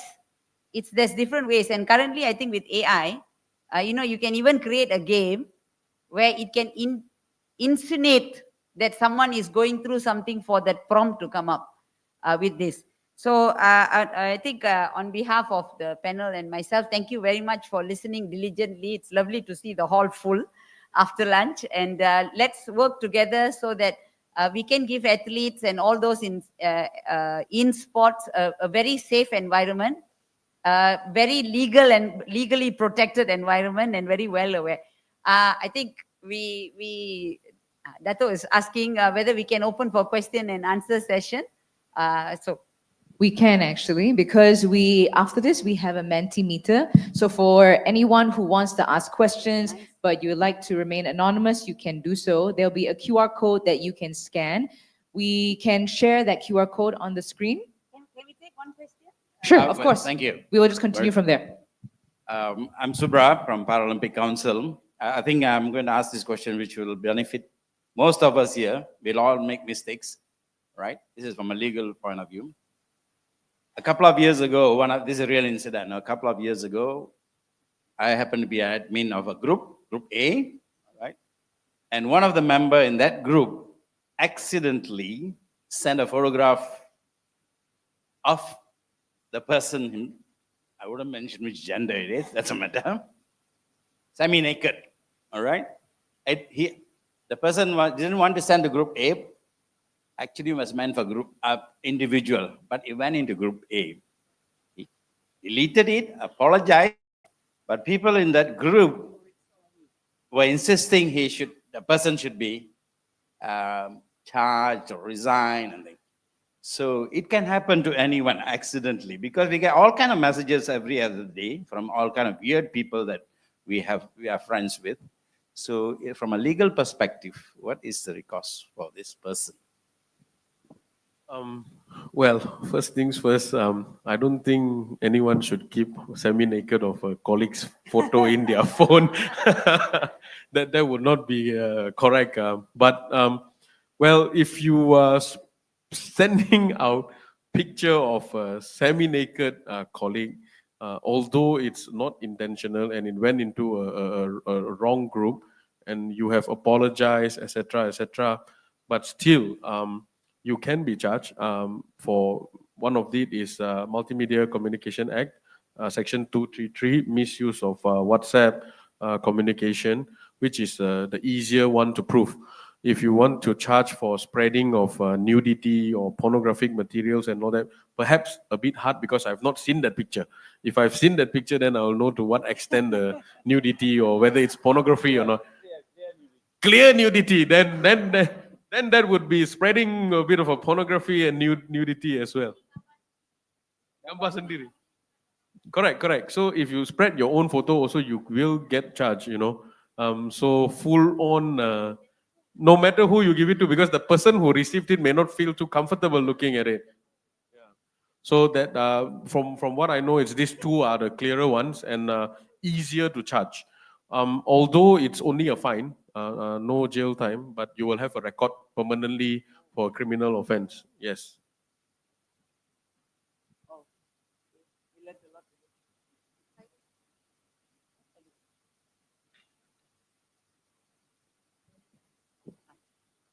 Do we have any other questions? Thank you for that question. Yes, so now we have this QR code. Okay. So for anyone who wants to ask any personal questions in regards, or maybe they have a case study that they would like more information on, please do feel free to scan that QR code. You are completely anonymous. So maybe we'll give it a couple of minutes just to let whoever that wants to scan and then type out the questions.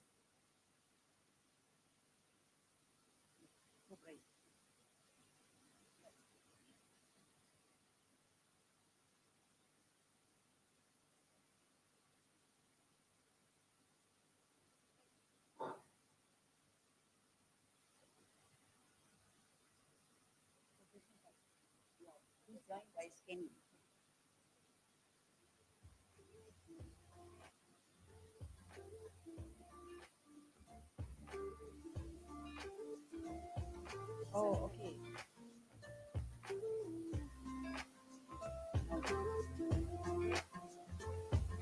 No, it's fine as well as it is. You keep me wondering, is our love strong? Just like a love song, baby, it's haunting me. To know what you're thinking, it's like I'm sinking deep underwater. Maybe it's hard. Lina, is this the right QR code? Because it seems to be going. Yeah, I'm also checking because I am hearting it and liking it. Can we just double check whether we're able to send out any questions? Oh yeah, now Okay. it's up. Okay. All right. No. Okay, we'll give it another 2 more minutes for anyone who's scanning and willing to please put in a question.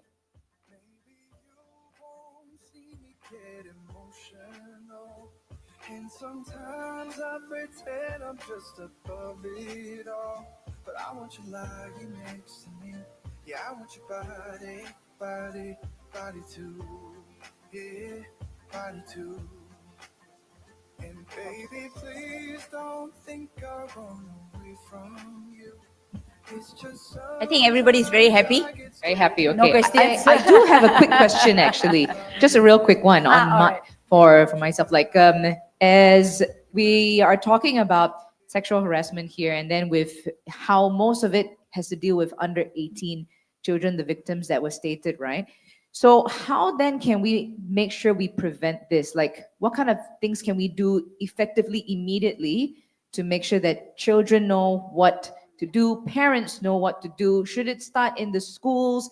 Where does it start so that people get the education and awareness? And is it only in the urban state, or can it be even going further out into the rural areas? Actually, it should be across the board, yeah. Everybody's responsibility, as we've been mentioning. You rightly highlighted schools, parents, sports administrators, sports associations, clubs. It should be across the board, and the focus should be in poorer areas, urban poor, rural areas, because exposure to this kind of information is not very readily accessible in those areas. So it should be across the board. We hope at government level, there is a lot of advocacy and training programs. Also, I understand with the collaboration with Ministry of Education, there is training has been done for the ministry to implement stuff with the teachers in the schools. I think more should be done with parents, especially in parents in these areas that you mentioned about lah. In YSD also, we also do help support programs on advocacy and awareness about all programs that have to do with inclusivity. So I hope other corporate organizations will also come in to lend a hand to any sports organizations that wish to take it on board and carry out these kinds of advocacy and understanding of children's rights and all those things pertaining towards sexual harassment with kids. That's my answer.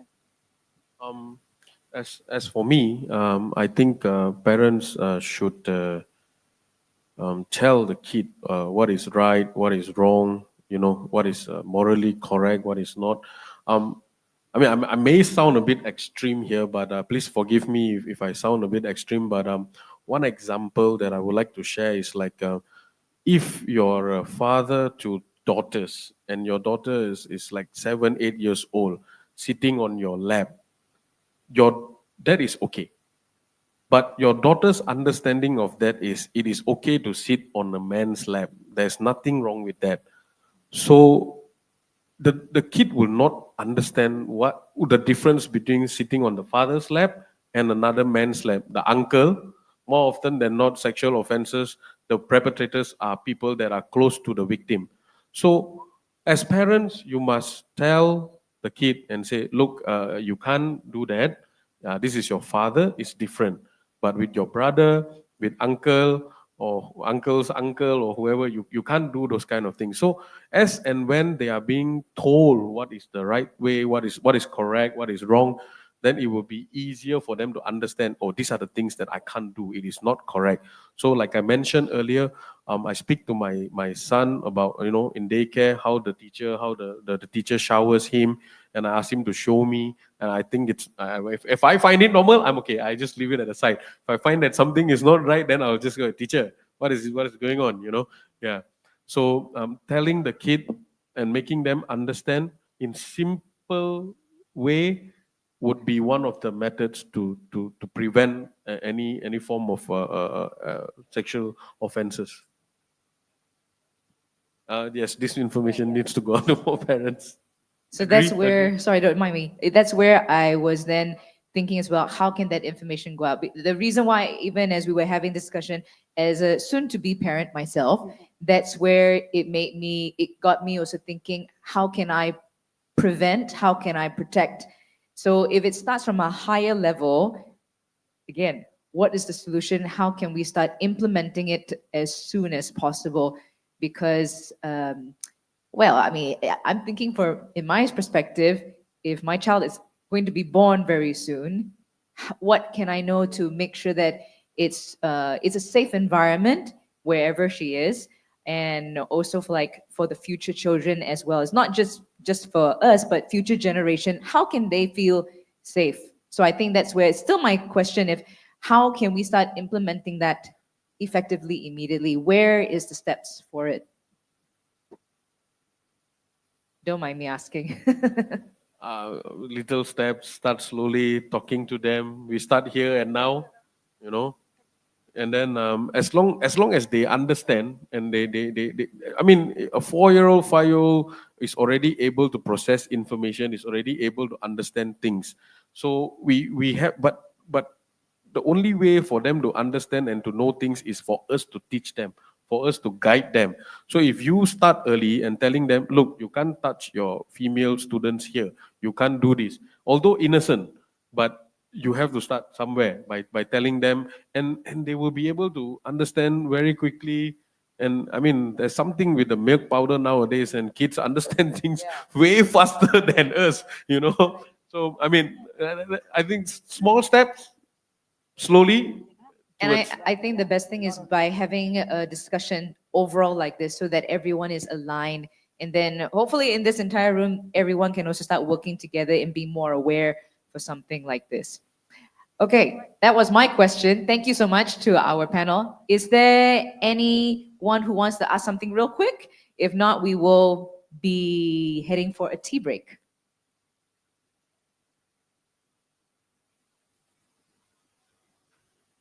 Okay, I think everyone is satisfied with today's forum. Everyone, can we please give a big round of applause for our forum? Okay, and please don't get off the stage yet. We do want to give you a token, each one of you. Can I please have on stage invited Mr. Suhardi alias Sports Commissioner of Malaysia to present the memento to our guests on stage. To Dr. Yatela, Mr. Daljit for sharing your expertise. Thank you so much. And also to Professor Dr. Shamala for moderating this forum.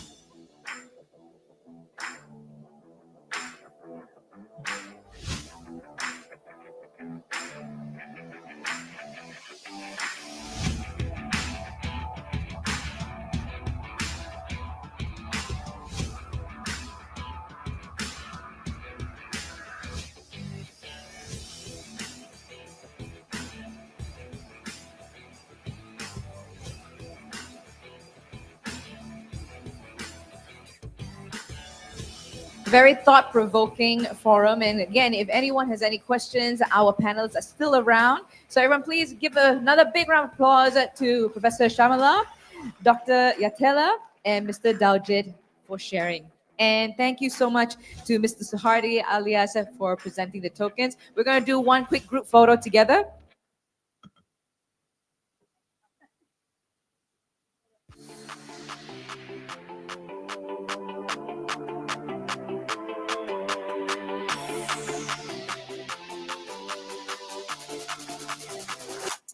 Thank you so much. And for everyone, I think that was a very heavy topic. It is time for a tea break. So we can all adjourn outside to get your coffee and tea and a little snack. That will be for about 10 minutes. And then we'll come back here at 4:30 for our final session.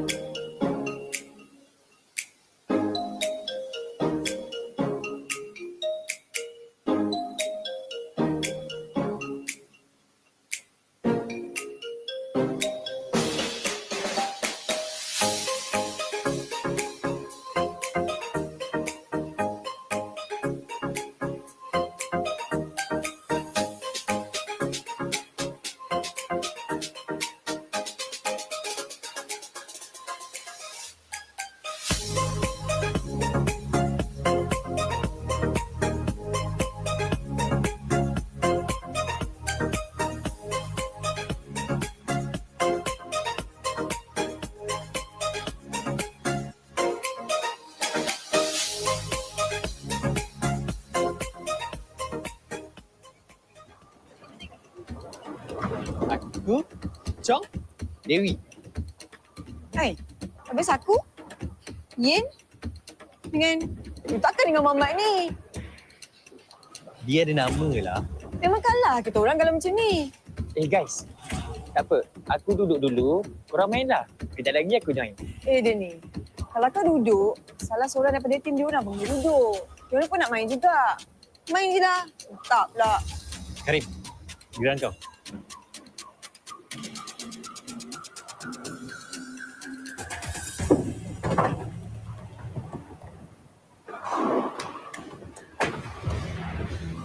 Oi, jangan longkang pula. Ni kecil-kecil mesti suka main longkang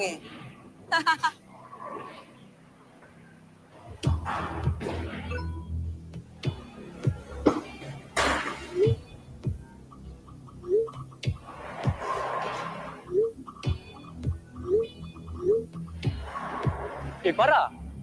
Tak payah rekod. Alah biarlah, suka-suka je pun. Malulah aku. Kau nak malu dengan siapa? Kau bukannya nak ada followers pun. Kecoh lah dia ni.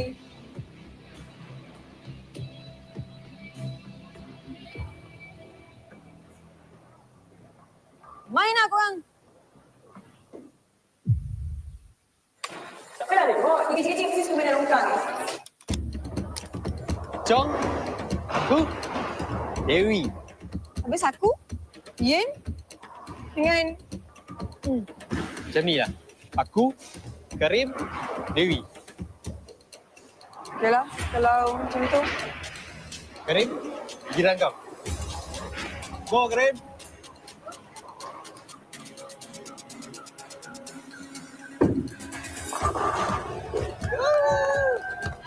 Baik, Karim. Mantap. Karim, good job lah. Terima kasih, Farah. Farah, your turn. Baik, Farah.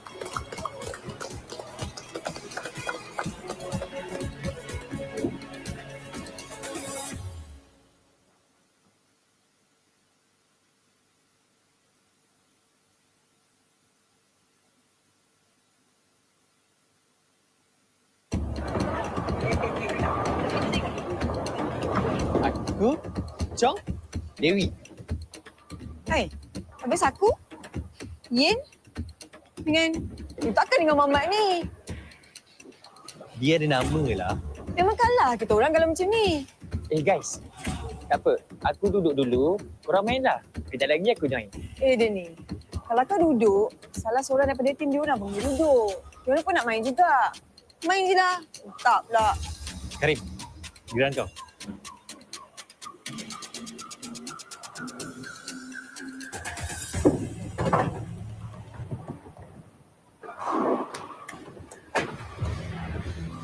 Oi, jangan longkang pula. Ni kecil-kecil mesti suka main longkang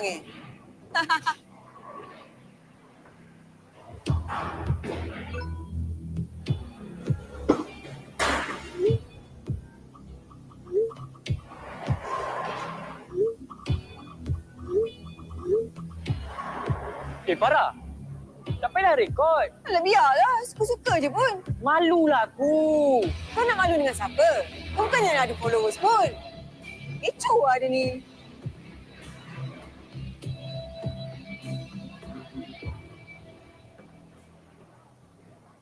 Main lah korang. Tak payah rekod. Ni kecil-kecil mesti suka main longkang Chong, aku, Dewi. Habis aku, Yin dengan Macam ni lah. Aku, Karim, Dewi. okey lah, kalau macam tu. Karim, giliran kau. Go, Karim.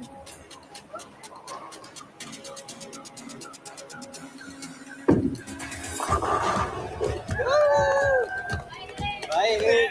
Mantap. Karim, good job lah. Terima kasih, Farah. Farah, your turn. Baik, Farah.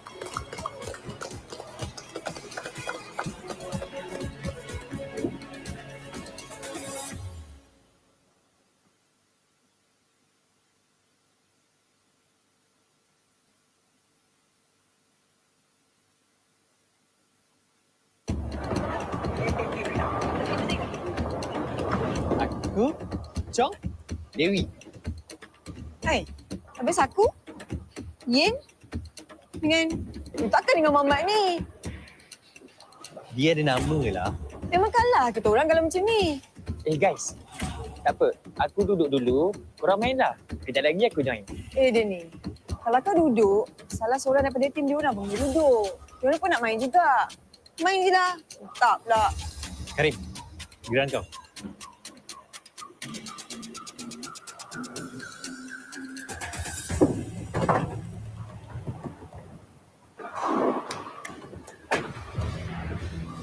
Oi, jangan longkang pula. Ni kecil-kecil mesti suka main longkang eh.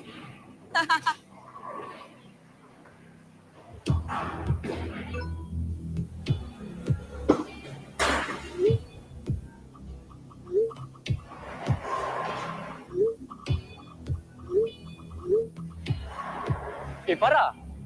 Tak payahlah rekod. Alah biarlah, suka-suka je pun. Malulah aku. Kau nak malu dengan siapa? Kau bukannya nak ada followers pun. Kecoh lah dia ni.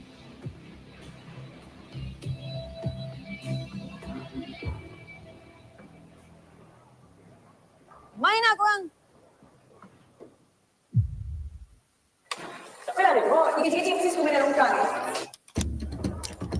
Chong, aku, Dewi. Habis aku, Yin, dengan... Macam ni lah. Aku, Karim, Dewi. Yalah, kalau macam tu. Karim, giliran kau. Go, Karim.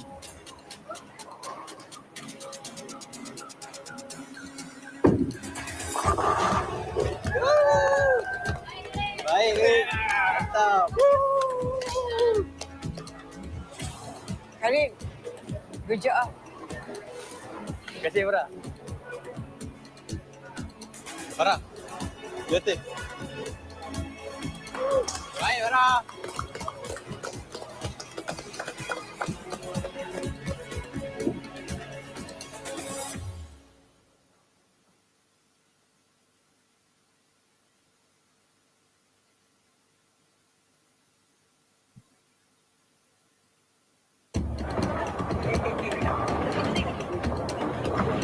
Aku, Chong, Dewi. Hai, habis aku, Yin, dengan... takkan dengan Mamat ni. Dia ada nama lah.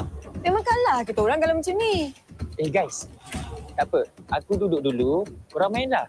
Kejap lagi aku join. Dia ni. Kalau kau duduk, salah seorang daripada tim dia orang pun dia duduk. Dia orang pun nak main juga. Main je lah. Tak pula. Karim, giliran kau.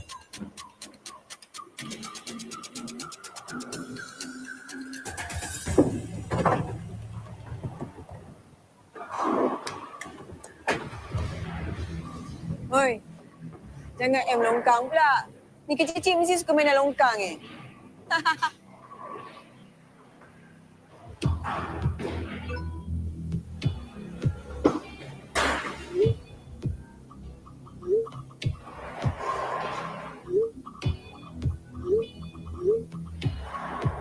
Farah. Tak payahlah rekod. Alah biarlah, suka-suka je pun. Malulah aku. Kau nak malu dengan siapa? Kau bukannya nak ada followers pun. Kecoh lah dia ni.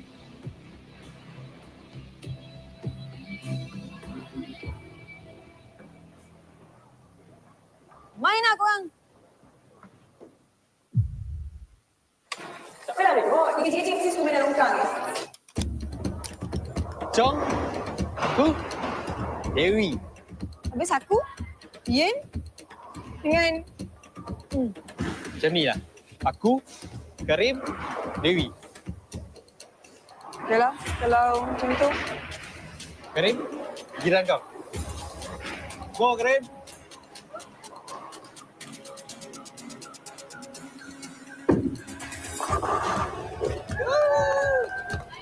Baik, Karim. Mantap. Karim, good job lah. Terima kasih, Farah. Farah, your turn.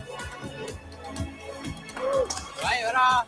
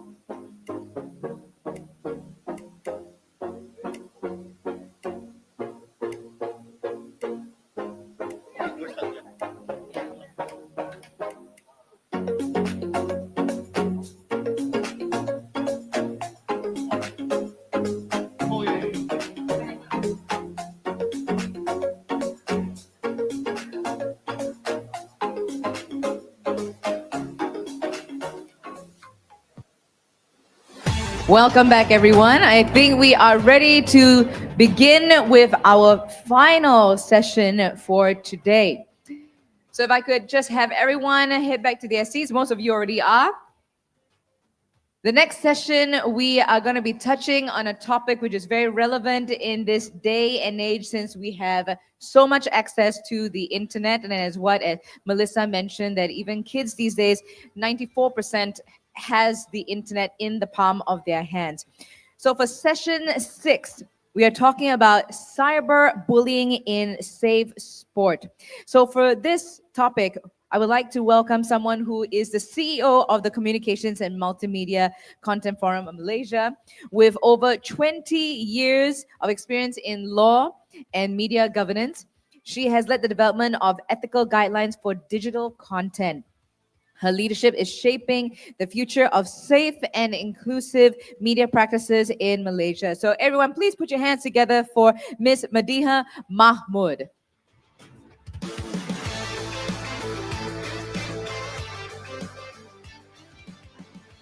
Hello, good afternoon. Hi, everyone.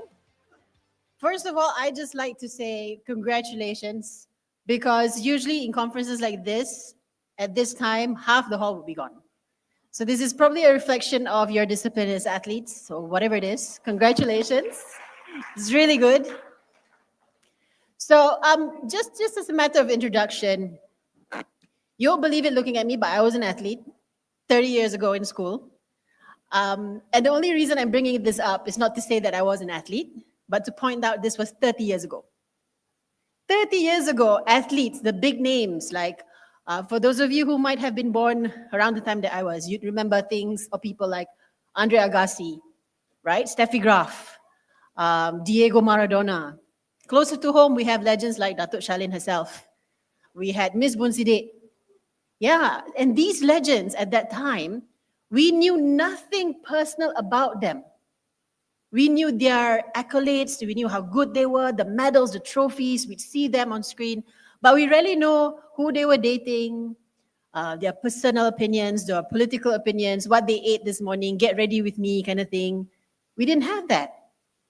But, let's see if I know how this works. But now we do. Now athletes are not just people that we see when they are there at the courts or in the fields.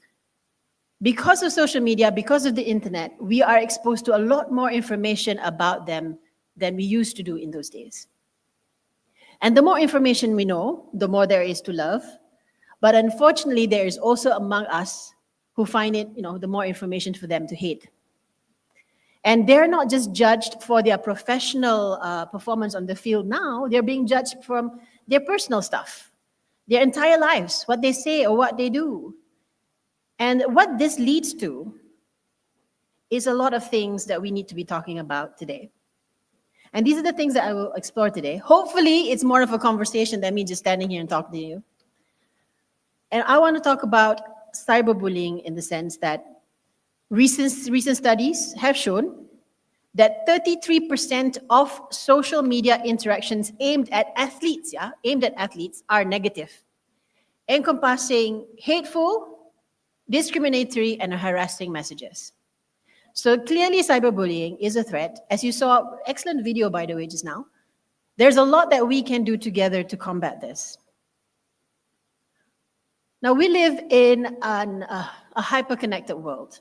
So the stats are there. With 5.52 billion internet users and 5.22 billion active on social media, the digital space is no longer just a tool, it's our lives. 20 or 10 years ago when internet first came in and people were talking about cyberbullies, some people would say, just go offline lah. You switch off, get out there. But you can't do that now. Our online and offline life is now interconnected. There's no such thing. In my day, the internet was a corner in my living room. I sit there, the horrible sound of the dial-up, and then I'm on the internet. I leave the table, I'm offline. But right now, we're all online. It's in our pockets, it's on our watches. You just can't say, if you're being bullied, get offline. That doesn't work now. So this level of influence that athletes have put the targets on your back. And we need to talk about that. And understanding this digital landscape is crucial because then we know what the tools are. But before I do that, allow me to just tell you where I'm coming from.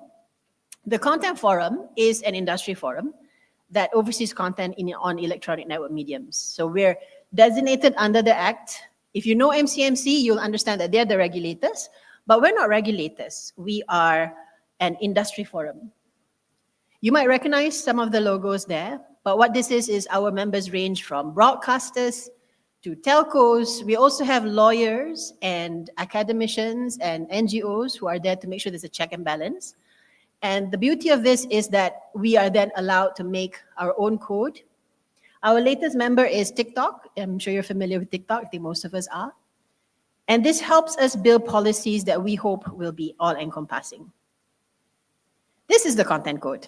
If you want a copy of it, you can, of course, scan the QR code.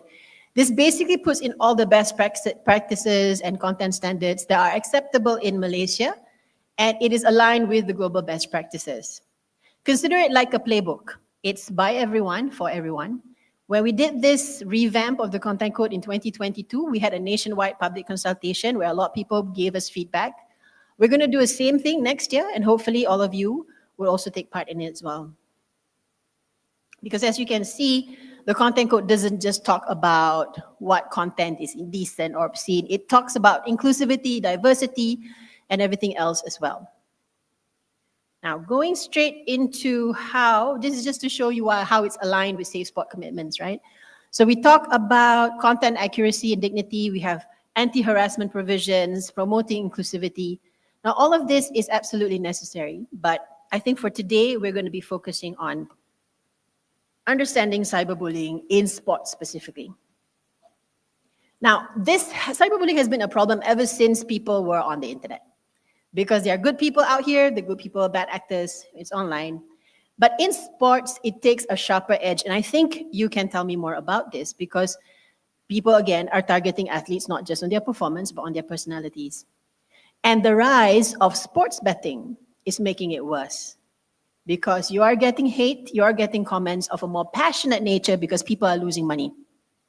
So that has increased the problem and gives a whole new dimension to what athletes face. So this is more than just a digital issue. It's a challenge to the sportsmanship and the respect that I think we all are striving for. But another thing that we learned at the Content Forum is we need to know what is cyberbullying, what is criticism. Because there are some people, for example, I give an example, if you own a restaurant, somebody goes to your restaurant, orders a meal, they don't think the meal is very good, they're not to their taste. And then they write a comment in your Facebook that says, I wouldn't recommend anyone going here, the stew is so chai, it's not nice. Is that cyberbullying or is that fair comment? That's fair comment, right? Similarly for athletes, if they're watching you and you're not performing at your best standards, and they put their comments on that, they're saying, that wasn't his best performance, that was really lousy. Is that cyberbullying or is that fair comment? So the only reason or the only way we can see this is by all these things. And I'll just go through it with you very quickly. Number one, intent. Intent really matters.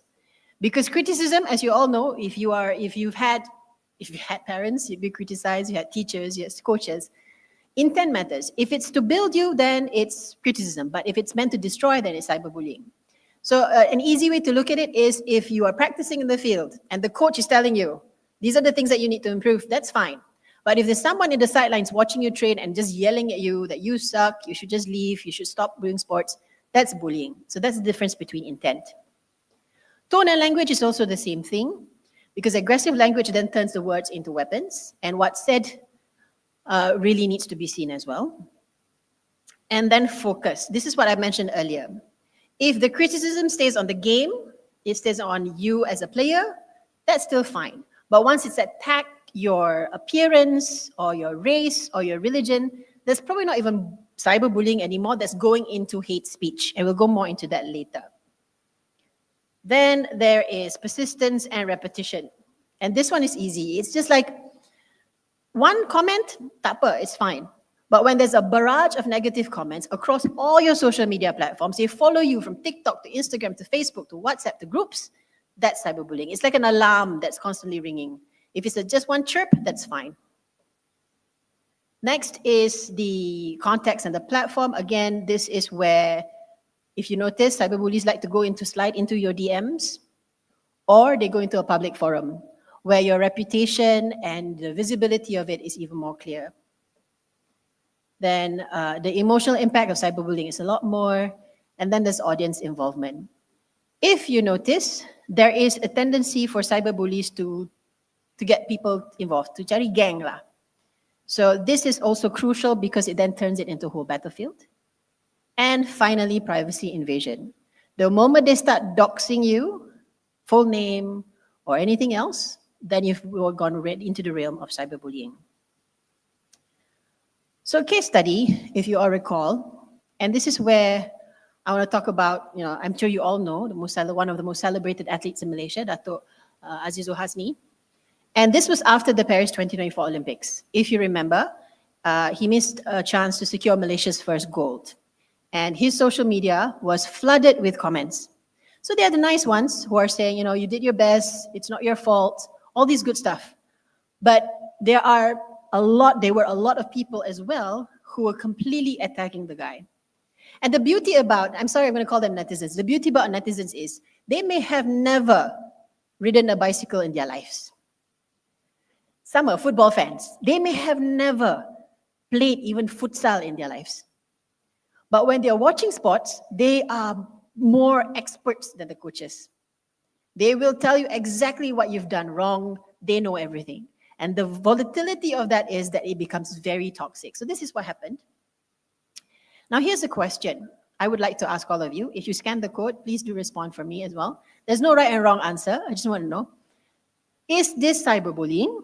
Or is this a natural expectation that you would expect from people because they're so heartbroken that we didn't win the gold? So please do scan, let me know. And this is just one example of what we've seen happen when it comes to athletes who are in the spotlight. I mean, I'm a Malaysian, I would love to see us win gold. I felt the disappointment as well. But when that disappointment manifests into toxic comments to the extent that we saw during this case, we tend to question, is this something that we should be encouraging at all? So going back to cyberbullying, now that I think we can recognize the difference between comment and cyberbullying, let's take a look at its impact. How many of you here have experienced cyberbullying at all? Yes, 1, 2, yeah, a little bit. Anyone else? 3, quite a few. In fact, if you have, it's absolutely necessary for you to speak about it too, if you're comfortable. Because whenever you are attacked, whether you like it or not, there's a niggling doubt in you that maybe you deserved it, satu. Number 2, you feel that if you talk to others about it, they might side with your cyberbully. So it's very important for us to have this discussion. And it's even more important for athletes as well. So online reputation is something that all of us need to be very careful about. And if we see in this case, the fact that the internet never forgets. Those of you who were born before the internet, I think less than half of this hall. Less than half of this hall. I'm very lucky, I feel very blessed that my teenage years did not have social media because the internet never forgets. And this is what happened to Muhammad Abdullah Kunta. And this was very recent. I think this was this year. So he learned this the hard way. This was someone who was so diligently digging up his tweets from years ago, from 2021. Now, you never know when someone might be rajin enough, hardworking enough to find this. So this was put in. He was then labeled a racist. He was then said to be against Jews and white people and spreading hate against France, and it led to a suspension. So the internet never forgets. That's one thing. Number 2 is the fact that my dad used to tell me this. Never make promises when you're so happy, and never write anything when you're angry. And I learned this the hard way when I got my first promotion when I was a lawyer. Got my promotion letter, declared to everybody, lunch is on me. it did not cover even the increment that I get from the promotion. So now I know it now. Don't make promises when you're happy. But even worse, don't post when you're angry. There are many cases where people have written a very nasty resignation letter because you really can't stand your bosses and you send it over, not realizing that that is bridge burning and that might come against you later. Now, this happened with Hope Solo. She's an American soccer player and she was suspended for 6 months. And this happened in the heat of the moment. It was after her match and she just said that we lost to a bunch of cowards, the better team did not win. That was a part of what she said. And she got suspended for 6 months and the internet went wild saying that she shouldn't have said that. But that again, is a natural feeling that we have sometimes. It's just that when you put it online, then the repercussions happen. Now, another thing about sports, and I think, we all recognize it, how it is, a lot of it has to do with the mental game as well, right? And trash talking is a thing for some sports, like boxing or MMA or wrestling. So this is what happened to Conor McGregor. So he faced a lot of backlash at this time because he tweeted a response to Khabib's tweet. Khabib said, good versus evil. He said, good always wins over evil, or good always defeats evil. And Conor McGregor said, COVID good, father evil? Because Khabib's father had died from COVID. So this led to huge backlash and led to a discussion about how far can trash talking go before it becomes bullying. So this is an example of how the online reputation can impact you. Now, again, athletes are put at a much higher standard because even your casual comments can create backlash. And these are local examples. Now, anyone who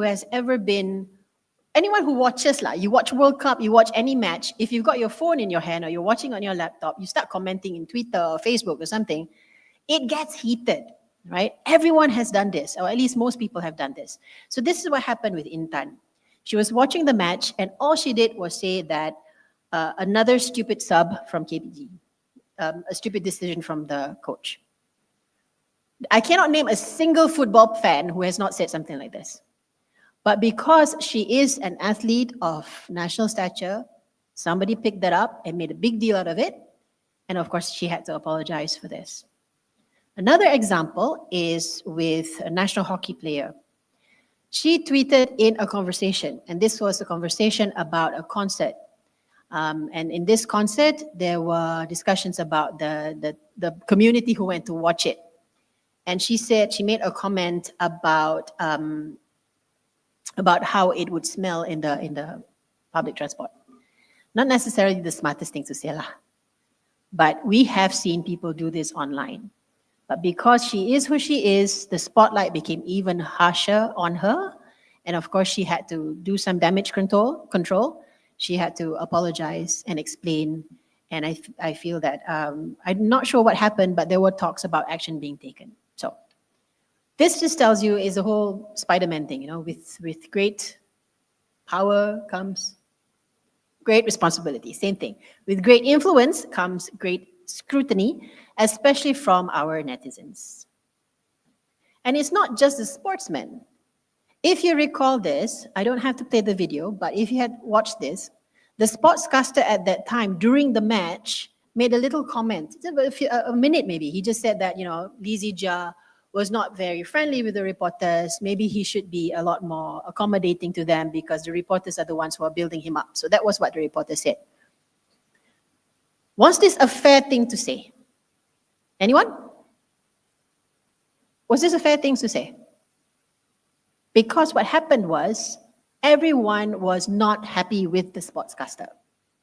Because they said, this is during the match.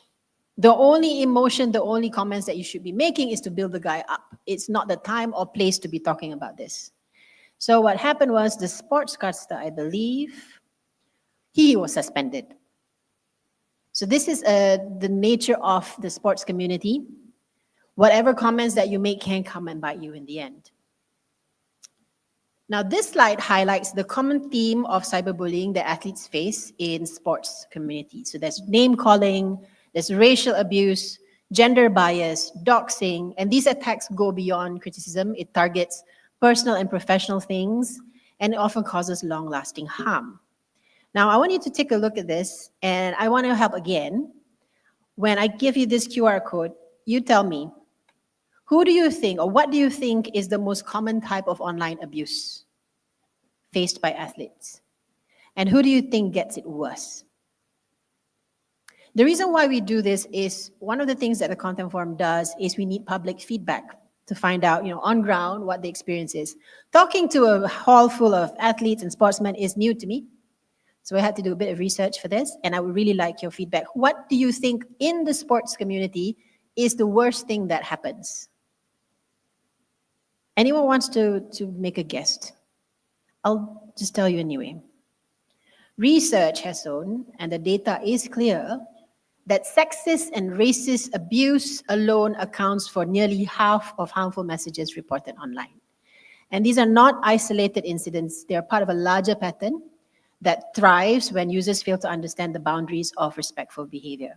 So as you can see, leading the way is sexist comments, and then there's racist comments, and then there's transphobic comments. I think that's one more in the Western side of the world. And then there's doping accusations. But it's quite clear that more than half is sexist and racist comments, which then brings us to an important question. As social media users, the athletes or not, do we truly understand the lines that we must never cross? Because I want us to explore what the boundaries are. So next up is just talking about how you can avoid getting into trouble. And first up is the law. I think this was mentioned in the panel earlier. Section 233 of the Communications and Multimedia Act talks about how you should not have content that is indecent, obscene, false, menacing, or offensive. But the question there remains, how do we define what's offensive or indecent or obscene? It can be subjective. This is the white shirt test. When I ask the audience usually, level of decency. First picture, decent or not? Yeah, decent. Everyone's nodding. Second picture? Some of the women are shaking their heads. Men still find it decent, apparently. Third, it's the same white shirt, but it's wet. Decent? Men still nodding. Fourth picture, change the gender. It's a guy now in a white shirt. Decent? The men suddenly shake their head. Level of decency, again, depends on the context. It depends on the people, it depends on the audience, and it depends on everything else that we need to look at. And we cannot just look at it from the Malaysia perspective. We usually get complaints sometimes. People say, oh, this is indecent. But, when a rock star goes on stage and takes off his t-shirt, very, very, very common outside of Malaysia. Doing it in Malaysia, you might get in trouble. So we need to look at that as well. And an example I can give you is in 2016. In 2016, somebody lodged a complaint about a sportcaster's attire. It was alleging that this attire was lucah or obscene. Anyone wants to venture an opinion on this? I'm going to go down. On? Okay. Anyone?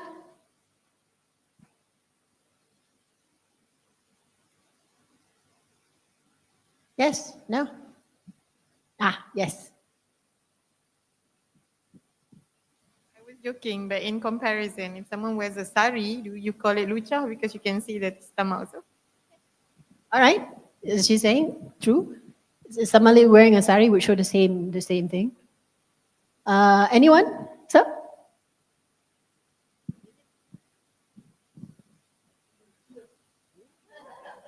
Not on public broadcast. So, not on public broadcast. Any other opinions? I would say because of the fact that it's being broadcasted and because it's actually meant to be a professional setting as a TV host. Okay. So there are two things happening here. One, you should be in a more professional outfit. Okay. Two, it depends also on the intention of the person, the producer, because from my understanding, during that time, that particular show, they were trying to aim for more viewership. So the context of whether is it indecent, obscene. What's the context? Okay, great. Thank you. Anyone else? Yes. Wait for me. Inappropriate.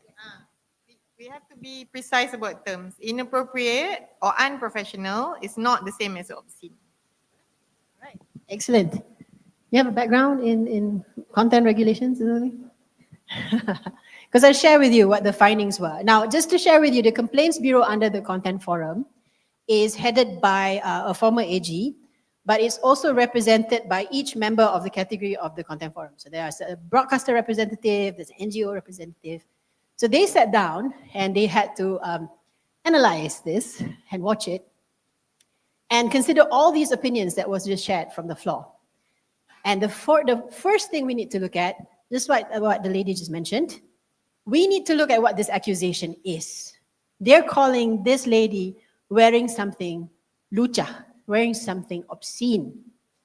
Now, in the Communications and Multimedia Content Code, obscene is materials which give rise to a feeling of disgust by reason of its lewd portrayal and is essentially offensive to one's prevailing notion of decency or modesty. It says it's obscene if it has the tendency to deprave or corrupt minds of the young or be seen as disgustingly outrageous. And the Bureau did mention what you mentioned. If an Indian sari is not offensive because of cultural practices and because of our familiarity with it, why must a hip dress, a trending fashion which shares one similar characteristic with sari be banned? Because of this, the Complaints Bureau dismissed the complaint. But just like what our MC mentioned just now, because broadcasters realized that there are people out there who find this unprofessional, who find this setting not suitable for this kind of outfit, you would not have seen similar outfits being worn by any of the broadcasters after that.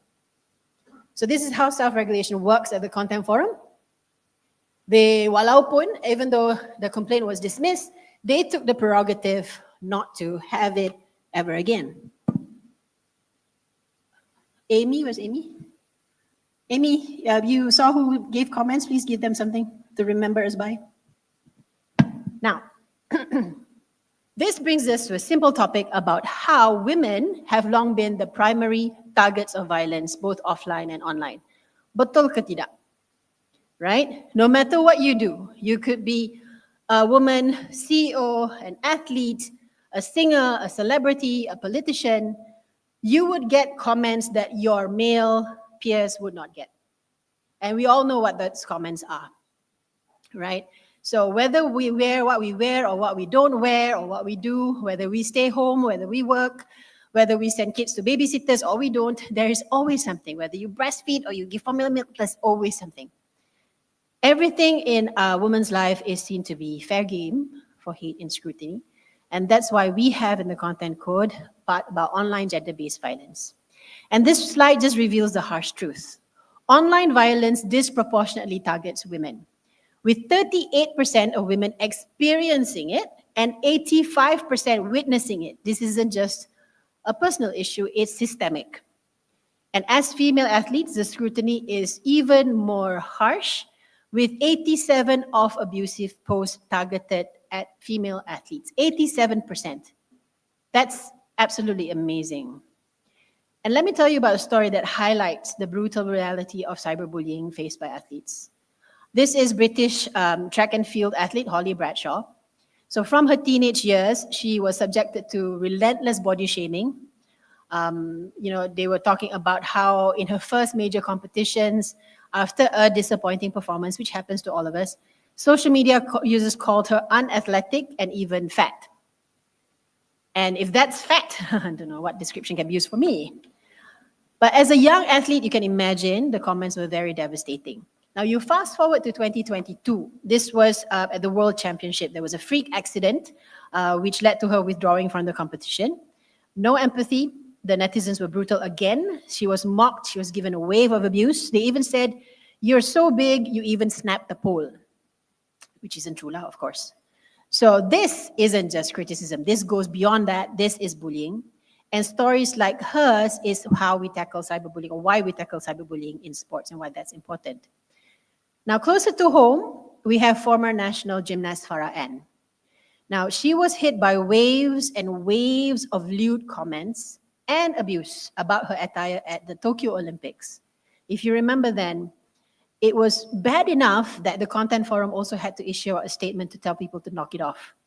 And she is not the only local female athlete to be cyberbullied because of the fact that she was too sexy. But the thing is, across the Indian Ocean, in Germany, Sarah Voss received backlash for not being sexy enough. She wore a full bodysuit, which caused mixed reactions. There were some people who said, great, good for you. You are saying that women have a choice to not show so much skin. But there was also a lot of people who criticized her decision and proving once again that for women, it's a no-win situation. You cover up, you don't cover up, it seems that we can never get it right. So this case highlights a broader issue, how personal choices, like what an athlete wears, can ignite waves of criticism. But when criticism crosses into attacks of identity, like gender or race, it becomes something far more damaging than hate speech, or far more damaging, and that's hate speech. So let's take a closer look at how hate speech throws you under the spotlight under the content code. Now, this is very long, but these are the categories of people who are protected against hate speech. You can't say anything that denigrates, defames, or otherwise devalues a person or a group on the basis of race, ethnicity, religion, nationality, gender, sexual orientation, or disability. This is all prohibited. And we have to all do something about this, because every time hate speech is unchecked, it chips away at the respect and inclusion that sports is all about. So that's why we must stand together and call it out.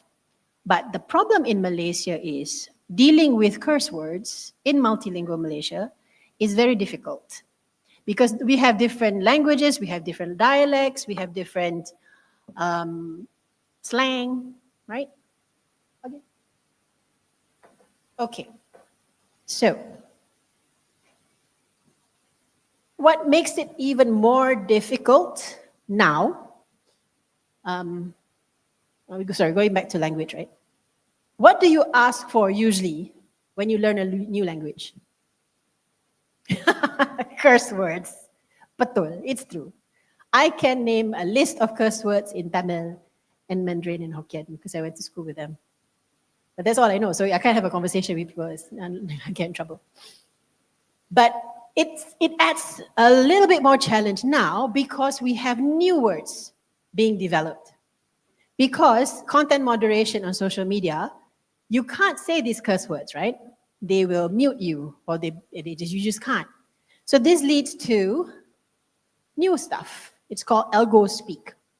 This is where people have languages that bypass content moderation to say things. And we need to know this because if somebody is using this algo speak to say something nasty to you and you don't know it, you might not realize what it's all about. So who knows? Okay, number 2, type C. You know what type C is? Siapa type C yang angkat tangan? Type C is really not a nice way of people to refer to orang bangsa Cina, Chinese people. So they say type C. So if you go online, you see people talking about type C, they're not talking about the cable, talking about people. The bat, the kelawar. Any guesses? It's related to type C. Yeah. This is how they refer to our Indian friends. Because it's very, even to explain it also, I segan. Kelawar. Yeah, the K word. So to bypass that, they use kelawar. Prawn, come on. Most of you probably know this kan?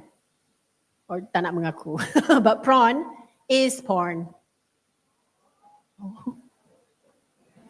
What an innocent hall of people, love it.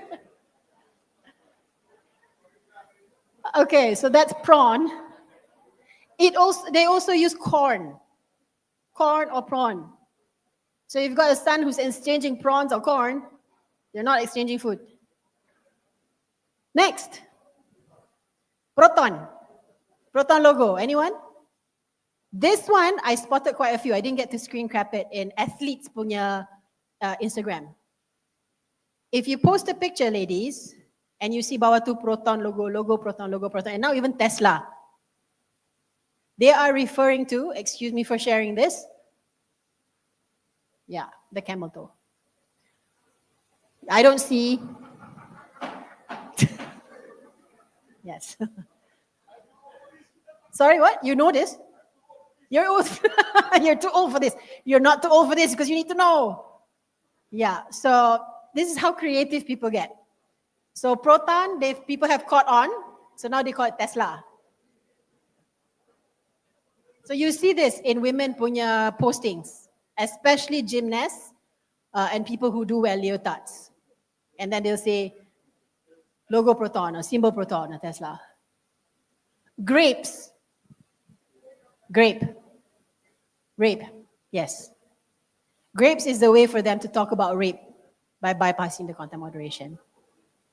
Yeah, so if a lady, you see, you post something and they give you the emoji grape, they're not giving you fruit. That's a threat. Kerang. Ladies yang tahu. Kerang busuk. No, that's not it, but yeah. Kerang is again referring to the private part of a woman.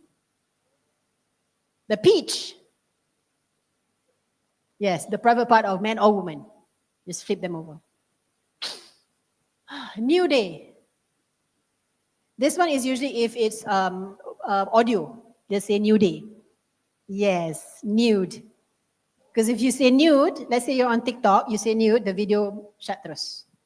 That's why, ladies, if you're shopping on TikTok, tudung color peach, tudung color beige, tudung color new day. It's not that they can't pronounce it, they know how, but they're trying to bypass it.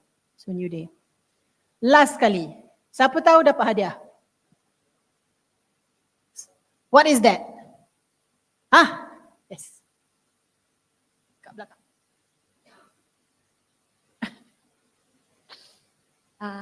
The last one is send news, right? That's right. Yang tadi too old for this, nampak tak? They flip it. Yeah, so they mirror it, become send news. So, I'm not giving you this extra information today for fun. I'm not teaching you this for you to use. I would like you to help us look out for these things. Because on social media, unlike films, right, we have LPF who can tell you this cannot, but social media, there's just so much content and we need your help. If you see something that needs to be reported, please help us report it. And for those of you who know of other words that are being used, other emojis, please scan the QR code and let us know. I learned about Tesla tu pun from people.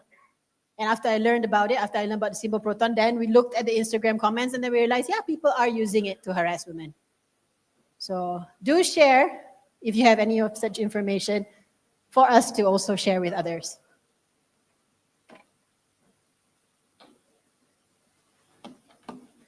Now, when we talk about hate speech, we also have to consider global reach and audience. Sama je macam, it's just the same with anything else. Because the internet, whatever you say, hate speech doesn't exist in isolation. It thrives on the ignorance of context, on culture, and the power of words. Now, I'm going to share with you first, but before that, just want you all to note that whatever you say online is, of course, accessible to everyone around the world. You need to understand the global reach of the platforms and respect the cultural nuances. An example I can give you is, again, a broadcast example, blackface. Now, the example of blackface is, while some might think that it's harmless outside of America, but its roots of racism and dehumanization makes it offensive anywhere. I'll just play it short, I think. Can I play it? So this was Meletup. Meletup is a variety show in Astro. This was a while back. And they did a parody video. Now you can't see much, but the guy, he's got his face sort of painted black, not really necessary, but he did that. And he also looks weird because he's wearing the sock, the women's socks. So this was something that they did as a parody to Yuna and Usher's music. So Yuna was absolutely angry about this. And clearly it's clear why lah, because she makes her money. She's very famous in America. Blackface is completely unacceptable in America. So she was very angry. She talked to her fans about this. And then, of course, this led to Meletup having to apologize profusely and take it down from broadcast. But like I said, the internet never forgets. If you Google it, you'll still find it. So that's the problem as well. Another example is Nabi. This is where, this is just highlights how Malay users misunderstanding how the same word can carry different meanings across languages led her to being offended by something that wasn't offensive. So this was Ella Gross's name, Korean name. It was Nabi. And this girl said, Nabi is a prophet in Malay, so I don't know, it's kind of disrespectful. But then she was then educated further by the people on the internet to say that Nabi is butterfly in Korean. This happens more often than you know. A lot of times, people who name, for example, in different cultures, they use B-A-B-I as a term of endearment, right? So they say, me and my babi. And the Malaysians go crazy. And you go crazy lah, but you don't have to put it in the person's Instagram comments, right? It's really embarrassing. This can happen as well. None of us should be doing that. Now, this brings us to another critical issue, because words are very important. And I'm sorry, I have to talk about this. I hope you're okay.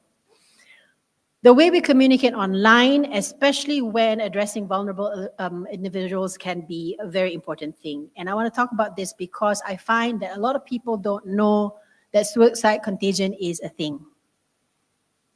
Sometimes people call it copycat suicide. And it is a scientific fact that people who are vulnerable or are thinking of suicide, if they are exposed to content about suicide, whether in the media or on social media, it leads them towards doing the same thing. I'll show you an example, and this is called the Werther effect. The Werther effect is this phenomenon. So suicide increases after the publication of news. This was not very recent. This was in 2023. And it says here that because of whispers, some teachers jumped off a building.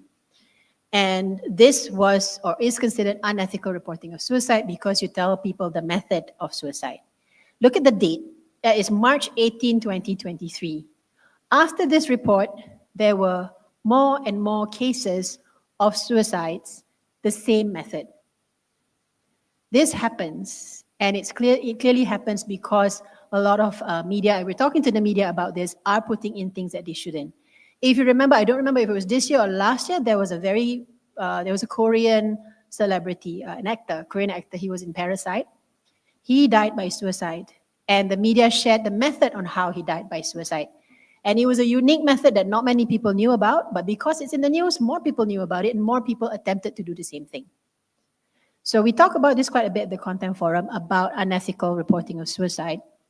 Because as you can see, for example, these are the examples. It says, let's say, young man commits suicide by jumping to his death in Mid-Valley Mega Mall. What's wrong here is somebody put the picture up. Never put the pictures up. It doesn't matter if you're not a journalist, if you happen to be there, why would you do that?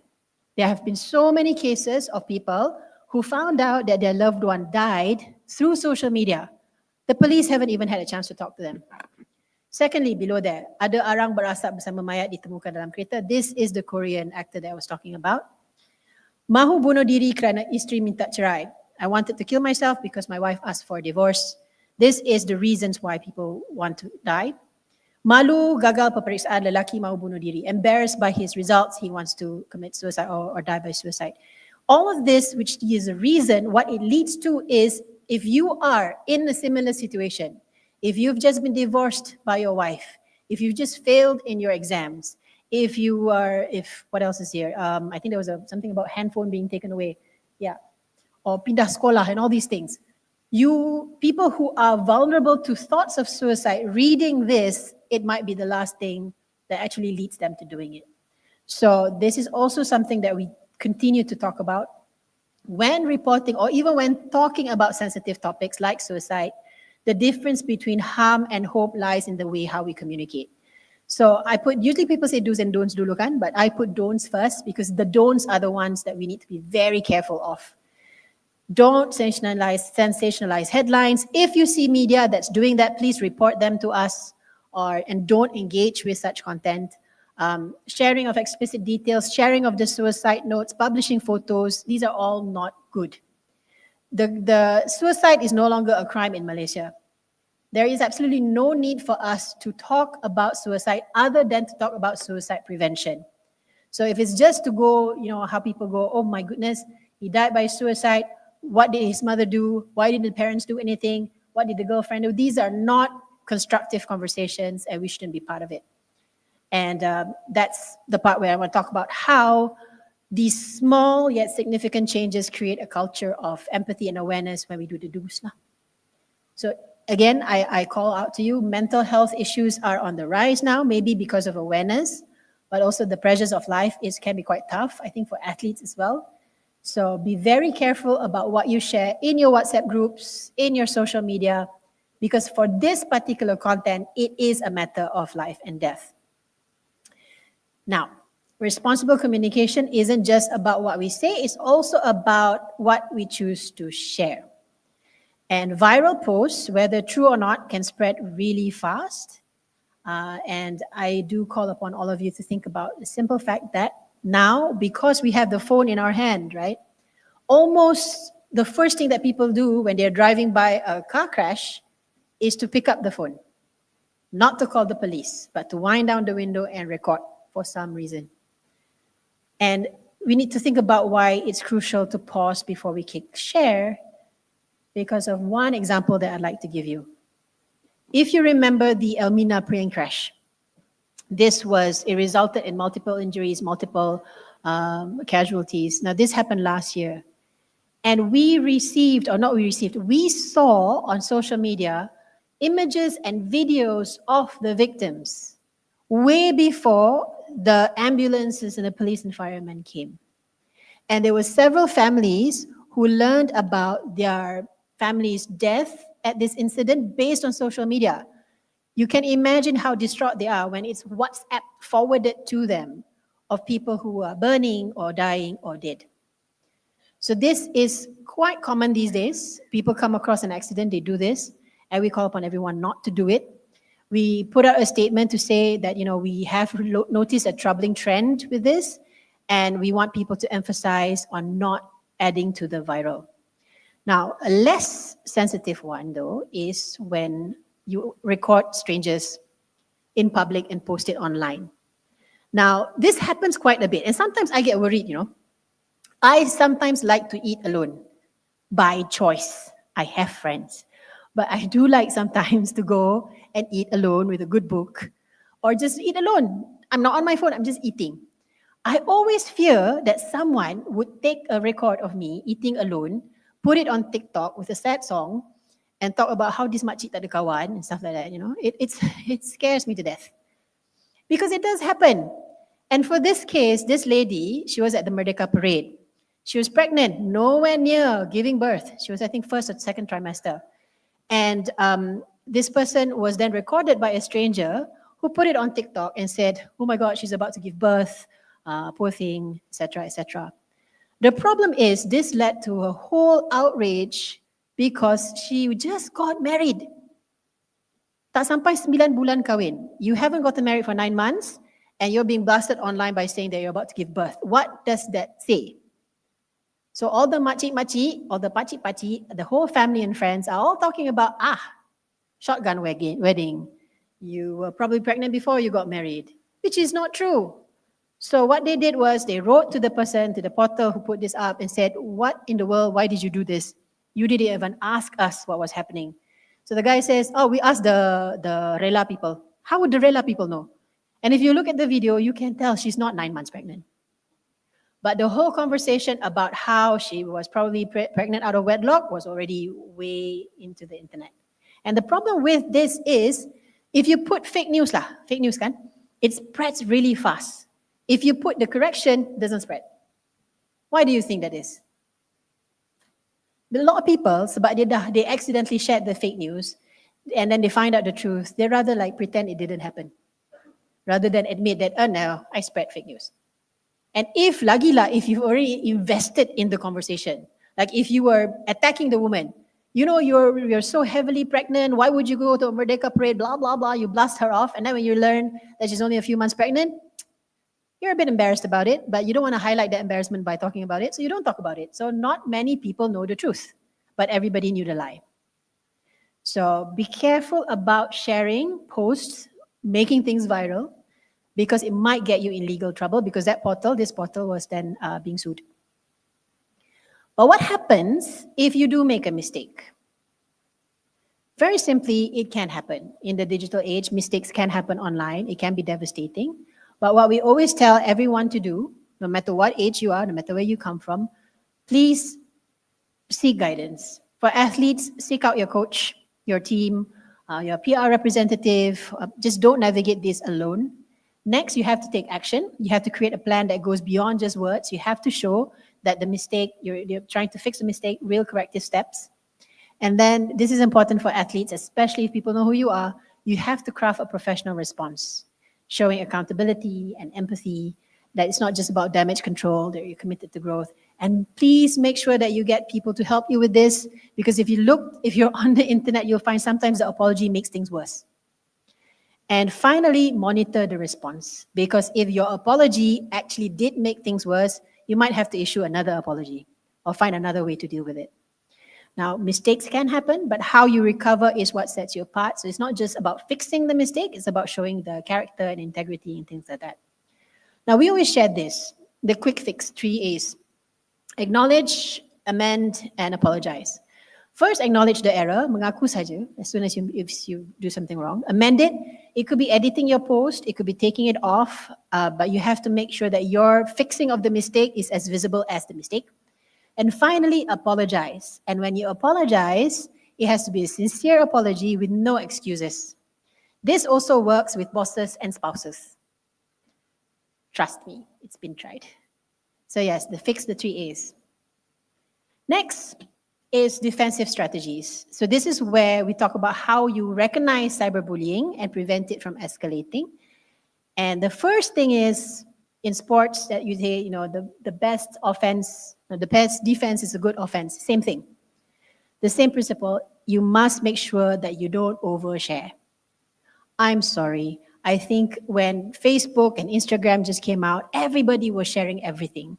Some of us are still doing that. I know how you start the day, GWRM, right? Get ready with me. I see exactly what you're going to wear, where you're going to go. These are things which are dangerous in some ways, but for anyone who is under the spotlight, it's even more dangerous. Because if you have a fan who's a super duper fan, who's a stalker, you're basically giving them a map to look for you.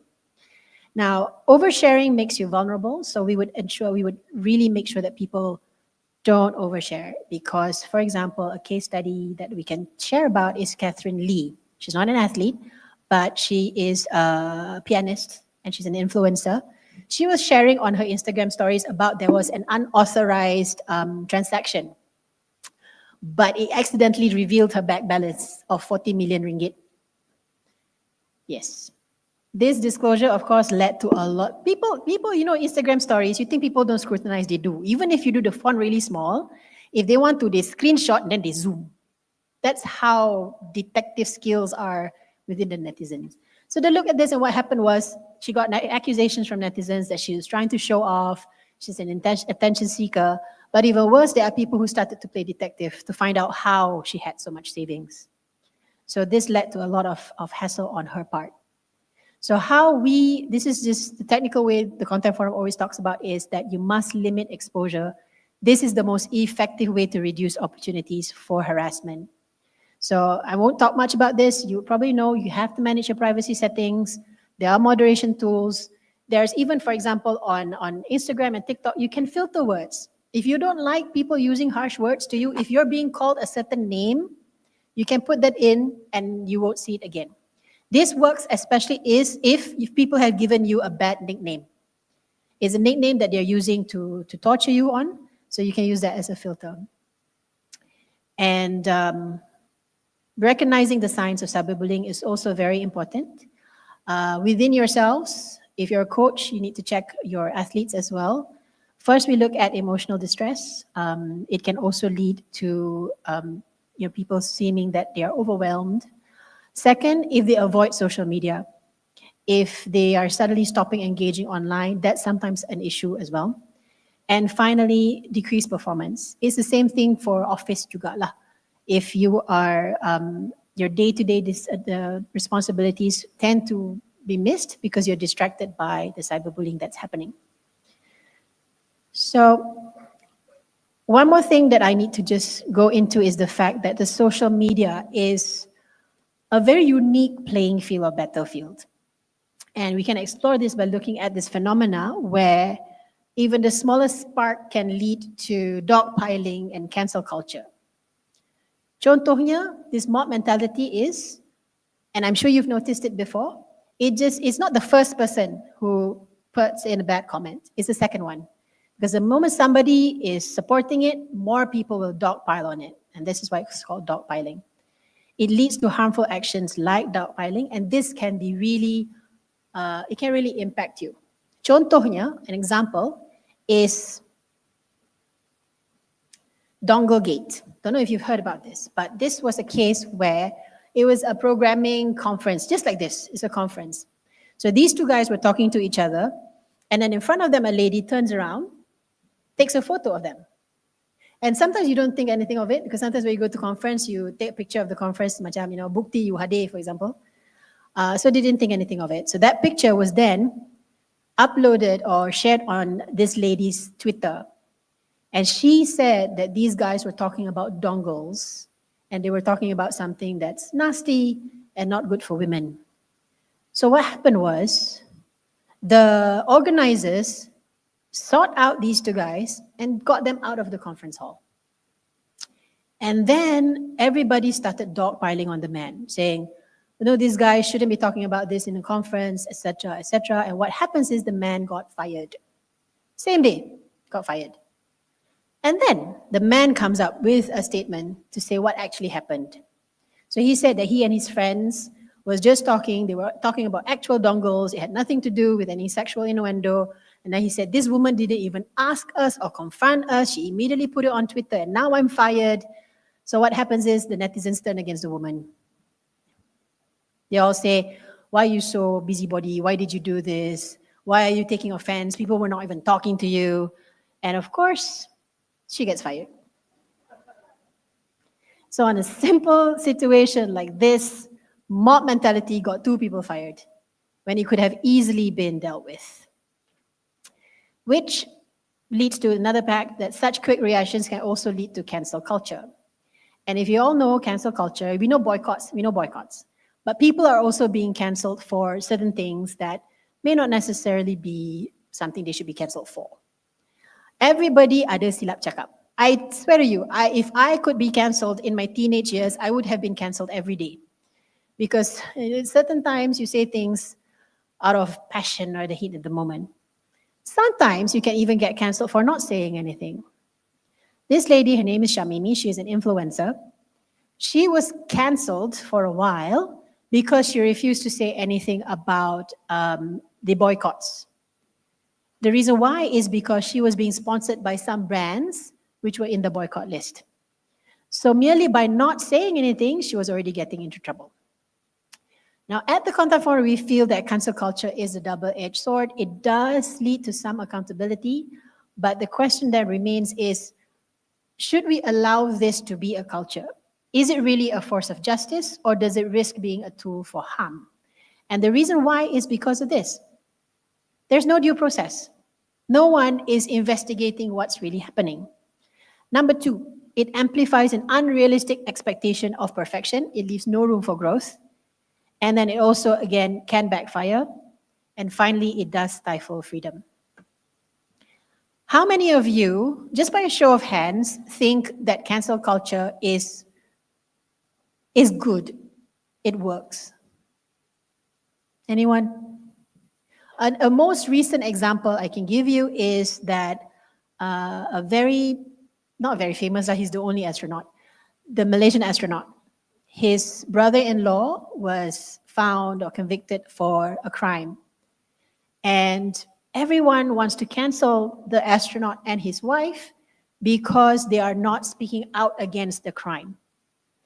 They feel that because the family wrote letters to the judge to mitigate the punishment, that's enough to get them cancelled. Now, the other question that you can ask is this. If your family member who you grew up with was found to be guilty of something, can you actually disown them? Do you have it in your heart to do that? It's very hard, isn't it? But this is what the standards are being expected by netizens these days. They expect you to cancel your own flesh and blood. So this is a situation that we see at the Content Forum being something a bit scary because, like I said, it leads to a very high standard that is impractical among us people. So just to get into it, I think I'm also supposed to talk to you about how to handle when you're under attack. And this is very simple. You need to curate your space. I was under attack in 2017. I'm not famous by any sense of the word, but there was something I put on Twitter that got me in a little bit of trouble. And it was a political thing. Never, ever tweet political stuff. But what I did then was I just had to make the whole thing private for a while. Secondly, save evidence. If you're being bullied, save the screenshots, save whatever it is that you have because you might want to lodge a report. Use the social media tools and seek support and escalate to authorities. And the last one, I'm really a bit concerned about advising. That's take a break if you need it.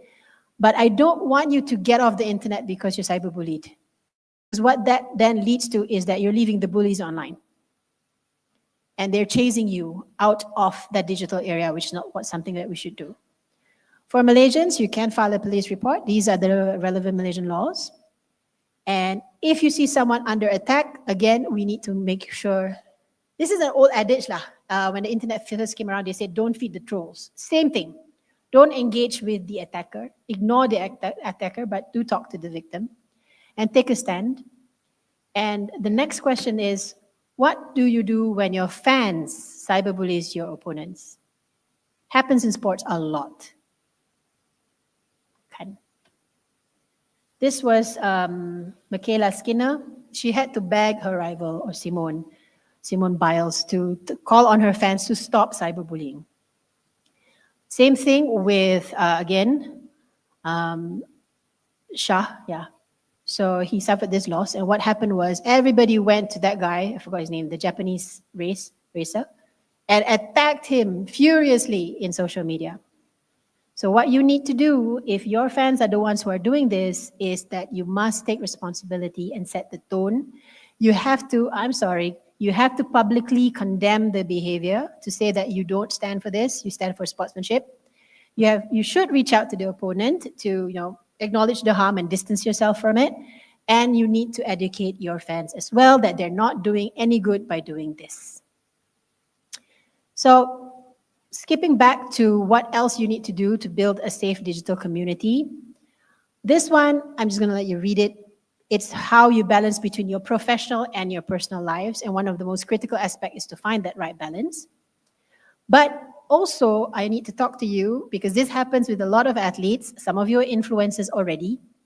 Disclosure.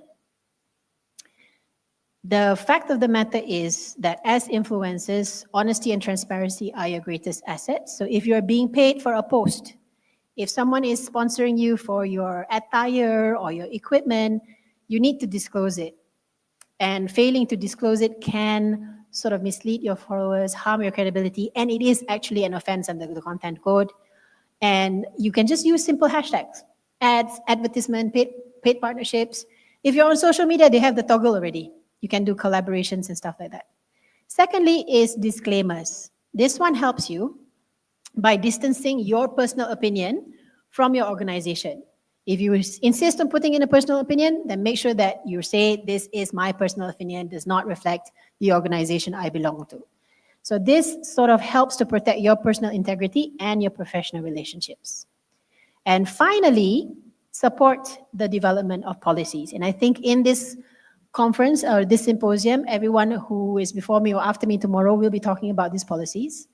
And these don't only just protect athletes from harm, but also foster environments that uphold respect and fairness, I think Malaysia is definitely doing the same. There are international best practices. I think there's a whole session that's going to talk about this, so I'll skip this. But we do have recommendations to be made. What we've learned at the Content Forum is that the best policies are made when you develop it with people who are going to be impacted by the policies. So we would suggest having an athlete-led digital safety councils, where athletes who know the challenges of cyberbullying better than anyone can then also have insights and co-develop policies to address online abuse based on your experience. Next is fan accountability measures. We're always controlling the athletes. Who's controlling the fans? They're the ones who are actually bullies out there, right? So we need to think about how we can make fans accountable for their behaviors. So for example, there are some countries who have policies to ban certain fans from events. This is usually from official community forums and stuff like that. So this sends a strong message of zero tolerance. Might want to consider that. Thirdly, mental health support integration, and maybe by providing accessible resources, this can actually help as well. And finally, athlete advocacy representatives. We feel that if you assign digital safety officers to help take the load off athletes, they can focus on the game, but these guys are the ones who take care of removing the harmful content or lodge police reports. And as we wrap up, just a quick takeaway of what we were talking about today, and this is effective for every single one of us. Every action that we take online, whether it's a post, a comment, or even a like, it leaves behind a digital footprint. And you may or may not realize this, but even your comment in a forum can lead to you being charged under the law. And even if you retweet or republish, that's a republication of an offense. Again, you can still be liable for it as well. So be very careful about your digital footprint. And I think as we close today, the final slide here sort of encapsulates the 3 pillars that I'd like you all to take away. The influence of athletes, it extends beyond the field. Your role models, your content creators now, your leaders, but this comes with that challenge that you have to navigate a landscape where cyberbullying and negativity can threaten your well-being, and it can also threaten your legacy. So the digital world isn't just a reflection of who you are today. It's a foundation of how you'll be remembered. And because long after the final whistle blows or whatever it is out there, your actions, both online and offline, will echo louder than any applause. And I hope some of the things that we talked about today can help you get that. Thank you.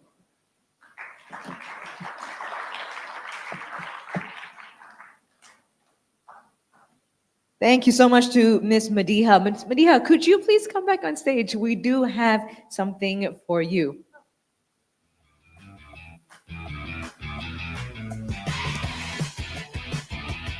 All right, to present the token of appreciation, could I please have First Admiral R. Dato Subramaniam Ramanair, Board Director of National Sports Council, to present the token of appreciation.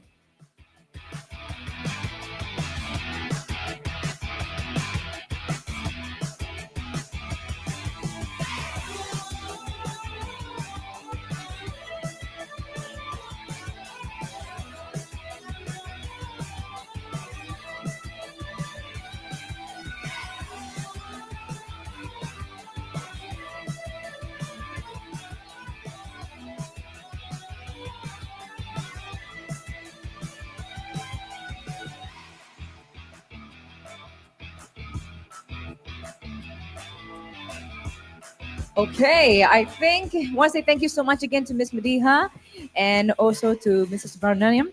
I want to say thank you all so much to everyone. And before we close for today, I'm sure everyone is quite hungry already at this point. We've had a very intensive first day for the International Safe Sport Symposium 2024. Did you all learn a lot today? Would you say it was quite heavy? No, okay, that's good. I like how you said no. It is important for us to take note of what exactly is going on. And I want to say a big thank you again to Ms. Madiha. Can we please give a big hand to Ms. Madiha, who gave such an extensive insight about everything on cyberbullying and how we can tackle it.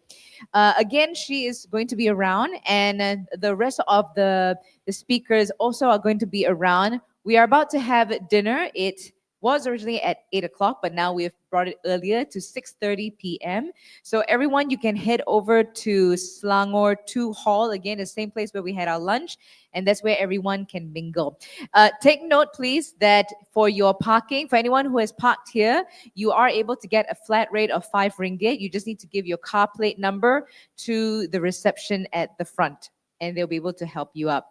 As for tomorrow, we are going to start at 8:45 a.m. So please do come in, register, and remember there is the post questionnaire which you do need to fill up.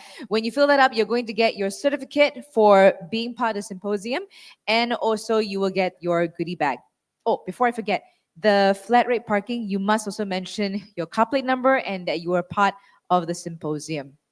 Okay, everyone got that piece of info, yeah, for the parking? Now, I just want to say that's a wrap for today. A big thank you to everyone. Give yourselves a big hand. We touch on a lot of things, and tomorrow we're going to have a quick recap of everything again. Now, remember, if you can, there is a QR code over here, which is another mentee it's another mentee application. So you can scan it and you're able to answer and put in any kind of questions that you have that's pressing on your mind, and it will get answered by either today or tomorrow, or you can speak to anyone on the panel, a whole bunch of speakers. You can speak to them at the dinner. Okay, with that, once again, thank you everybody, and thank you so much to our guests. We are going to wrap up for the day, but before that, Dr. Shali, would you like to say anything? No? Oh God, okay.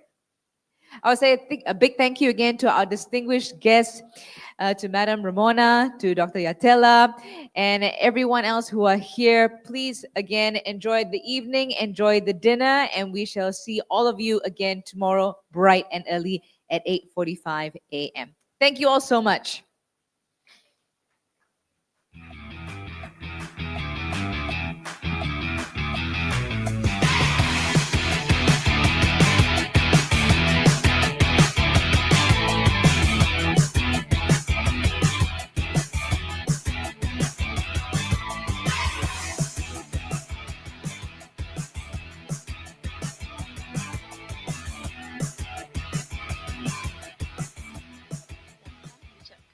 Kepada Majlis Sukan Negara di atas inisiatif dan usaha menganjurkan International Symposium on Safe Sports.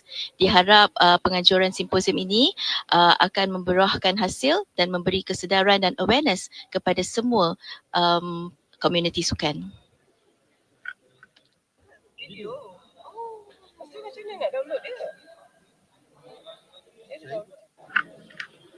Hello, Assalamualaikum. We are here in Dorset Subang for International Safe Sports Symposium 2024. And I would like to encourage everyone in the community of sports to actually practice the safe sports in order to ensure our athletes and our participants are safe in participating in the sports program. All right, thank you everybody. Bye. To everyone, Hello, just letting you my know, name is Gloria if you would like to get access to the Google slide presentations, you can. All you need to do is go over to the registration counter. There is one QR code that will allow you to get all the presentations. So be in a Google Drive link, you can download it from there. Manager of the IOC Safe Sport Unit. I am honored to be here today to deliver a keynote speech in the first International Safe Sport Symposium in Malaysia. I am really honored and very happy about the work that is being done in Malaysia, advancing this topic. It's amazing. The Safe Sport Code is really robust, and really all the education, all the activities that are being delivered here are really, really good and an example for the whole rest of Asia. So keep up the good work, and we'll be supporting you all the way from Switzerland on with anything that you need. Thank you very much.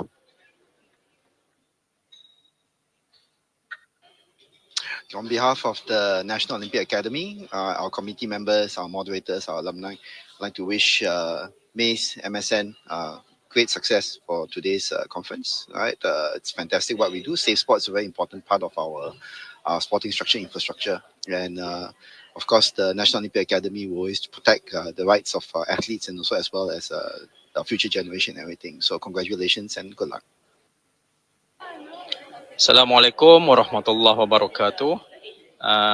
My name is Abdul Rashid Yaakob. I'm the Director General, National Sports Council of Malaysia. I want to wish all the best to the committee of the International Safe Sports Symposium 2024. This is the first symposium in the Southeast Asia countries, and to everybody, thank you for joining our symposium. Thank you. Selamat datang ke Doset Grand Subang untuk program Symposium untuk tahun 2024. Untuk MSN. Kat telefon.